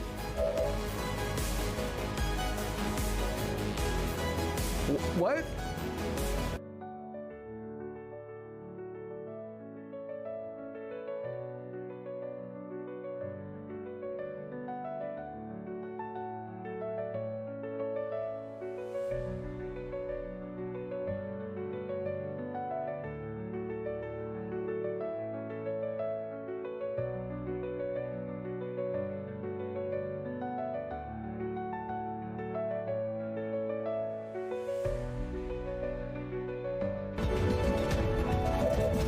We do have lightning reflexes. And I can flank him if I need to. Go readily, brothers. The flesh.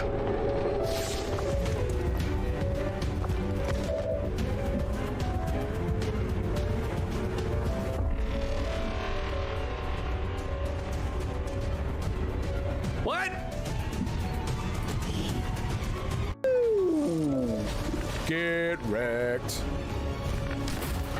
Damn, look at that. I can, man, I kind of feel bad. I kind of feel bad, but you know what? I don't feel bad when I get to cleanse and purge. Doc!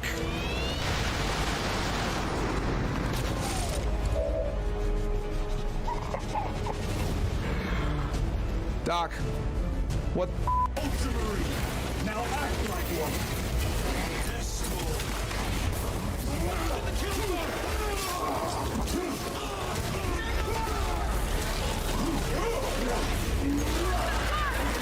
Bodied! Get your head ripped off, son!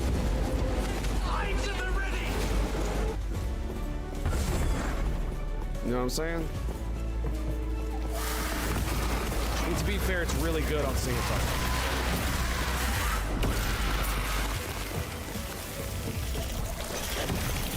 Really good on single player. Like this asshole.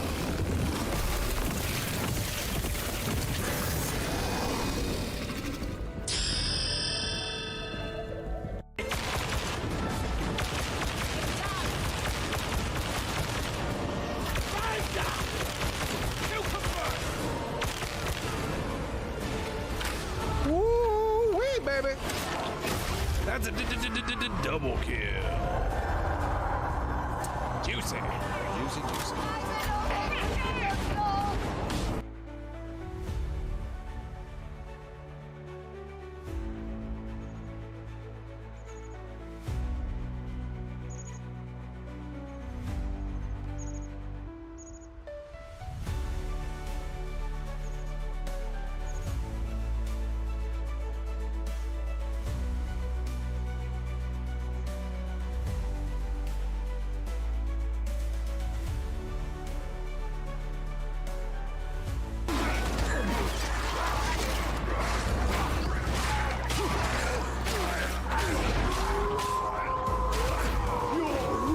Was not enough.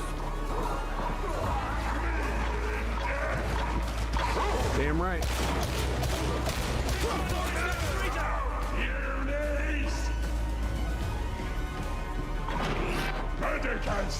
You can't hide! Whoa. Judgment sniper! Sniper! Judgment!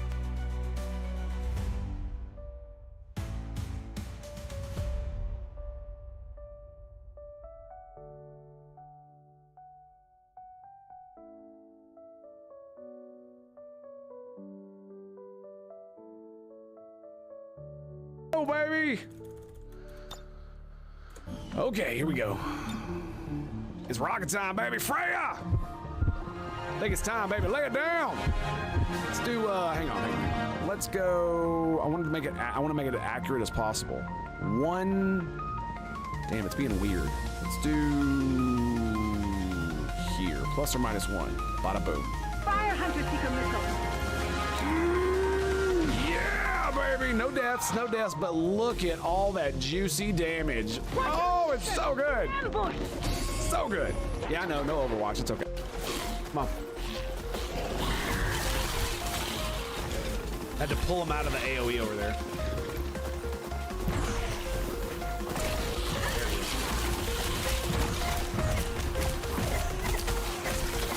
Boom, boom, boom, boom.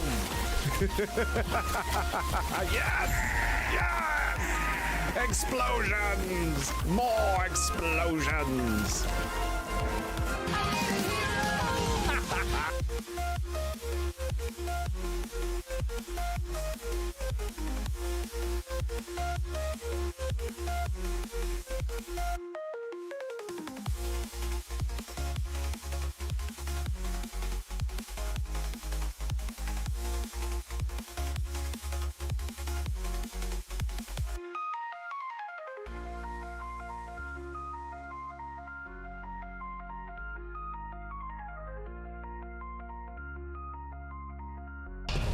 Well, looks like we just lost our stealth, I think. Alrighty, boys, we have returned. I have taken out the trash, and we're good. Yes, it is.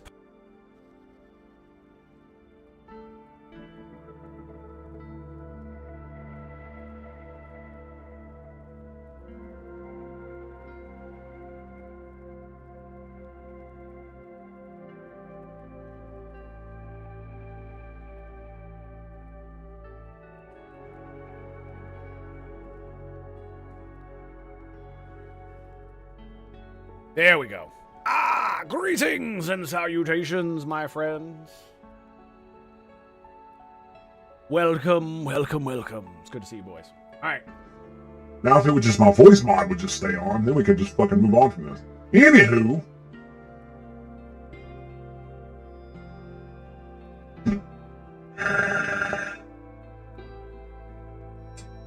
Well, it's lagging. So, anyway. Still Alex, greetings and salutations. How are you, sir? So what happens if I go to the exit? Right? The Mask and the Haven of Silk. Is that where we're at now? Woven Enchanter. What is this? What even is this? Complete Echo and earn 1 Weaver Tree Point. Okay, you know what? Blood-soaked halls to confront the Baroness. Let's go, bitches.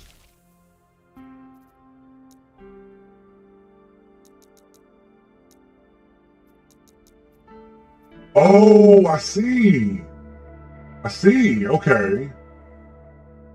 So it allows me to change the path. Okay, I guess that's just what it allows us to do. Okay. I think we're just gonna Weaver Tree, unspent points. Oh my god. Oh, okay. So it's not that crazy. Champion spawn rate, exalted item spawn rate, doom chance, double reward, increased gold drops.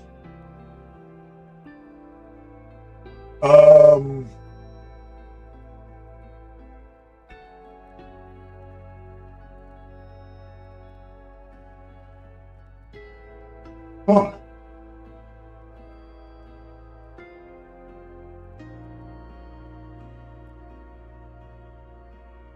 Oh, this is how you unlock that stuff. I see. Okay. Weapon or jewelry to imprint. Ah, okay. That's where we do this. Okay. Lost caches. Got it. Woven Echo to imprint the slot to have a chance to spawn on your Echo web when a new Echo is generated.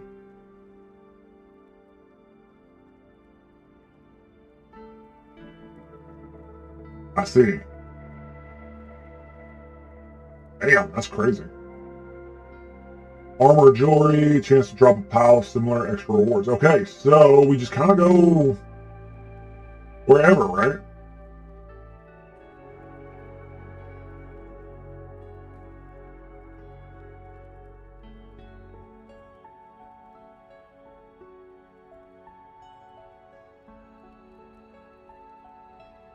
That's kind of cool.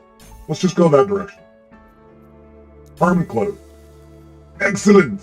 Excellent. Let's get out of here. Let's go, bitches.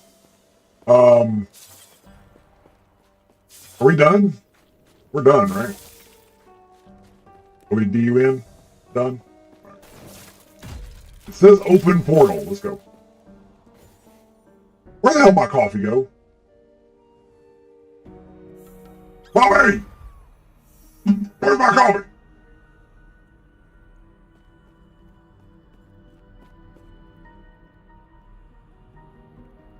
That damn boy.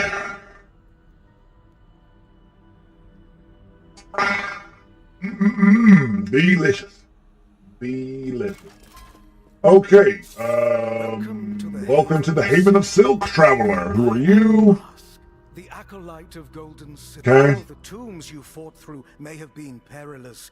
The Haven of Silk. Have you come across a woven echo in your travel? Once you are within the woven echo, do not hold yourself back.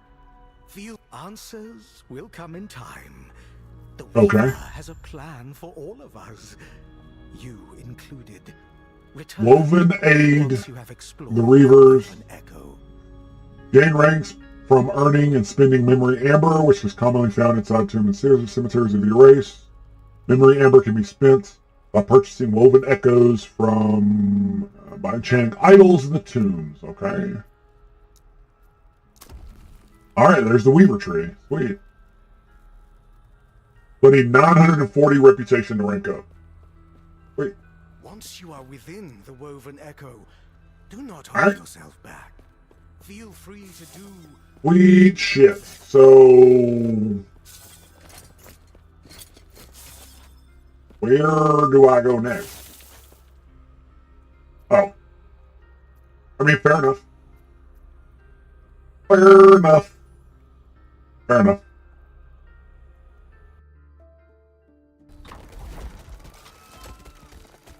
Really? Ugh.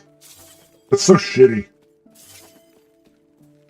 There's no... You only get it in between echoes. And so my inventory is full, so now I have to go back to that. Boo! Boo! Not cool, bro. Totally not cool. Alright, let's sell a bunch of shit, shall we? Health on kill, melee damage. Let me sell all this crap. Tier 4, lightning damage.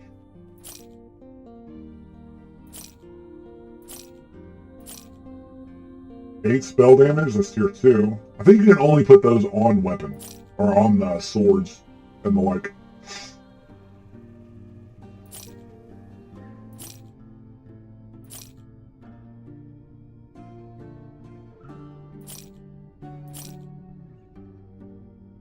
.34 spell damage, tier 2. This was my old one. We don't want to sell that one. I want to snatch all the stuff off of it. It still has more forging potential. That's crazy, isn't it? Yep, sucks to be you, bitch.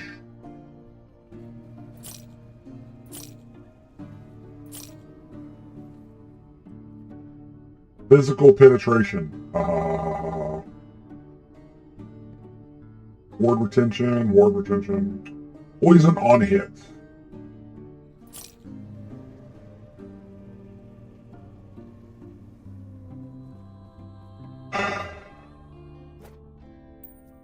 25, 29. So 40 spell damage, 8 intellect, and 45 elemental damage. Give me a wow. Okay, yeah. Yeah, there's no wonder that that works that way. So we're just gonna buy all those. 7 attunement. Whoa. I'm only woeing because it's like, damn, that's a big one. 4,000 for that ring. It's got 3 strength on it. Yuck.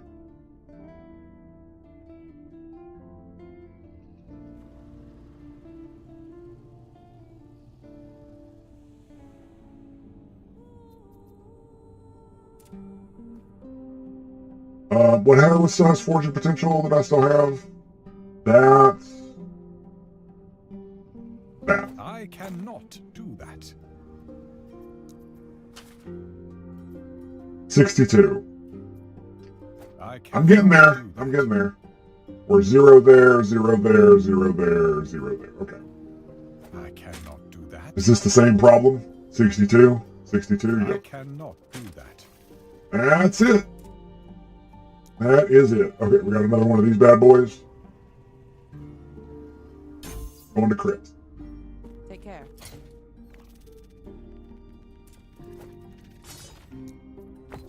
Shatter and die. Shatter and die.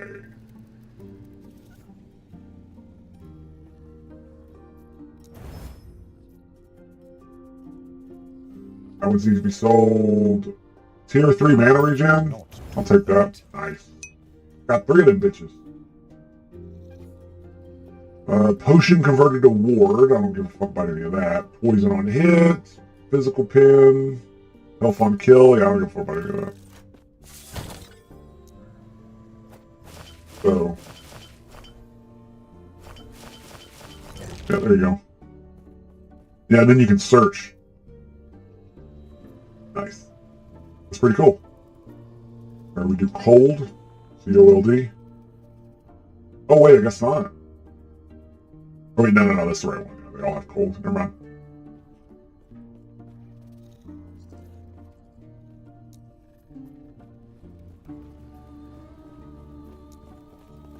Cool.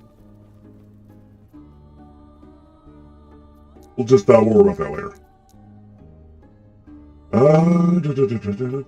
Okay, we need to sell that, and then we can go do more echoes. Yay! Alright, now, here's the thing. What are we gonna...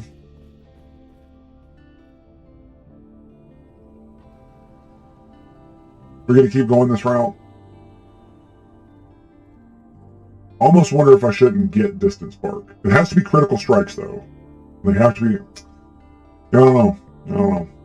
I'm also thinking about getting this, right, for the damage. So 35% damage, 7 ward per point. 7-second cooldown. This lowers the cooldown to 1 second. So every second that I cast a lightning damage, I get 35 ward, right?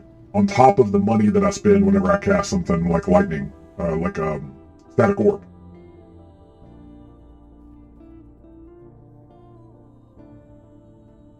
This increases the ward gain. So if I put 8 points in this, right, more ward and lower the cooldown. And I'm pretty sure to get this, I have to have this, which is ward retention. So 30% ward retention on top of it. It feels kind of strong. Not really sure what I want to do about it.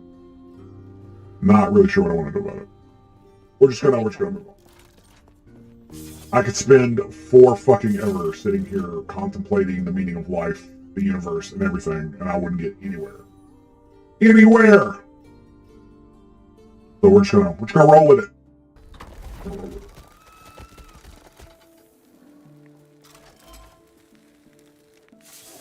Alright, can I do the... Yes, I can. Here we go. The Forgotten Keep. Nice. Let's go, bitches.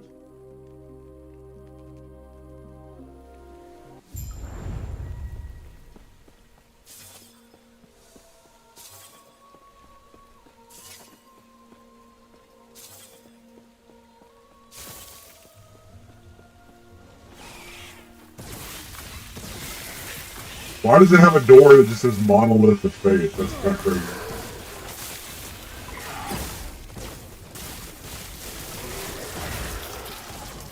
See, because the things can chain off me, what that means is that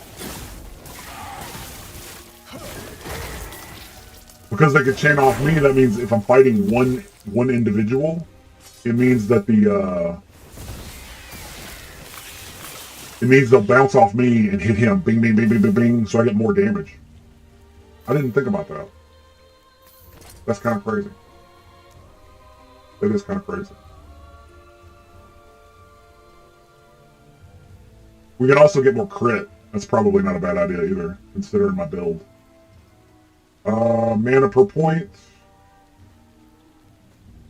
Spell damage, cast speed. Vitality. Intelligence. This is probably another good one, because I'll get more. This is straight damage right here. 8 points and you get 4 decay threshold. And then mana regen. Damn, that's pretty crazy. How many do you need in this? 5? Mana regen 5%. Cooldown recovery 25%. Ooh, that actually. Mana spent gains his ward. Increased mana. There you go. Like all of that looks really good. And I'm sitting here getting this shit for more ward. Right, so 1,063. Yeah, gives me 40.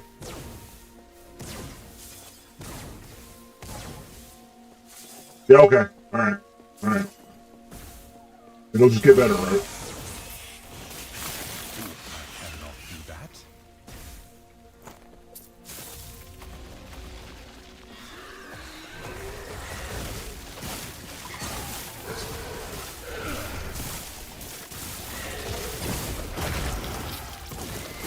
Boom.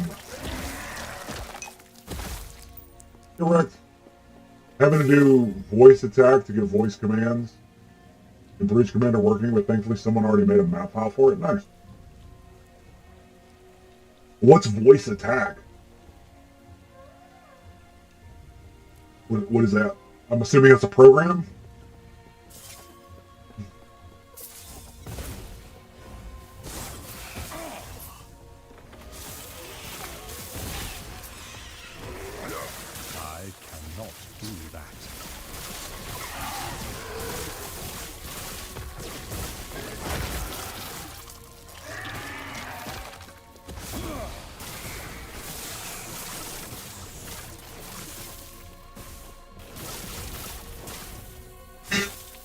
Okay.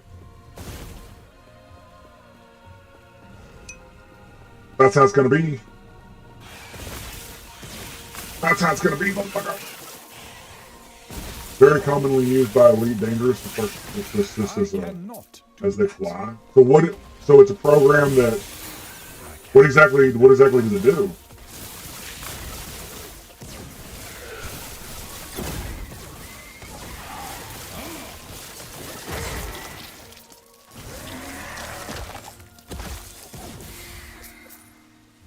That you wouldn't be able to otherwise do with like ChatGPT.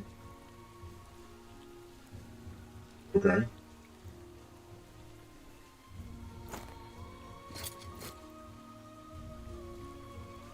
Minion health. Wow, what a... Another minion health. 13% spell damage, 11% chance for a lightning blast to chain 4 additional times. Man, that's pretty good. I would lose a lot of ward decay threshold though. Not down for that. Ah, I see what you mean. So okay, so it's like so it's an interface between the two. Gotcha. Necrotic 442. All right, let's guess we keep going.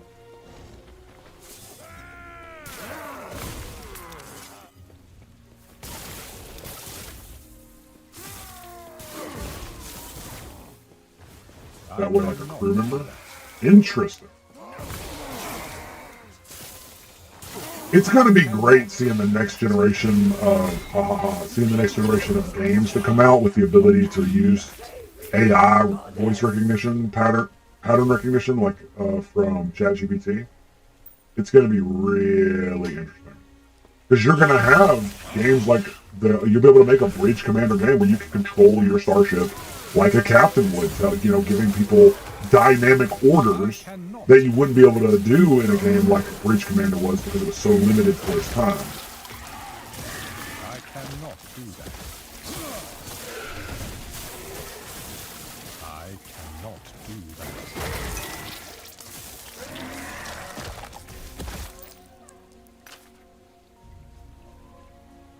Where you can actually have like conversations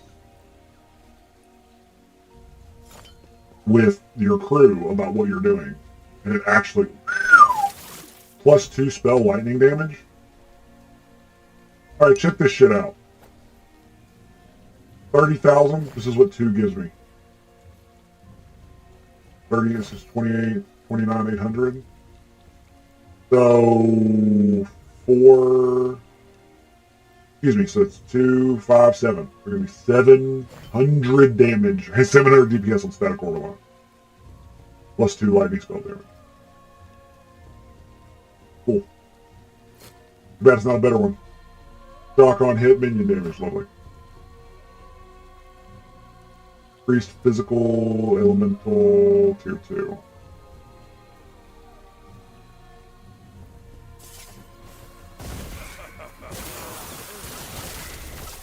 Oh, what do we get? So, shock duration, endurance threshold against shocked enemies. Fucking 2 more spell damage. Ooh, that's nice. What a good echo. Good echo. How many more do we got?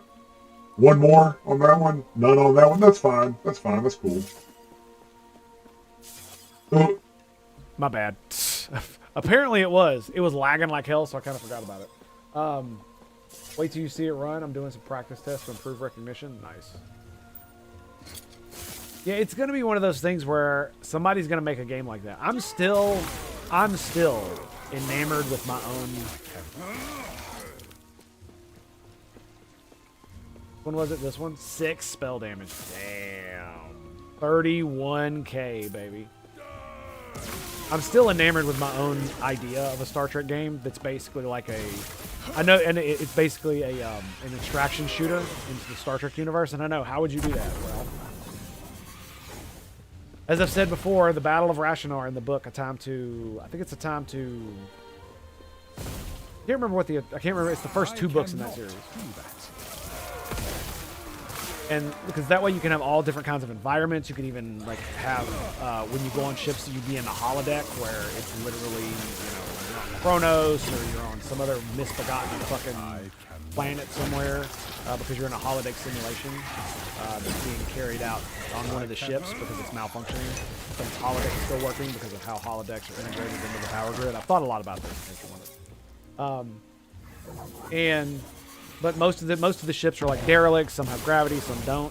And you wouldn't want it to be a full PvP one. No. It's not that type of extraction shooter. But essentially imagine if the game were focused on like you are part of Starfleet intelligence and your job is to find and root out piratical activity inside the Battle of Rashanar site. And so you are given unmitigated bureaucratic control to do whatever the fuck you want. So if you want to go around murdering pirates, you can go around murdering pirates. And you also want to add the like scavenging bit to the extraction shooter where you find like bits of technology and then you get, reputation or some shit for that. They're all different factions because Romulans were our allies during that. So if you collect Romulan stuff from a Romulan ship, you give it over to your Federation handlers. They'll pass it on to the Romulan Empire, and you'll get rep with not only the Feds but also the Romulans with that, right? And then you could expand on that, add other factions that you can play, not just that you have relationships to. So you could even do piratical factions, or you could do Romulan intelligence. You could do Dominion intelligence. There's all kinds of bullshit you can do. And add all different kinds of races, Klingons, Andorians, fucking Trill. You just fucking go ham, dude. It'd be great. And make it mostly PvE and the highest stuff being PvP. And I think it would sell pretty good. I think it would. Because half the problem with hardcore extraction shooters is that the PvP aspect kind of sucks.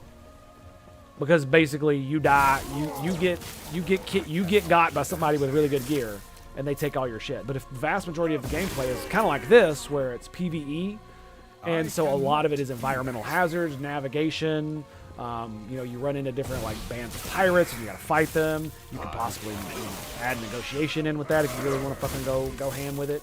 If you want to make it more like an RPG, that would be cool too. There's all different kinds of ideas you could do just in this little area of space, with the fact that it exists in the way that it does. So you could have literally every faction in the quadrant, including the fucking Ferengi. You know, of course you'd have the Ferengi there. War is good for business. Peace is good for business. Business is business. Like, what the fuck are we talking about? I cannot do that. It would just be, you would be able to, if you had somebody who knew the lore of Star Trek, you could weave a fucking story in that, no problem. They have the TR-116 transporting sniper rifle. And see, that's the best part, is that because it's a weird, the graveyard is a weird spatial anomaly that is holding the graveyard together. Normally, a graveyard of this size would have broken apart after a few years just due to everything like flying in different directions. But something is keeping it orbiting around some kind of center of mass or gravity that's in the center of it. And it's gigantic. Like, it's big enough for the Enterprise E to fly through, and it would take several hours of careful navigation to fly through it. And the Enterprise going through the center of it would probably be really bad because it's very dangerous in there due to the electrical storms and all this other stuff. It's so bad that if you get hit by one of these without your shields on, it could destroy your ship. And some of them are bad enough to pretty much rock the shit out of destroyer class ships, right? I believe the class of ship that got destroyed, the Juno, was a Miranda class vessel. So it was like a destroyer, smaller than that, you know, less shields but still very stout, and they got annihilated. Of course, you know, a random photon torpedo took out their fucking shields, so that didn't help none.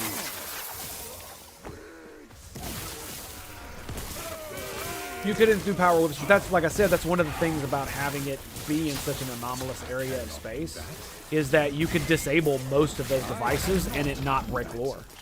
Because you have a legitimate in-universe reason for why you wouldn't be able to use phasers everywhere. Why TR-116 transporting sniper rifles wouldn't work through walls in this place is because of all the anomalous stuff. So you need tried and true brute force energy weapons or projectile weapons like modern firearms. And a lot of the high-tech technology, like, so imagine you go in like this, right? You've got this, like, fucking decked-out TR-116 sniper rifle thing. You can see through walls, all this bullshit. Totally cool. You've got all kinds of cool attachments to give it all kinds of cool abilities. You could put it on, like, select fire, and you could fucking and just blast, you know, no transporter at all. You can, like I said, you could deactivate the transporter and just make it like a regular, like, rifle, and you can machine gun it down.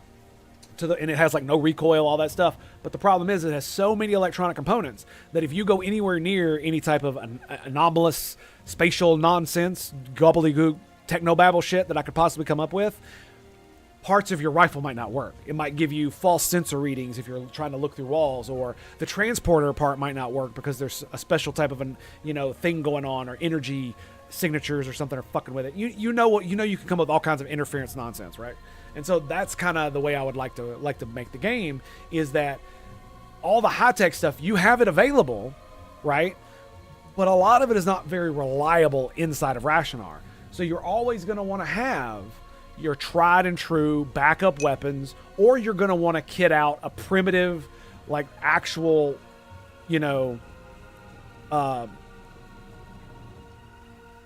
firearm, like an actual firearm. Like, kind of like we have, that just doesn't use black powder though. Replicator for making different rounds too, reloading, energy cells, wireless chain. Yes, all of those. But again, this is a place that is very dangerous. It's very, it's like I said, tricorders don't work, sensors barely work on starships. It looks like gobbledygook. There's all kinds of antimatter crazy shit going on everywhere. So you can have scanners, but they're not always going to work. You can have all this advanced tech, power whips and stuff, but if you're in a certain type of ship at a certain part of Rashanar, it might not be reliable. right? You could make it to where not only are there things on a map that if you get too close to, that it might make your shit fail, right? But also just maps in particular could just be like, well, I mean, like, you know, this type of weapon has a failure rate of 75% if you try to use it on this map. So you go to click your phaser rifle, and it's jammed. It's jammed. It's jammed. Then you got to do the thing, jam. Do the thing, jam. Do the thing, now it fires. That would be really, I think that would be a cool thing. One, because that way you have to plan around it. So if you've got your phaser rifle and you fire it, and that motherfucker jams because of whatever reason is going on in the world that's causing it to malfunction, you need something else, right? You need another weapon. You need something you can throw. You need the ability to escape. You know, there's all kinds of situations where you could do that. So, and considering a lot of this is going to be PvE up until like the end game, it's not nearly as bad, right? When your weapons malfunction in the middle of a firefight, because you can program the AI not to be too hard on you. You could add a little bit of edge to it, where it's like, oh, if their gun jams, well, you maybe it increases the chances for the enemies to miss by like 50% for like a couple seconds to give you a little bit of reaction time to unfuck yourself, right? Something stupid like that. DS9 novel where they had to replicate projectile weapons because the energy shields of the enemies blocked off phaser disruptor rifles. It didn't protect against low tech. That, I know what you're talking about. I think it's not DS9. I'm pretty sure that's Starfleet Corps of Engineers, and they were fighting the Borg. And they had a Klingon who had an old school like shotgun from like the Klingon homeworld. It was like, 300 or 400 year old design, and he carried it for the it's basically the cool shit of like the I keep this for close encounters. Is kind of what he said. And so he gets on the Borg. They get on the Borg ship, and their weapons don't work. All their all the stuff is fucked up. And one of the Borg like goes to gut him, and he's like, oh, he pulls out the shotgun and just blows his head off. It was telling you, man, the books, man, they absolutely keep the universe alive for me. Really, they really do. They really do. They're so good that I actually forgot I was playing a game for a second. Lightning damage. Hello.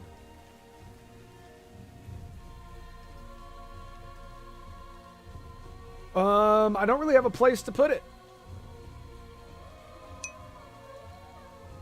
Not if I want to keep this, right?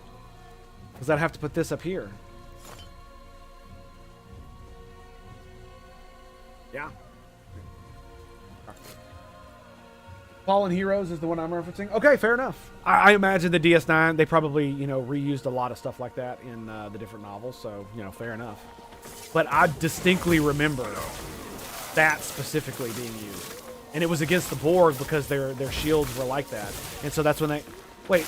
I cannot do that. Yeah, because their shields were like that, but it was...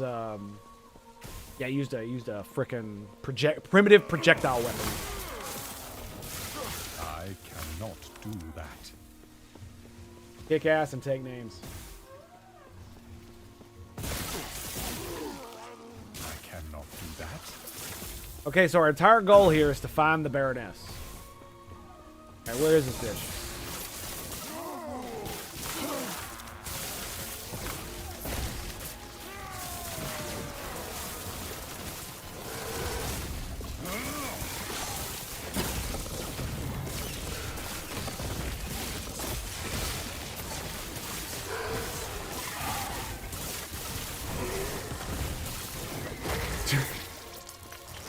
Man.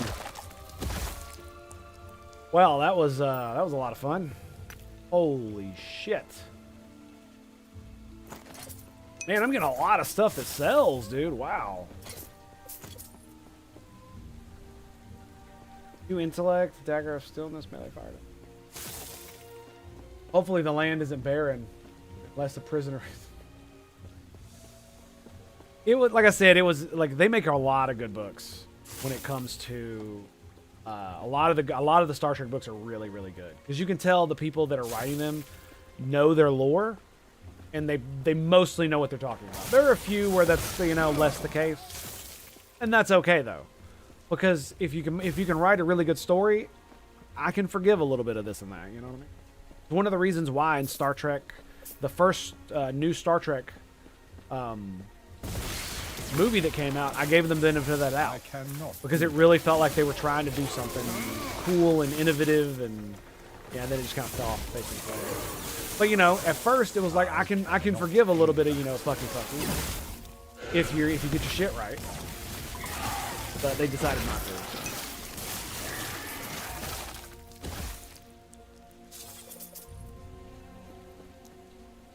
And boom. 73, but now it's 36,000 damage DPS. And I've got 2 more points to put in it. Somewhere.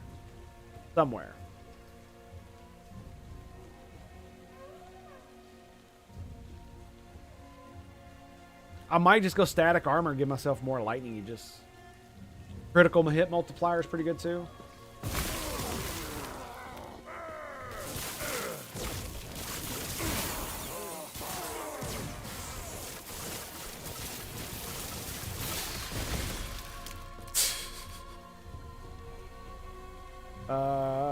Critical strike mana regen. Hello. Give me some of that. Better give me that. 2 to surge. What the fuck is that? Oh yeah, early TOS books were trying a lot of different things. The animated series used a lot of the first novels. Yeah. Yeah, there were quite a few of the even the TNG ones. Some of them were kind of crazy, man. They went off in a completely different direction. And the rest of the Star Trek books did not follow them off that cliff. They sure the fuck did not.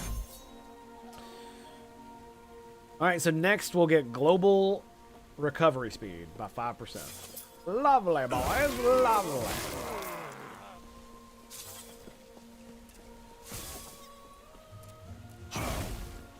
Making sure I didn't have any points to spend.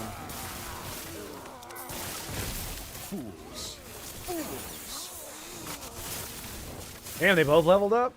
That's crazy. Skadoosh. And crits. Yeah, it does mean more charges.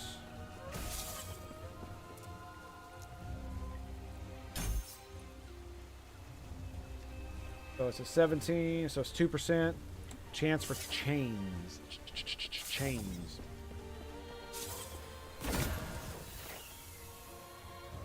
Volcanic orb damage.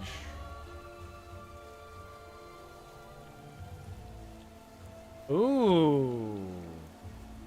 With the, this is the first time I've seen this one so far.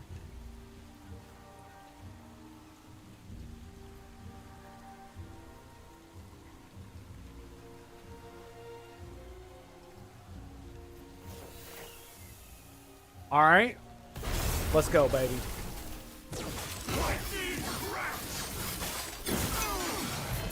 Get fucking wrecked.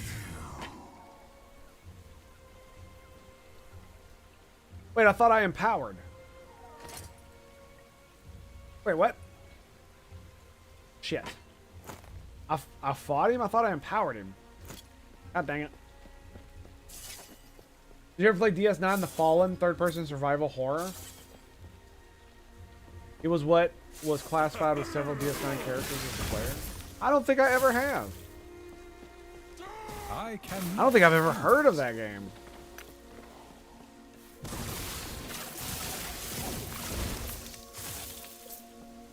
I cannot do that.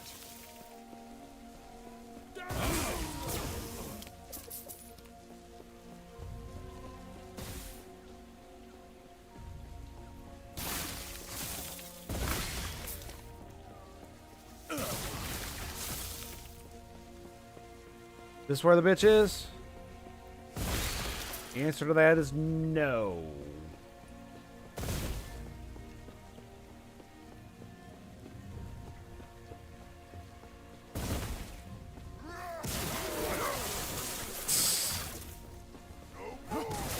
It is funny when you do it, man. It's so fucking funny. All right. I thought you might be here considering how big this one is, but apparently I was wrong.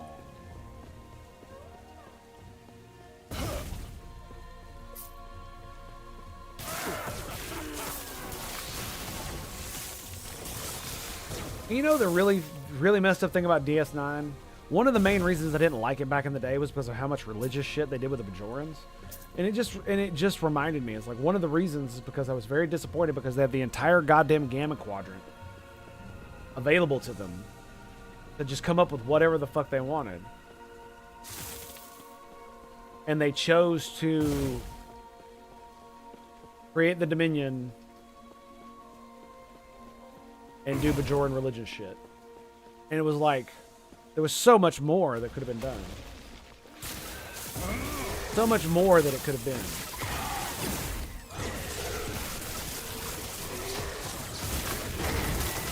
I cannot do that.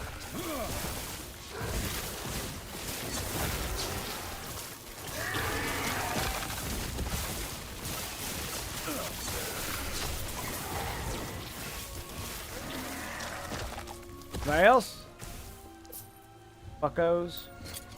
Damn, dude.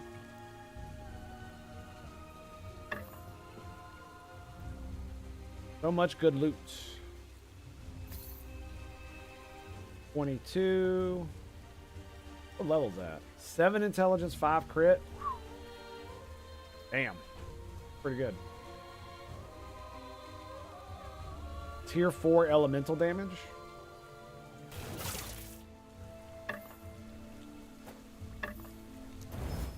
Alright, is there any other stuff I want to...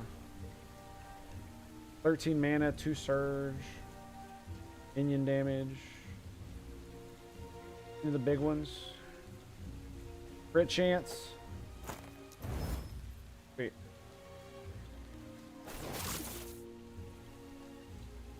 $85, let's get 6, get out of here.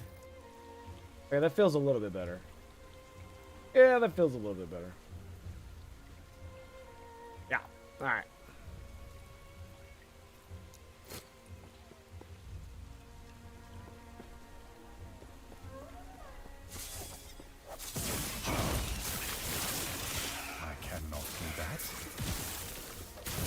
I'm not gonna lie, man. Talking about Birth of the Federation makes me want to play it. But I think they only have it on GOG, and the last I saw it is that it had game-breaking bugs with modern computers.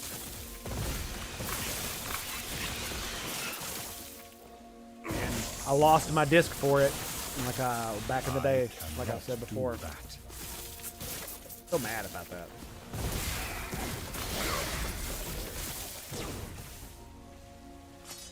$19. Purple. Jesus.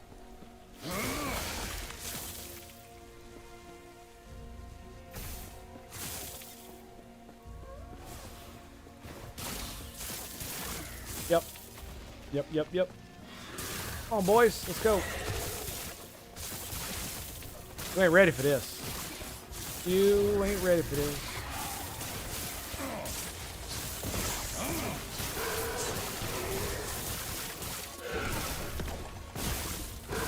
I cannot do that.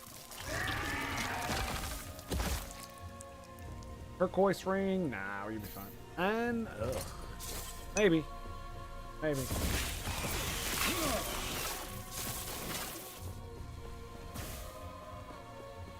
Yep. Unfortunately, I had the most of I had an entire library of like Star Trek: The Next Generation, Voyager, DS9 books, even a few of the older games that I've been able to keep around. And I got rid of it all. I cannot do that.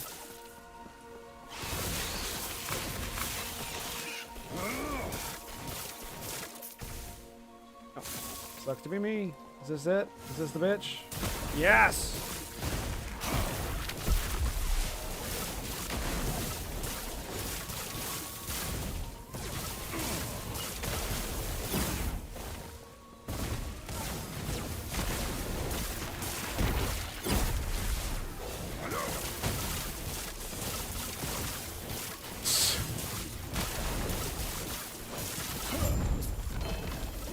There it is. Finally.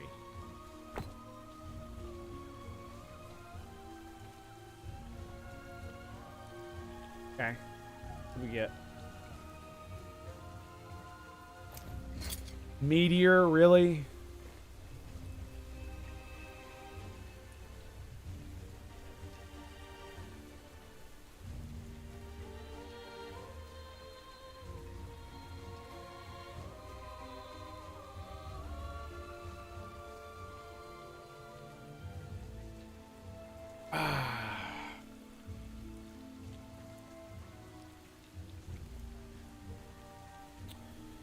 I mean, don't get me wrong, it's a cool item, but damn.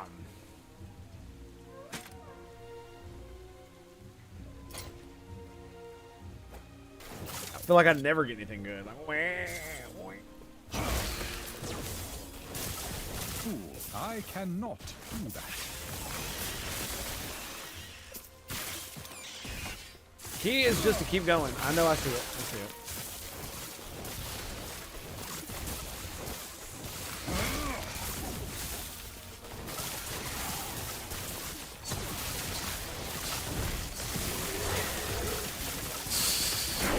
Just stacked max stock.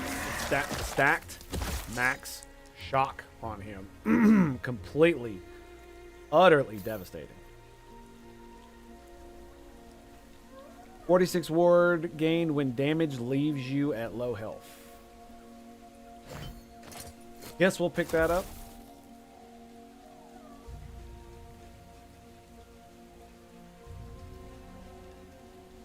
New reward type that grants woven echoes.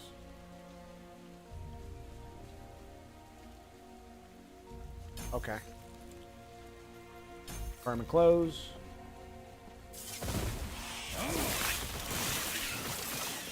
We're just clearing it out for the XP and the loot.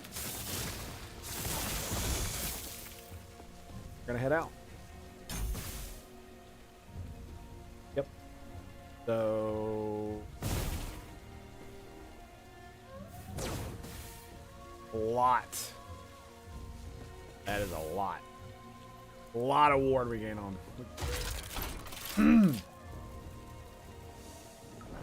Yeah, honestly, it's the same reason I never completed Neverwinter Nights and Neverwinter Nights 2 is I ran into fucking bugs and I couldn't fix it and it fucked my saves and I was just like, whatever, fine, I'll just stop playing. Yes. It's like the companies that make them, they don't give a fuck, so why would I care? Damn, look at that, dude. 18 intelligence. Dude. What's the max it can roll? 18. Oh my god, son. Insanity. Insanity. Like, I don't want spell critical multiplier, though. Like, I actually don't want that.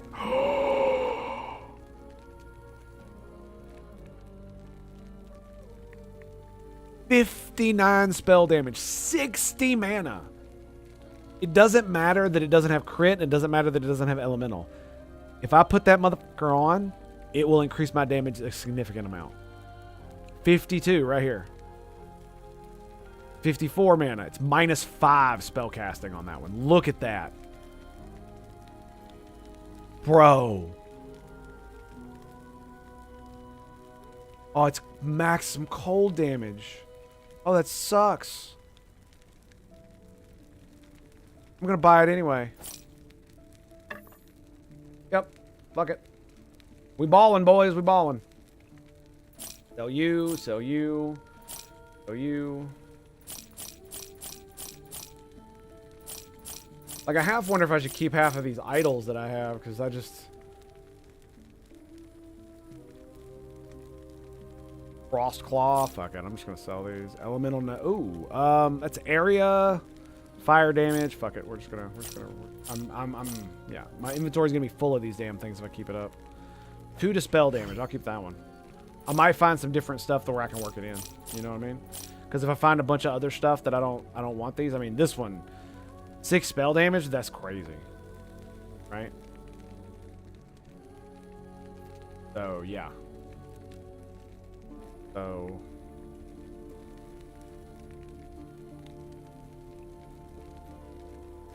this one's another big one. It would have to go there. So I would only be able to use one of those, and it would have to be that one. So if I found a couple of 3-bangers that were pretty good that could sit right there, I might consider it. I might. You.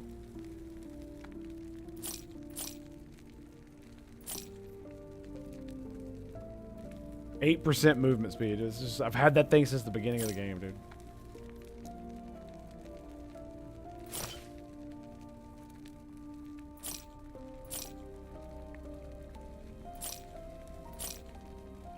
That one's got lightning damage. This is like the one I'm talking about, right? So, oh, we got one down here too. Fire damage. All right. Here we go, boys. It's got 12 potential.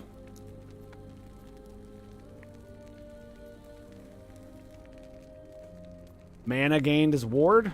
Then mana. What is my current one? 55 critical strike. 3% chance to crit. Okay.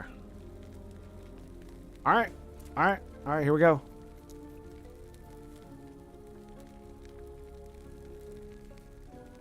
Actually, we're going to do mana and mana regen. That's what we're going to do. Oh, come on. Really? That's all I get? 36. Whoa, what? Is that the wrong one? That's 52. Wait, what? Yes. Oh, I'm a dumbass. I am dumb. That's 59 right there. Has it got 60 mana on it too? That's 54 mana, but it's minus 5 spell cost. So we're looking at 36,280, 36,280. So 880. 6399. That gives more. I wonder why. Yeah, that's kind of interesting. 4978.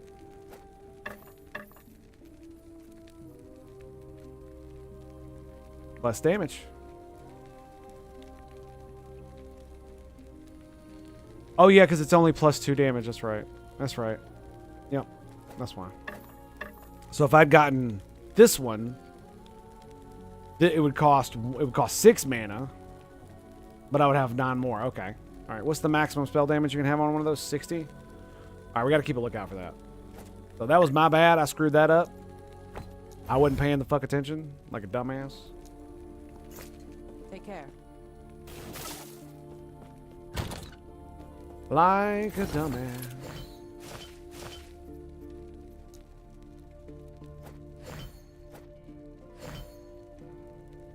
So, lightning damage there.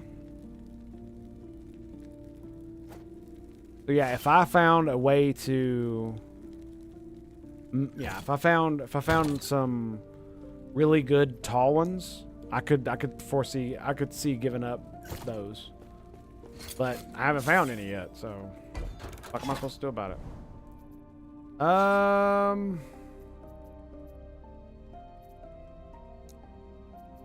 What is that?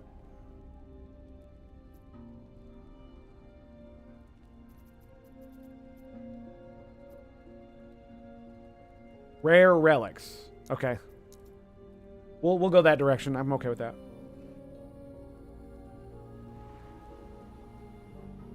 I'm okay with that. Fools. Damn. I cannot do that.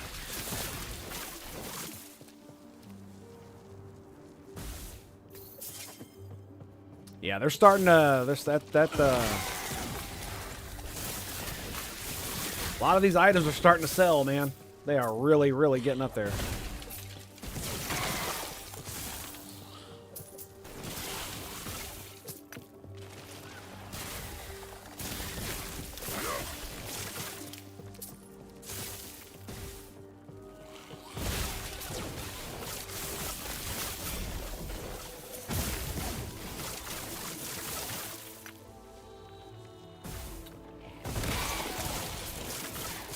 It has such a big area too, man.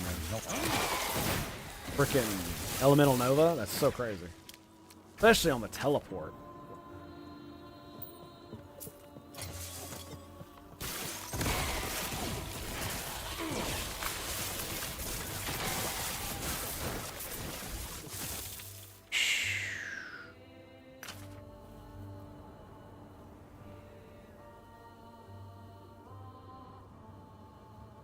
It has 8 intelligence on it. Wow. Damn.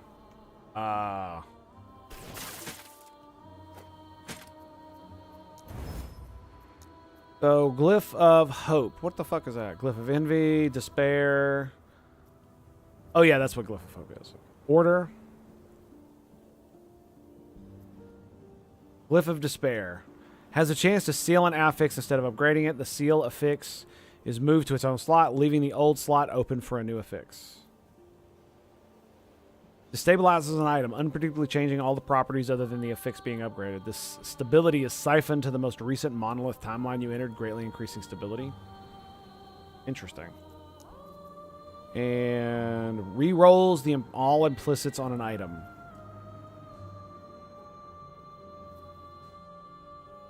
Removes a random affix on an item, returning the number of shards equal to its tier.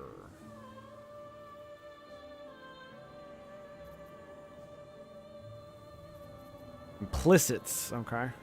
That's the, yeah, okay. What do we got? 81, I'm not sure that's worth it, right? It's 8 slots, 10 per slot. Actually, that's not bad. I pick up every ring, and they're like 3. I'm not picking that up. Oh, those are memory ambers. Nice.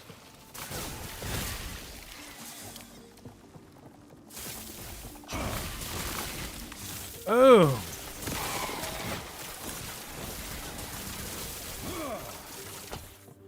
Telling you, boys. Telling you, man. The lightning is something else. I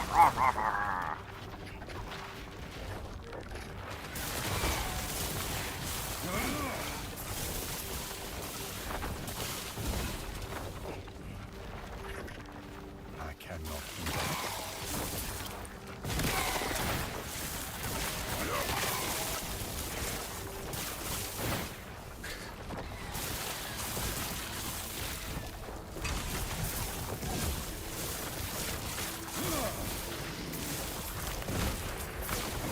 Come on now. I cannot do that. Where you boys going? All disappearing and shit. Oh my god, did you see how many of freaking lightning bolts came out of my asshole just automatically? That was fucking hilarious, dude.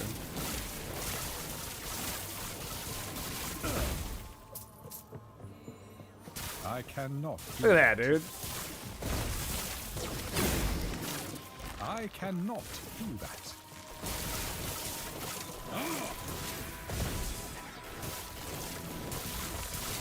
I cannot do that. Nice. 68. That's pretty good.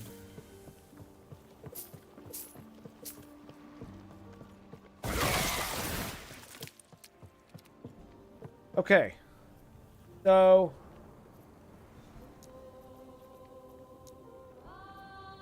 we're at level 3.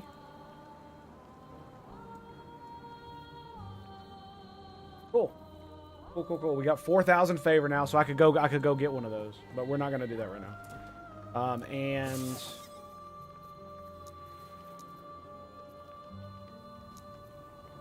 nice, we're moving on up. Sweet.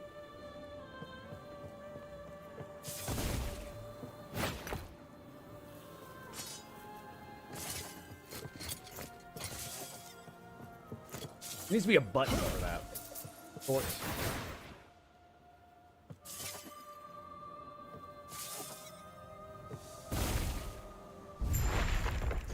Alrighty, here we go.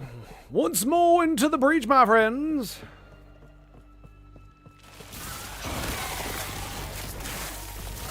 I cannot do that. 19, don't give a fuck.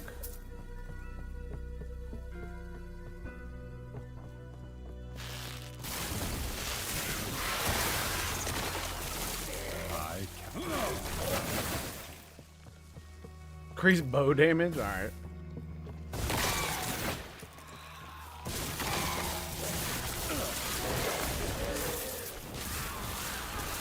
I cannot do that. Lightning Blast. Hello. Nice. Nice. So if I ever find another helmet, I'll be able to max out Lightning Blast pretty good, pretty easily. I think that's 4 shards.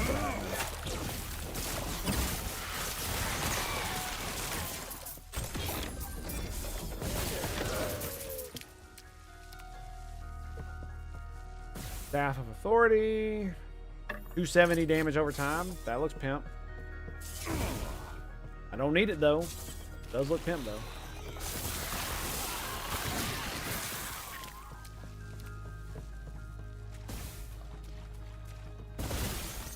Like, I'm so disappointed all the eggs aren't destructible.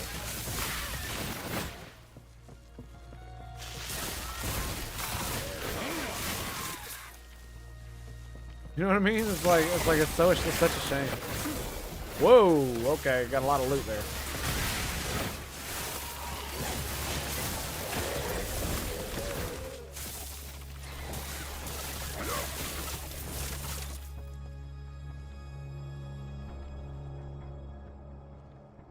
Lightning damage.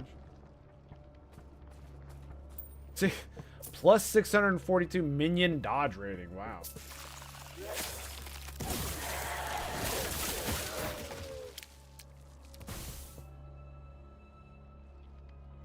$83 spell damage. That's pretty good. Shock on hit. Shock duration.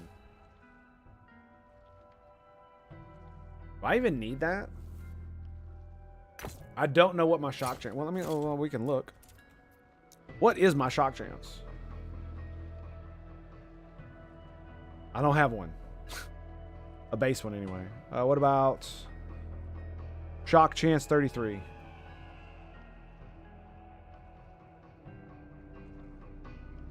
%2 shock duration.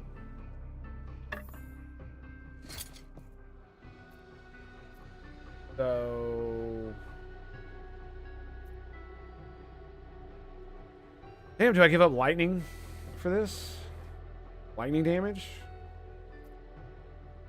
For chance to shock on hit? I don't think so. I already do a lot to shock on hit, so I don't really care. I cannot do that. Damn, they're all dead.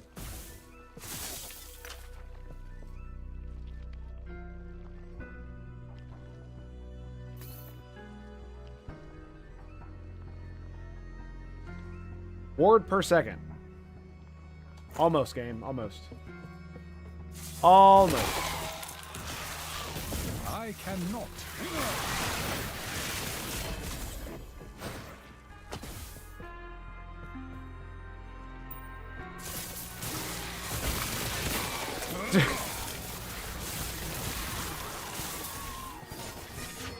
It still amuses me when they just disintegrate. I'm just saying. Damage over time. Nice.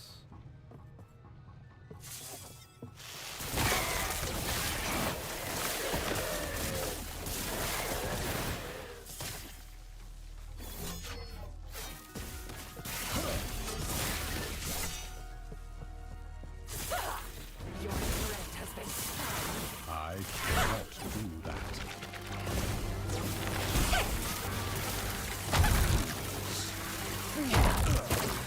Fools! Fools! You will all die. Fucking A, dude.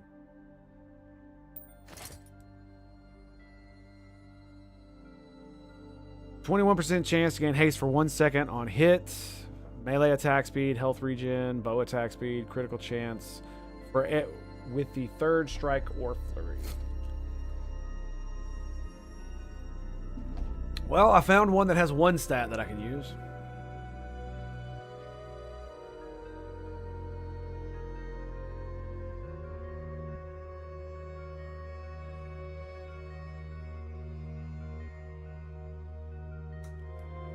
Mana and mana regen is only level 2.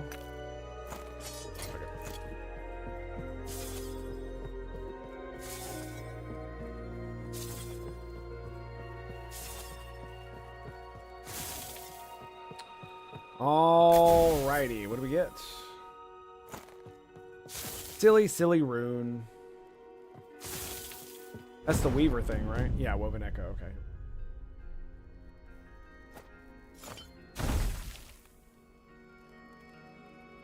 %2 armor. Lovely. Lovely. You can't put those in there? Or is it because I don't have any uses left? So you can't put the little ones in there. Okay. Fair enough.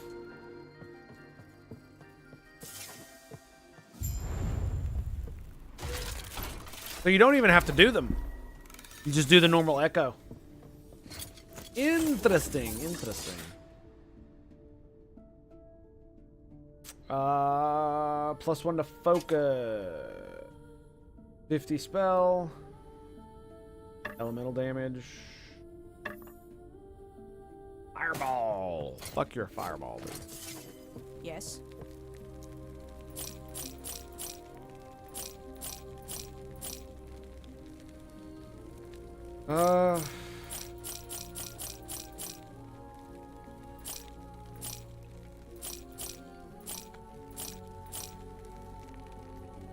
So I would have to give up one of these at this point to be able to use this. I should enchant this and see if I can get something good on it, because then it would be better than that, right? So I think that's what we're gonna do. Is we're gonna save it for enchanting. That's the first one of those that I've seen. So we're gonna put this here. I'm gonna name this Future Loot.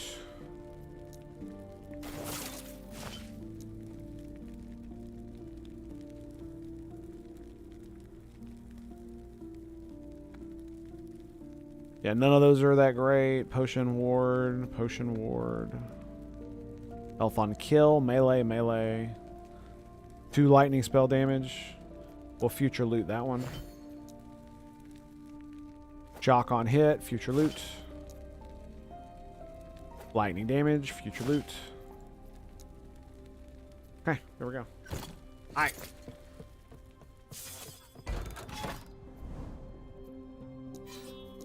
Go. I need more Damagios! Only gave me half a level. Boy, I say now, boy, we need to ramp this bad boy up, you know what I'm saying? Get it going real good, nice and good.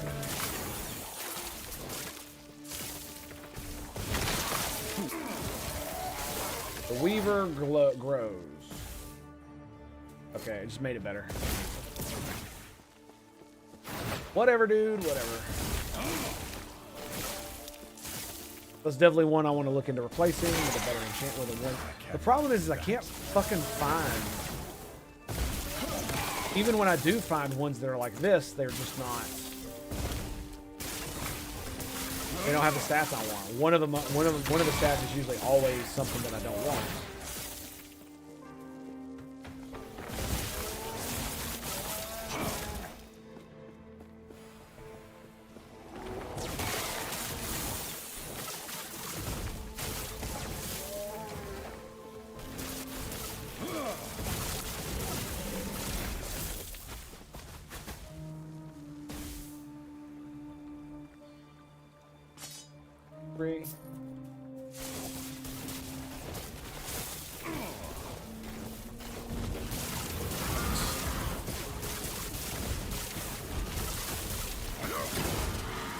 Correct.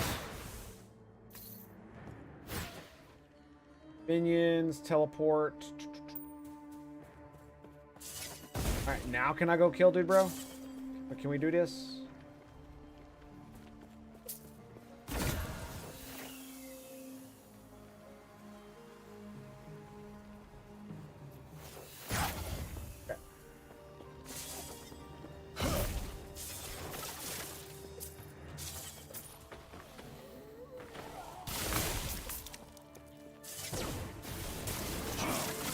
Is there one on every single level now? I cannot do that. Kind of crazy. Fools.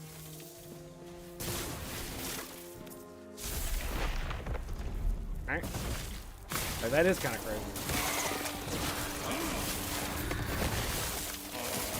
I cannot do that.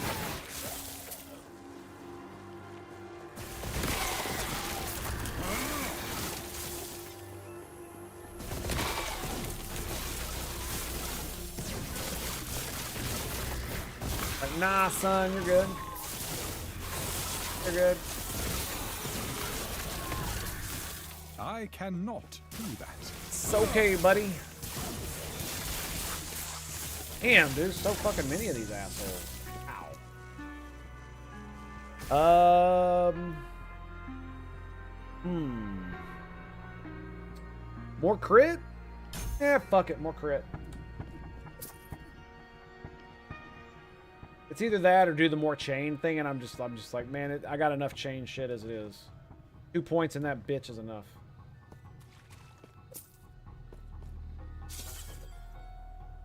Alright.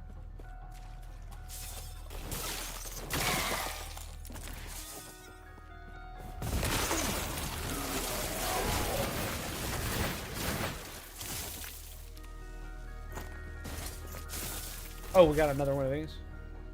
1, 2, 3, 4.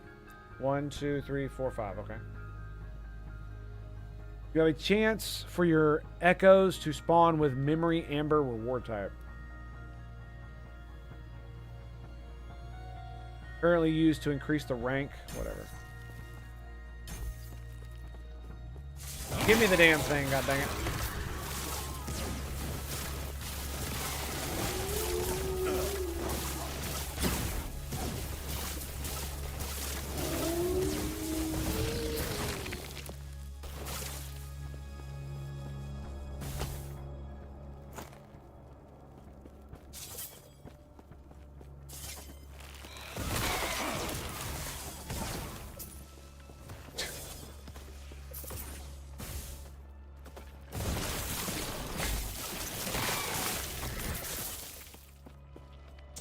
They just can't handle it, man.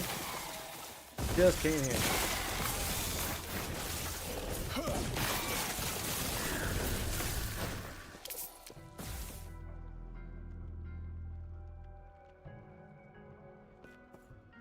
What does that say? 12 gain on heal, elemental resistance.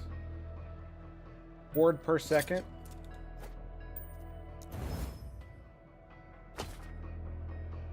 Mana, tier 4.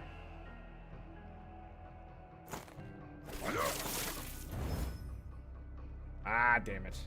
Hit it. Cold damage. Hello. But they can have damage on the bottom one. Damn, dude. Cold everything. Minion cold. Ooh, hello. Hello. There it is. Ward per second. 36. 35. How much was that? 35, 7, 36. Ooh. 700 damage. For 18 ward per second and 13 ward retention.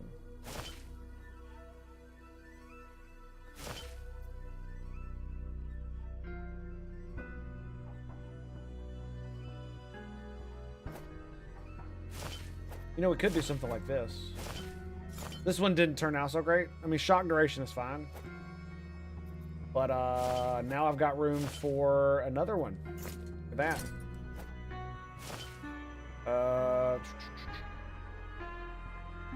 We'll do this one for now. I have a lightning damage one. My inventory at the yeah. Go right there. Oh shit.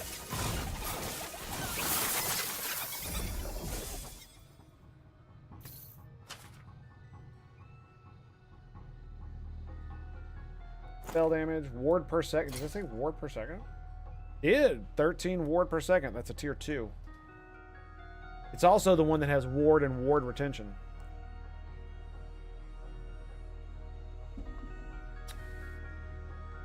$13.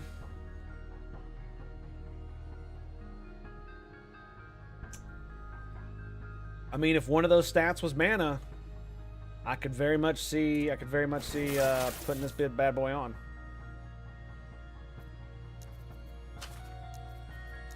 Let me see. See if we get lucky. Are you ready? You ready? Come on, mana. Mana. Lightning damage. Oh my god. How much mana do I got? 390? Fuck.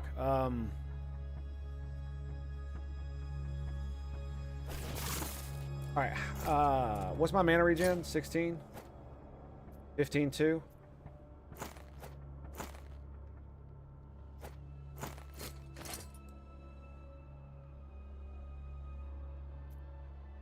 $35,327. 35,871. Why? Why? Why is what?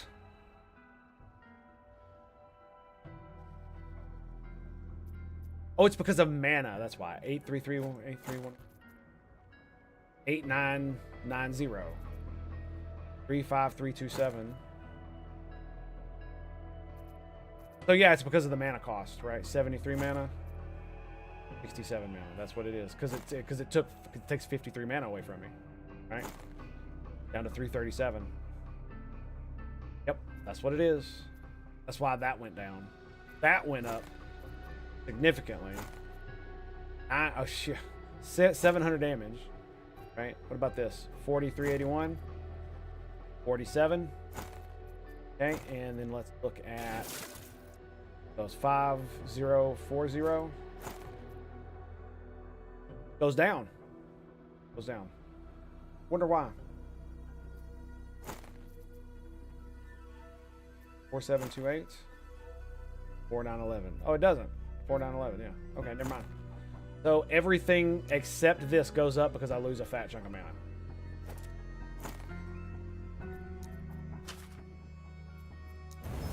Ah, oh, come on. Could you not just fucking give it to me, dude? I wanted to level up ward per second too. God. Dang it to heck. Okay, so we'll lose a little bit of damage on that. We're gonna keep this because I definitely want to see if this. Yeah, but look at the ward and ward retention.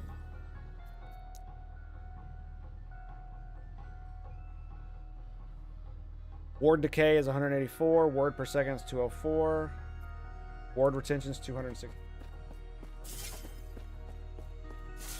Means I'll do a little bit less damage with this, more damage with everything else, and be more defensive.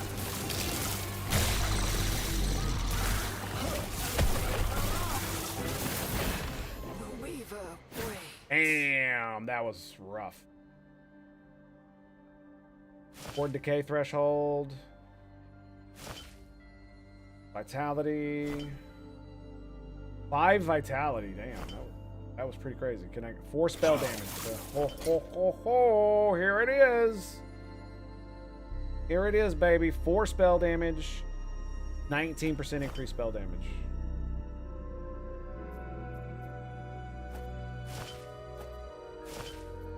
So 35,600. 3,800.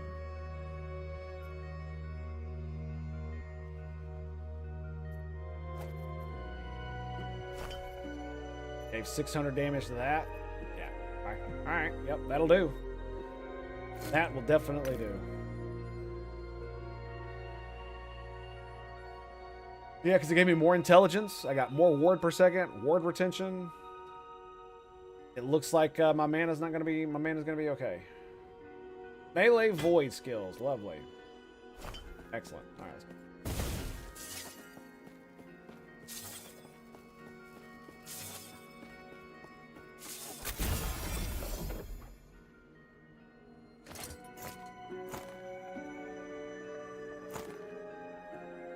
Elemental damage over time. You gotta look very specific.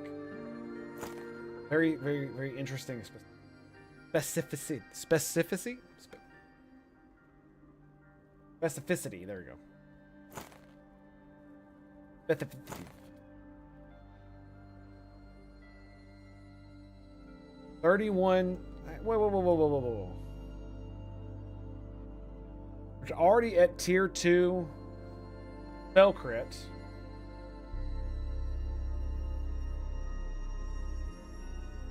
Okay. But it doesn't have 10 ward per second. And 22 mana. I can't lose that much mana. I've already lost all of that. 38. That's slightly more damage because it costs. Yeah. Slightly more. Slightly more. Alright, let's do this one. Oh, you can't put those in there? What? You can only do the big one? Oh, class-specific idols. Oh. Oh, I see. I see. Oh my god, Ward Decay through what?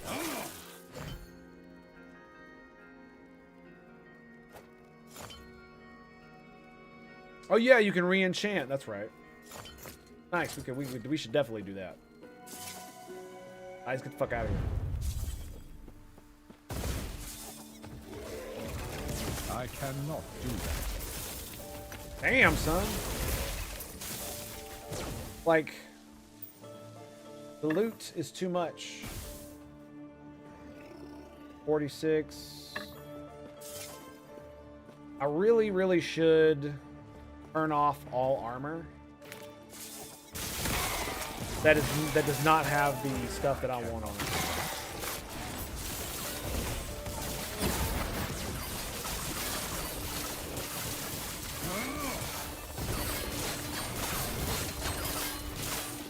Yeah, hit yourself in the face, bitch.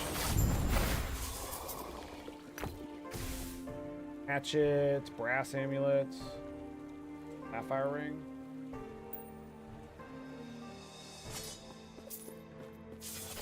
I mean, there really isn't any other skill I can use, right? Other than Arcane Ascendance. Especially if I'm not going to put it up here. The Flame Ward is the best thing. So, yeah. In my opinion. I cannot do that.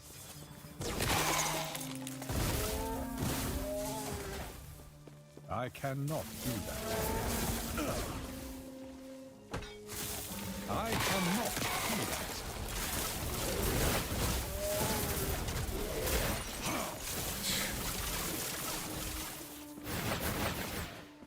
Like so many big ass mobs, dude. So many. Hold, whoa, what was that? Ice Scepter? Okay. 10 Voids, yeah, I don't need to worry about that. It's like shit like that. Like, yeah, items that are so low level I wouldn't really care. It does have a tier 3 crit strike on it, though. And a level 1 shock on hit.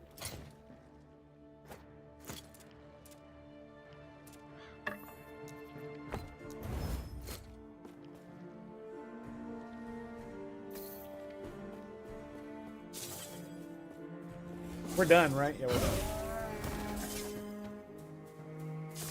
I cannot do that. Where'd it go? Ooh. Ward +4 ward decay threshold. So does that mean how percentage wise? It's just there? So it's 206.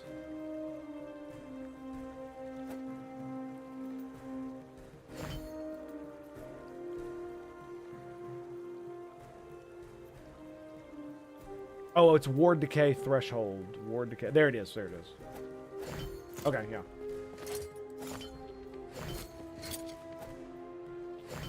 Yeah.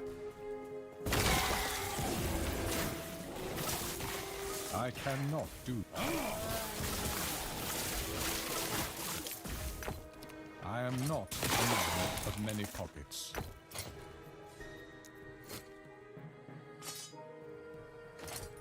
Alright, we're out. Oh boy. What do we get?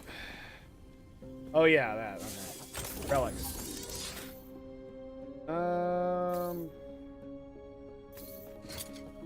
What was that one? Damage while channeling. Level. Yes. Alright, I usually break down most of the things. There's one right there I want.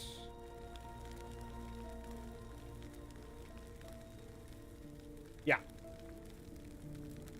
I got rid of that for spell damage, and I have my lightning. Do I want to do lightning damage or shock chance? Let's do lightning. Okay, whatever. Yeah, whatever. Yes.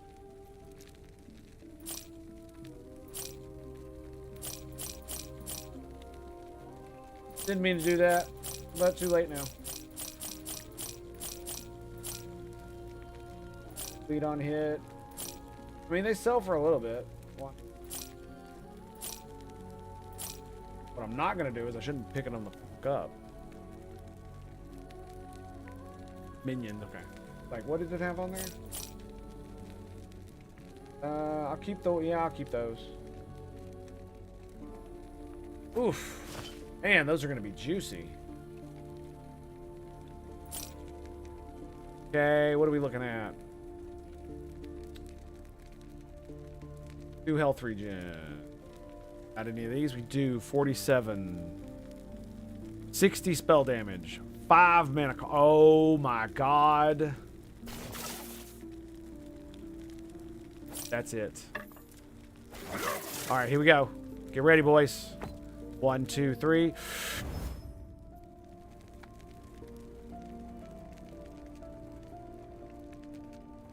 Okay, we could work with this. Right. We got fire damage. We could roll that out. Lightning damage, bro. Come on. No whammies, no whammies, no whammies. No whammies.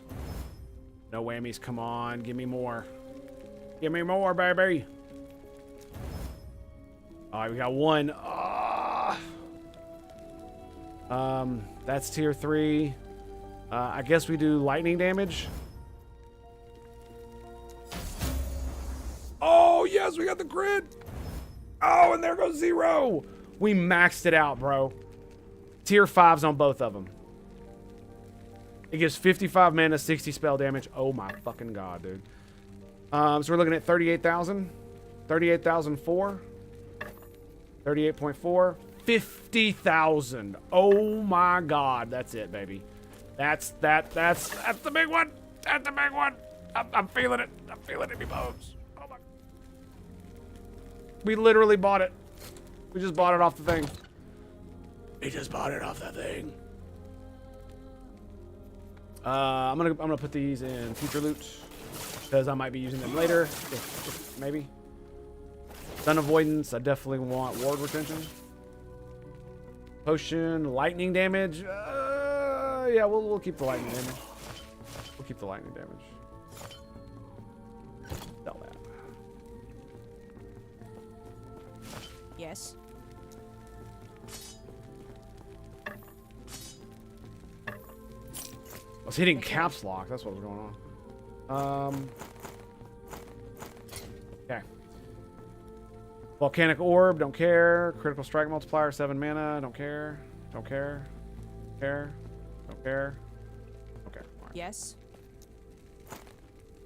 Dude, I keep doing that. Scaring me, man. Scared me, bro. Totally scared me. Take care.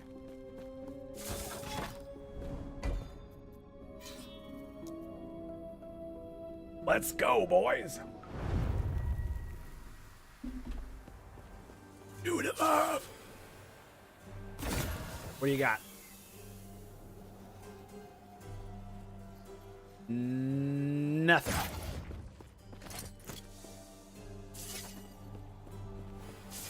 Oh, really?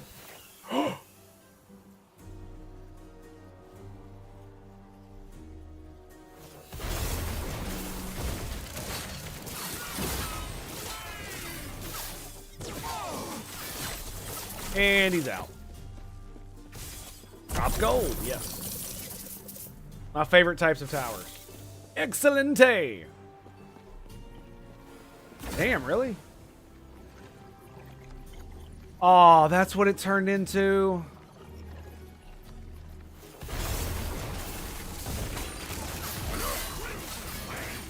I cannot do that.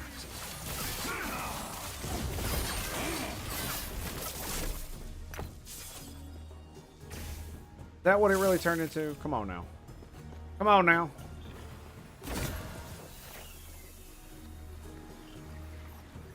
Wow, that is crazy. That thing is getting out of hand, man.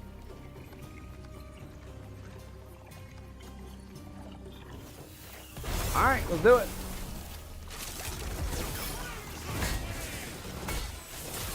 Whoa! Motherfucker hits hard.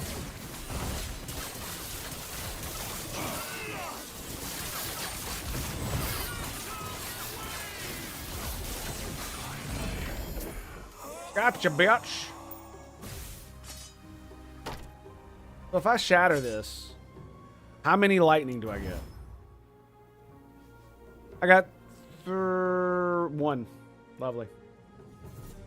I mean, I guess it's cool. And I mean, there's a lot of these. This is awesome, dude. Holy shit! Look how many there are. Frost wall. Funny. That's I just bought one of those. We're gonna banish.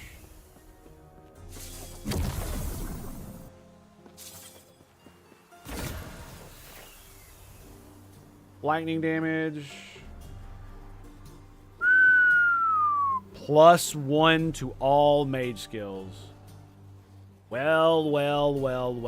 We are absolutely getting that shit. Yep. It gives 18 mana and 40%. Oh my god. Yes. I don't care if we lose. No, that thing's going to be nasty. Let's go, son.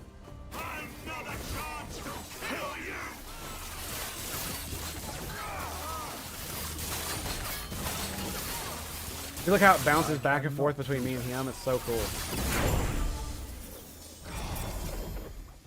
God dang, son.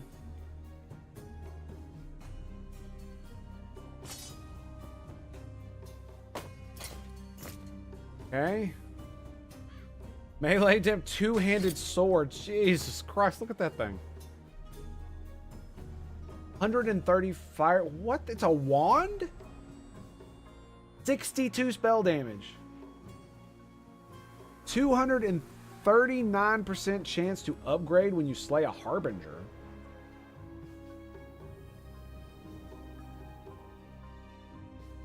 What the hell does that mean?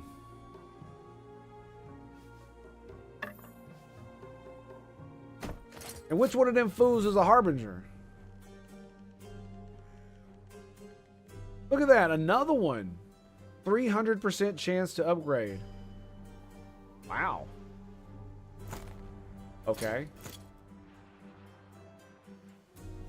52 critical strike chance. 58, excuse me. Pretty good. Spell damage. What is this? Melee, spell crit. Upgrade when you slay a harbinger. Alright. For 10. Upgrade when you slay a harbinger. Alright. More upgrades. 8% spell crit. Damn. Melee attack speed. Wow, that's kind of crazy.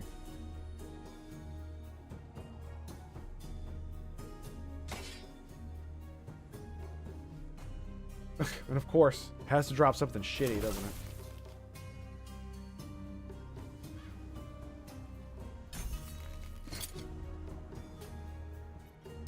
Farm and close.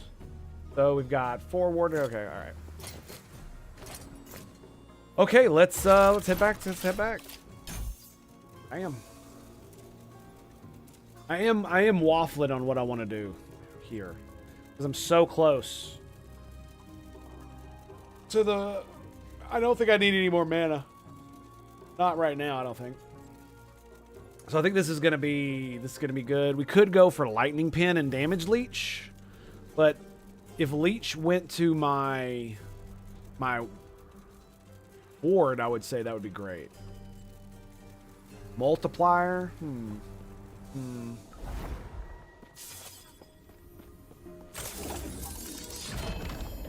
Wow, look at all those fucking... Oh, what the fuck? Acolyte relic.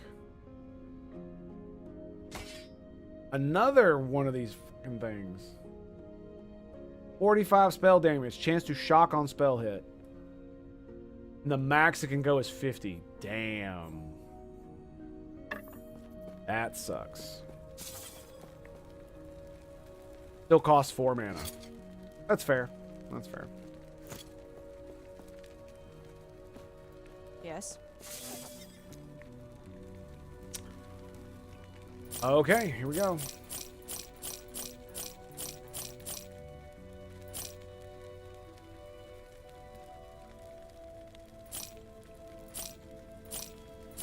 Like, I don't even know what to fucking do with this thing, man.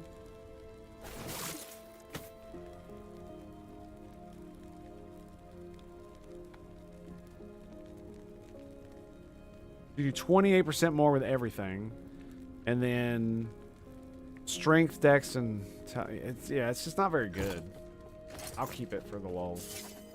For the lulz! For the lulz.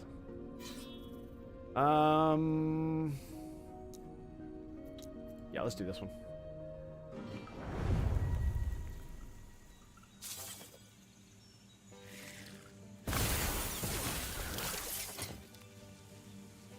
Nine ward decay threshold. Fuck yeah, dude.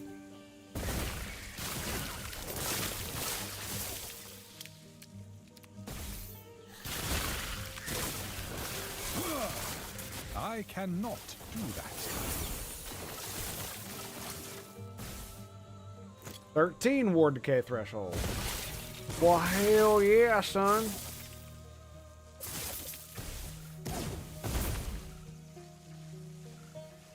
Dodge rating, maximum shadows. Look at that shit.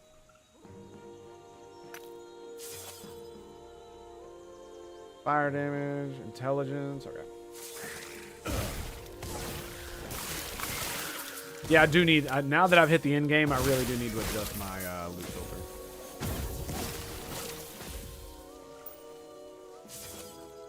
Basically, I only need to pick up... I only need to have the jewelry spawn. Not do that. And only if they have... Like, I don't know what makes something more valuable. I thought it would be, like, higher level tiers of implicits. Or higher level tiers plus the higher level item. Maybe that's what it is.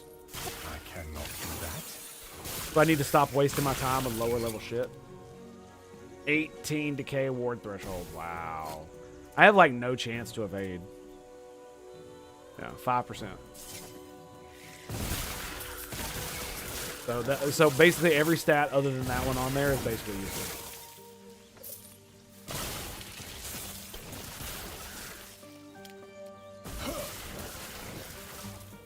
Look at that, dude. So cool. It just eats them alive.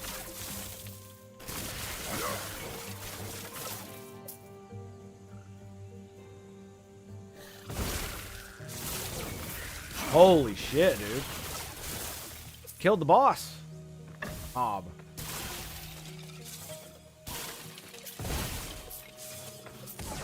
I cannot. And I guess some items are worth more. Like, look. What? Is it because it's got a tier 4? Is that why it's 300? Because the actual stats on it kind of suck ass. I cannot do that.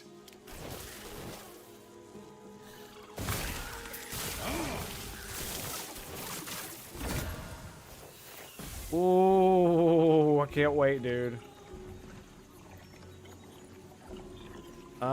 Is it becoming more empowered?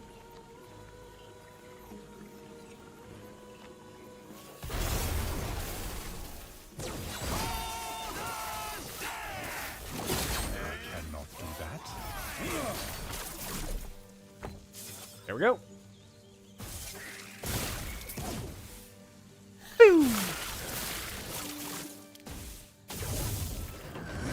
Freedom at last. I cannot do tools. I must. Yes, yes. Feel the power.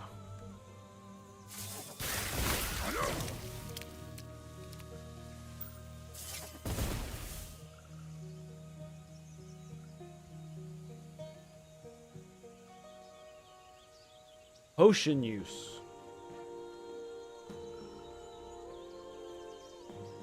It's like they're not even worth killing, man. Every time I'm just disappointed. Like if it were close to being like, oh yeah, I might use that, but oh, it's the wrong thing. Like that's the thing.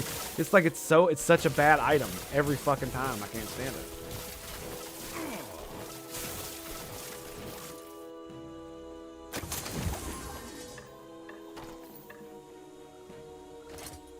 Okay, here we go. 150 lightning damage. Is it just because it's higher level? It does have a tier 3 on it. It might just be the higher level part. Right?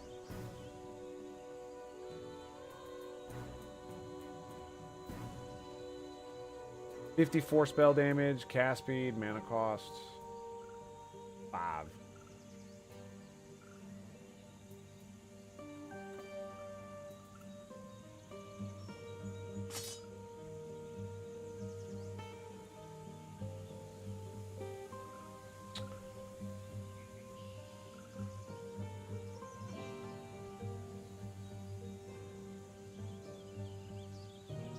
Spell damage. Ring, cooldown recovery, lightning, elemental, block chance.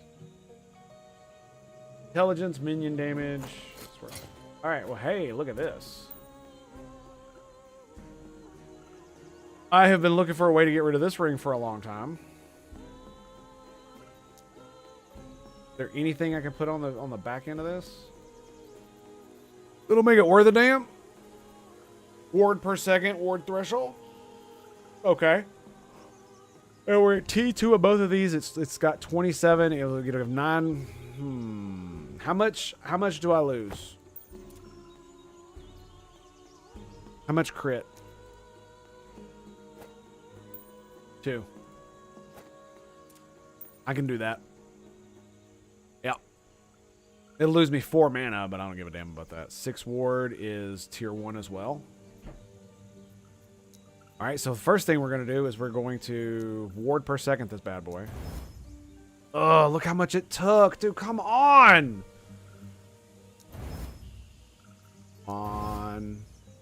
Okay, we're at tier 3 there. Come on, man. Give me a crit. Somehow, some way. Give me something. Give me something.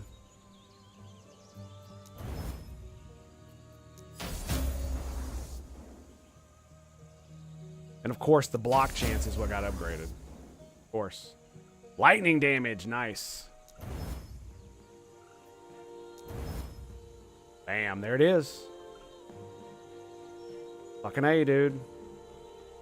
Look at that. 16 ward per second. Ward decay threshold. Yeah, fuck the block. I was going to roll it out, but I wanted to get everything else first.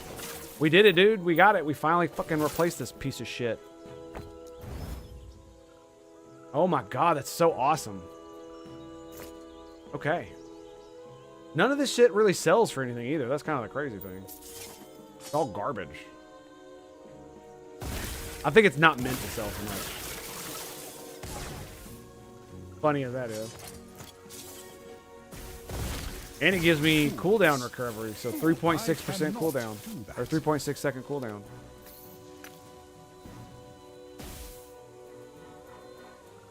Rune Bolt.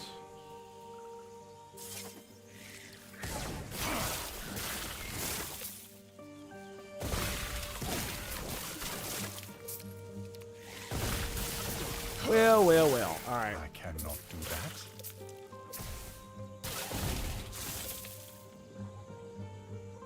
What was that? Strength, intelligence. 24.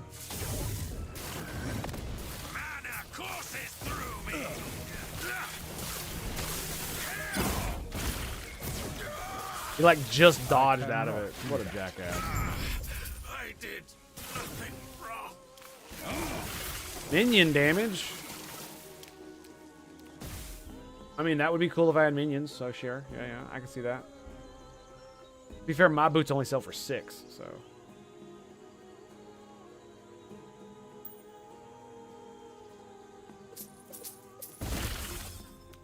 Oh, we're done? I cannot do that. I cannot do that. wanted more experience. Unfortunately, bros, it is getting close to the time where I'm going to have to call it. So I have went over an hour of where I normally go. And, you know, my wife said it would be cool, but I don't want to push my luck. She's being awesome and taking care of the kids, and I can hear her having a lot of issues out there because my son is being a little jackass. Just like his daddy. Just like his daddy. That little boy. He's just like his daddy. So I'm kind of trying to get as much experience as I can. I wish I could keep going, but I think we're going to have to call it. I want to keep doing this, dude. You know, while I was running the campaign, I definitely had like, oh my God, I kind of want to play PoE 2 again. Now that I'm in the end game and I'm actually like moving through the echoes, I kind of feel like, yeah, it's pretty good. Pretty good. I'm feeling it. I'm feeling it. Want to keep going, see how it goes. I cannot do that. You know what I mean? Fools. Fool. I cannot do that. Like, I really feel like we could get pretty far this season, just on this build alone. I cannot do that. You know what I mean? I'm gonna be able to tear through some of those echoes, man. They are something else. Not only that, we'll be able to do all the prime timeline echoes when we get back for this one. Melee lightning damage. You can sit right there on the ground. You know what? I'll take that one. Because it is funny, because I could do the melee thing and just lightning with it. I mean, I'm not, but I could.